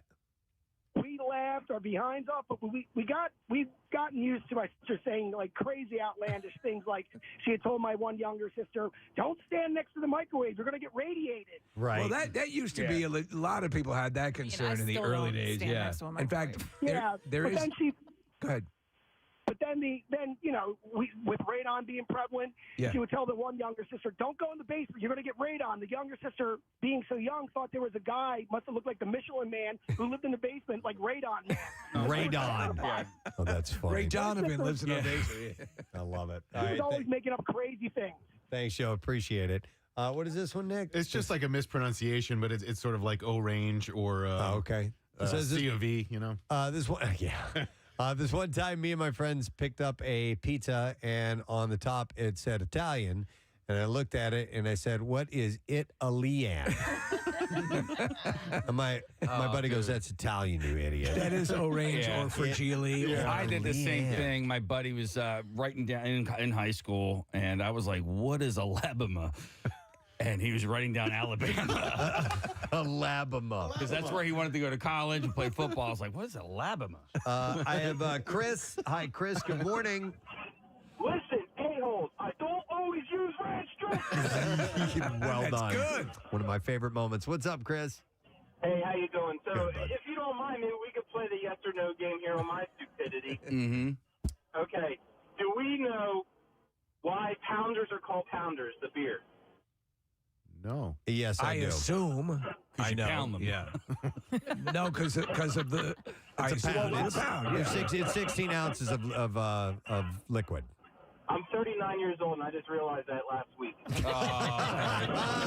Why'd you think they called them pounders? Because you can pound them. Because you can pound them. There you go. Now there's 16-ounce beers. And better. Now, I wonder love if Thanks, Chris. is there some sort of lineage between the fact that pounding, we call it pounding a beer because of a pounder. Oh, like the term pounding came from that. the fact that it I was don't a know. pounder? I don't know. Yeah. You got to pound that down, man. I didn't know. So, I mean, there was a point in my life where I thought like all rivers ran north and south and that, but there's also, speaking north and the south, I thought when you flew to China, Yes. that you just kind of flew east and west. And because my buddy Vince, he goes there for business I was quite a assuming bit. that too. Yeah, I was like, I yeah, didn't you think just about go going over the top. all the way around. So Yeah. I'm thinking, like, well, is it faster to go east or is it faster to go west? And he's like, no, you go over.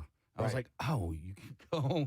I didn't know you could fly over. You can fly north over into. Yeah, the China. map can be a strange thing because when we have, and we've flown to Europe together Yes, yeah. before, and the next thing you know, you're getting close to Greenland, and we're like, are we going like way north to get there? And if you look at the map, no, that's the path you take. Right, pretty much, yeah. and so things on a map versus a globe look a little bit different, and that's why you can be thrown off a little bit.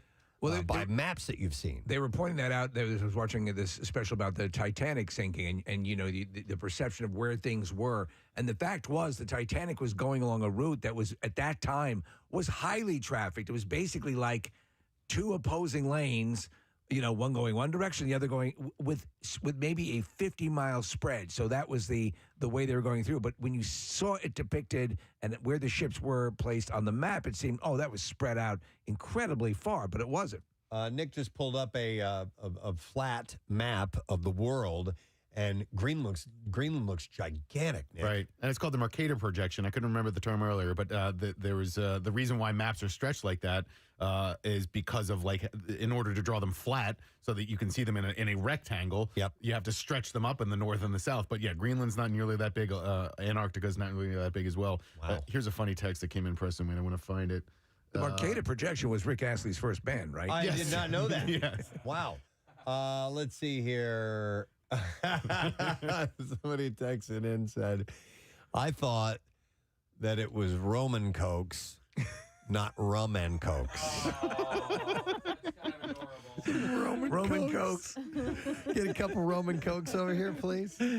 Oh, that's so funny. We have some Greek Cokes. Yeah, roll out of the Roman. Yeah. Sorry. Let's go to Colin. Hey, Colin, good morning. Hey, Gadzooks, guys. Gadzooks, buddy. What's up? Hey, so my sister-in-law, who just graduated from college, we were all hanging out like a year or two ago, and we were just talking about traveling, and she was going on and about how she had been to another country before, and all of us like, oh, that's news to us. Where you been? She's like, well, we went to that wedding. Remember Steph's wedding? And we're like, yeah, that was in Colorado. She's like, yeah, the country of Denver. And No. Are you kidding? That's a lie. I swear. And so she was probably like 12 or 13 at the time of the wedding, but she thought because she got on a plane to go there. Oh, okay. So this had lived in her memory as a child, and yet, even though she goes on to graduate college, for some reason, she never really. That's hard. 93.3 WMMR rocking. In the free world, it is 10:23, and the Preston and Steve Show. We're working our way through this Monday morning. Very, very cold tomorrow. So today's cold enough. Yeah. Tomorrow's high is going to be 10 degrees, and maybe then some cooler than it is today. So What we get out there is going to freeze even a little bit more solid. But by the time we get to Thursday, we'll be in the low 50s. So it's kind of an up and down thing that we're going through. All right, it's lesson question time. We're going to give away as a prize 4-pack of tickets to the Philadelphia Golf Show, which is next weekend, Friday, January 30th. And that is through the February 1st, the Greater Philadelphia Expo Center at Oaks. And the question that I will pose to you, and I think we have to pose to you this morning, is what sex toy did the NASA space program come up with? The NASA space program brought us all kinds of stuff for civilian use that we never had any idea. And we found out this. What sex toy did the NASA space program actually come up with? 610-660-9333. Do you know the answer? We'll call right now. The trash business is a gold mine. 93.3 WMMR with Preston and Steve's Hollywood Trash. All right, let's see if we can get a winner. And while we're doing that, Steve's going to get us some stories. Steve, what's going on? Yes, Preston. Former 90-Day Fiancé star Leda Margaretha facing 24 felony charges in Wisconsin. The now single Leda says she was hoping to find love yet again, but this time in the romantic world of wire fraud. Actor Dermot Mulrooney and Prima Apollinaire have finally settled their divorce. The couple had been married for 14 years until Prima finally admitted she thought he was Dylan McDermott. And finally, champion boxer Devin Haney in a legal battle to keep his kids with ex Lena Said off social media and away from her OnlyFans account.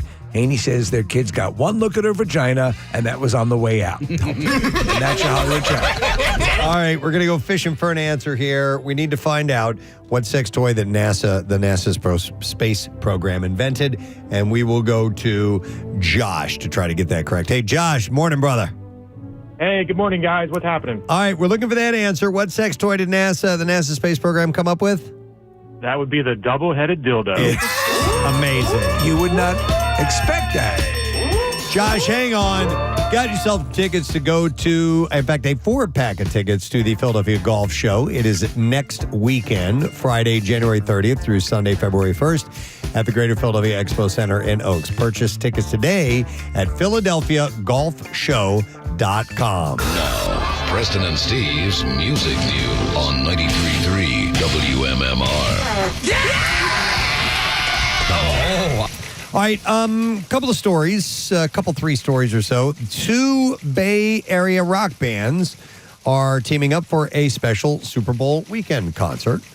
Green Day and Counting Crows are going to be playing an invite-only show at San Francisco's Pier 29 on Friday, February 6th, just a few days before the big game in nearby Santa Clara. The concert is sponsored by FanDuel and Spotify and will also feature a set by an as-yet unnamed DJ. Green Day got a start in Rodeo, California. We'll celebrate its 40th anniversary next year. Wow. It's insane. Wow. Insane. And Counting Crows formed in Berkeley in 1991. Swedish rock band Ghost has officially released their cover of the Pet Shop Boys classic, It's a Sin. Good on song. Streaming services. Yeah, I'm interested to hear their version of that song. It was originally only available as a bonus track on the band's 2018 album Prequel. The announcement came through a new chapter of Ghost's ongoing mythology web series on YouTube. The band also confirmed that there won't be a new covers EP this time around as Ghost kicks off the North American leg of their Skeletor tomorrow in Orlando. And then one last story, and we'll wrap up here. When you're a sports legend on the scale of Tiger Woods, you can make things happen, like having John Bon Jovi perform at your birthday party. That's exactly what took place at Tiger's 50th birthday last week. Now, it wasn't a gun-for-hire scenario. Sometimes super rich and famous people will hire other super rich and famous people to come and be their entertainment. Bon Jovi and Tiger have been friends for years. The singer took to the stage. I love you, Tiger. They took to the stage for the 300 or so VIP guests and did some of his greatest hits, saying after to the crowd, I've done a lot of big fundraisers with Tiger, even in people's homes, and we're really, really happy to be here tonight. Is he a golfer, Bon Jovi? I don't know. I've never seen anything to indicate that he is. I don't think so, Steve. Maybe it's they both share a love of Perkins. Maybe. Tiger wasn't the only one getting gifts either. The party also served as a fundraiser for his TGR Foundation. Estimated total take for the charitable organization in the neighborhood of $50 million. So, yeah, he played a special show for Tiger's birthday. All right, and that's what I have in music news for you. That means we can take a break, and we can return in mere moments and get you that first letter that we'll have for a Word of the Week prize. That's coming up next. Stay with us. Barbecue 2026, Saturday, May 9th at Freedom Mortgage Pavilion, featuring Godsmack, Alice Cooper, The Hooters, Everclear, plus Des Rocks, Cami Kehoe, Lilac, our local shots opener, The Circus Hearts, and the Preston and Steve side stage with live band karaoke with Sidearm. It's always an all-day party, so don't miss out. Early bird tickets start at just $35 to sit your ass in the grass. Tickets on sale now at Ticketmaster.com. From 93.3 WMMR. Everything that rocks.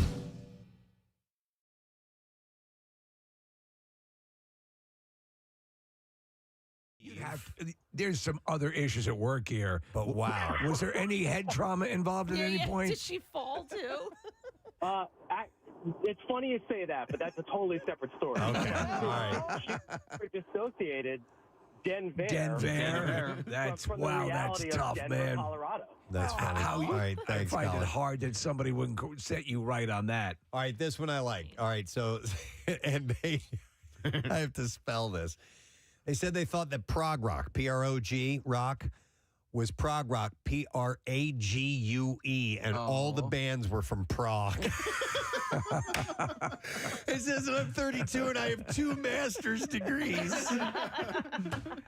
All these bands, great bands coming out of Prague. These bands out of Prague, they all like really long songs. It's like the Mersey beat. That are very, meticulous and difficult and have odd time signatures. That's so weird that just in Prague. I love this Czech music. Yeah. Thank God. Let's see. How about Joe? Good morning, Joe. You're on the air.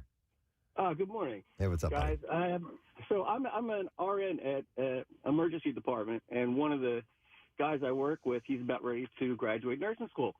So we were talking about some of the old shows we saw. Sonny and Cher came up, and he never heard of them. I says, "You never heard of Cher? Musician. She was in movies." So he looks up Cher, and he says, "Oh yeah, she was in this movie Burlesque." Burlesque? You mean burlesque? Burlesque. So his new name now is Burlesque. Every time he walks by, "Hey, Burlesque!" Man, oh, He'll Joe. never live it down. He'll never live it down. That's great. sure, Thank yeah. you, Joe. It's one of my favorite movies, by the way. Burlesque. And then, when you make a statement like that and you realize you're wrong, and it's like, oh, no. And why did I say that out loud? There was, Steve, I think it was Wink Martindale talking about getting a word wrong, and he was on, I think it was Tic Tac Toe. He was the host of that show. Right. And one of the clues, the answer was orangutan. Yes. But he had never seen the word written down before. And the person answered orangutan. And he goes, "No, it's orangutan." No kidding. Or something like that. And he said, Right, yeah. I felt like the biggest moron in the world. But he had never seen the word orangutan. It's because I still will say by default orangutan. Yeah, with even the though G it's on the end, me orangutan. too. Yeah, Yeah. and it's not. It's orangutan. Yep. And then you got to pretend like you were just joking. Yeah. Yeah. Well, listen, Kathy, that's not as you're in company. You have people along with you few out there. Yeah. This is apparently an entire class of Temple that believes it as well. 5 points, Delco. Let me go to. There was hang that on. other story, Casey. Watch yourself. I'll go to Sam. Hi, Sam. Good morning. Hi, good morning. Hey, what's up, Sam? So I have 2 things. First thing is I just found out recently, by the way, I'm 24 years old. I just found out recently that there's a Virginia and a West Virginia. Understandable, though. You think they'd just be referring that they were actually separate, but that you're in Western Virginia right now. And right. Yeah, is that what you thought? It was one state, but there was a western part of it? Yeah. Okay. Yeah. No. So, and I mean, I think it's understandable. Absolutely. I'm going to give you that one, Sam. It's understandable. Yeah. The other thing is that my friend thought that she's also 24. She thought that buffalo chicken, like, you know, buffalo chicken dip, stuff like that, that it came from a spicy chicken.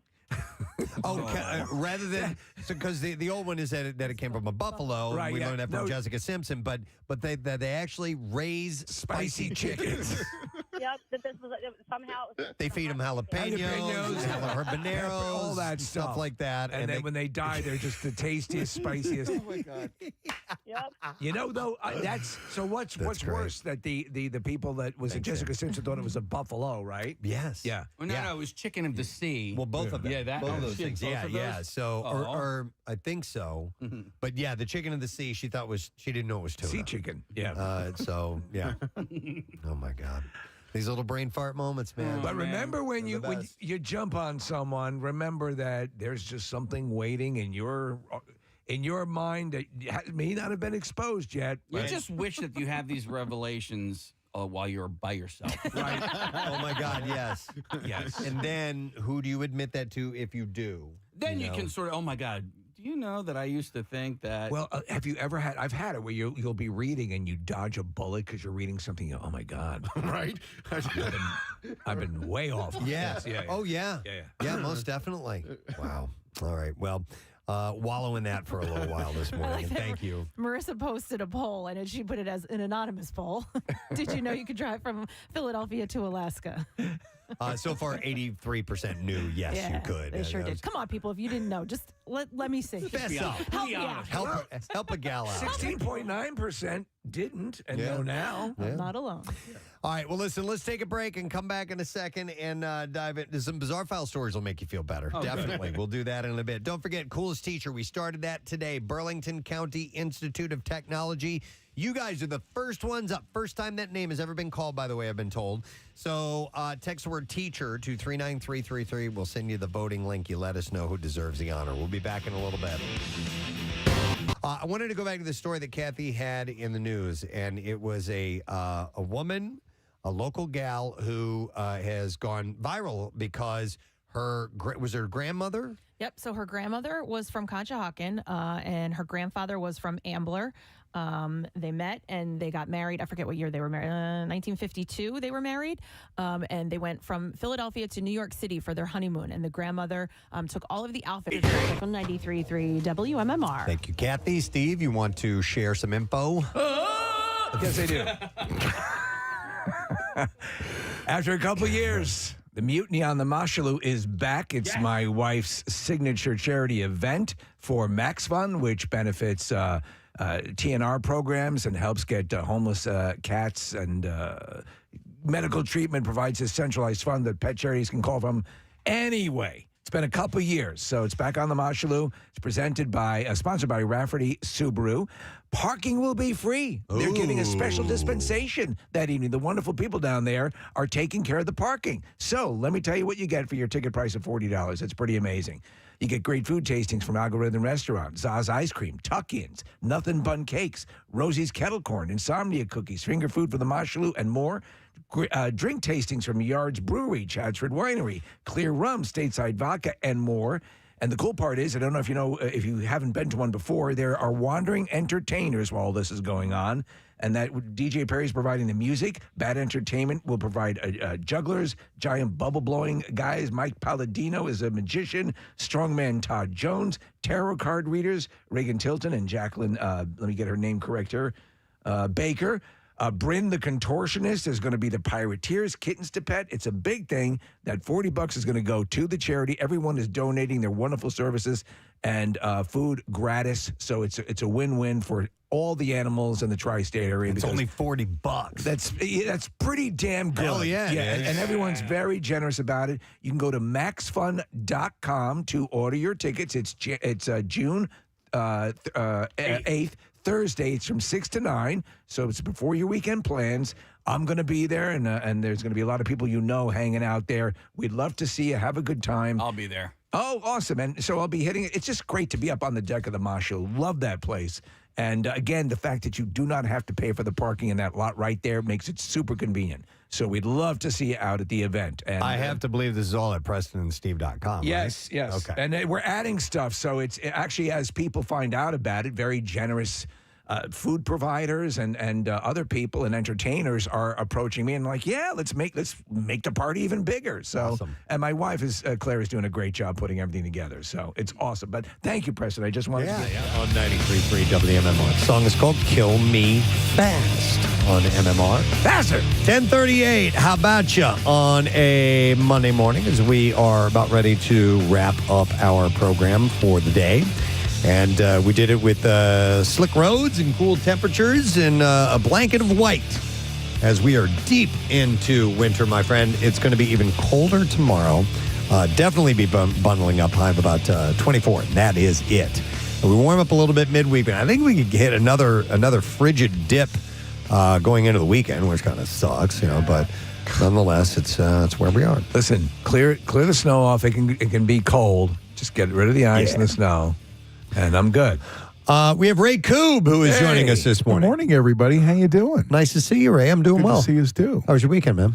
I was here. Yep.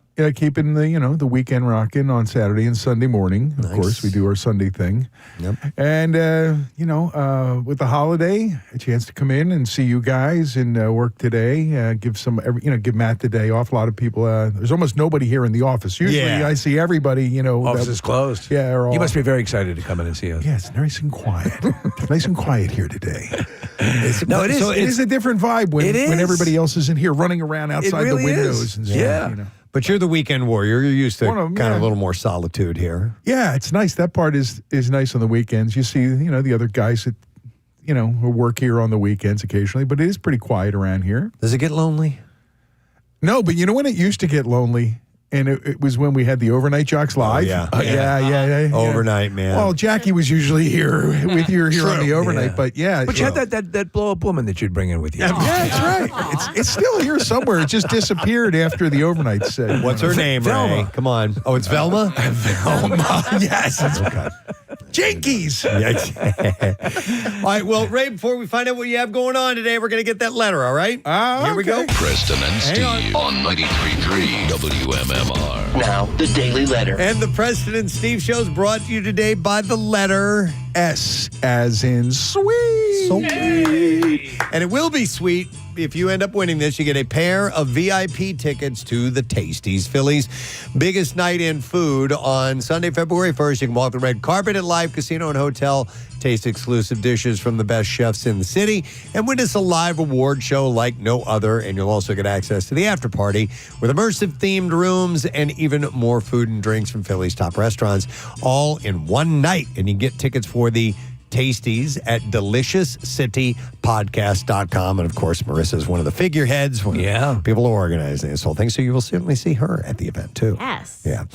What you got going on today, my friend? Well, it's your normal Monday or abnormal Monday because it's a holiday, but the workforce block's in full effect at 12 today. And here's something that's kind of weird to think about. We're doing a block of Janis Joplin. Today would be her 83rd birthday. Oh. But Dolly Parton is 80 Yeah. today, and I never really think of those two as just a couple of years apart, but there you have it. Yeah. There won't be a block. Sorry, Steve. There won't be a block of Dolly Parton.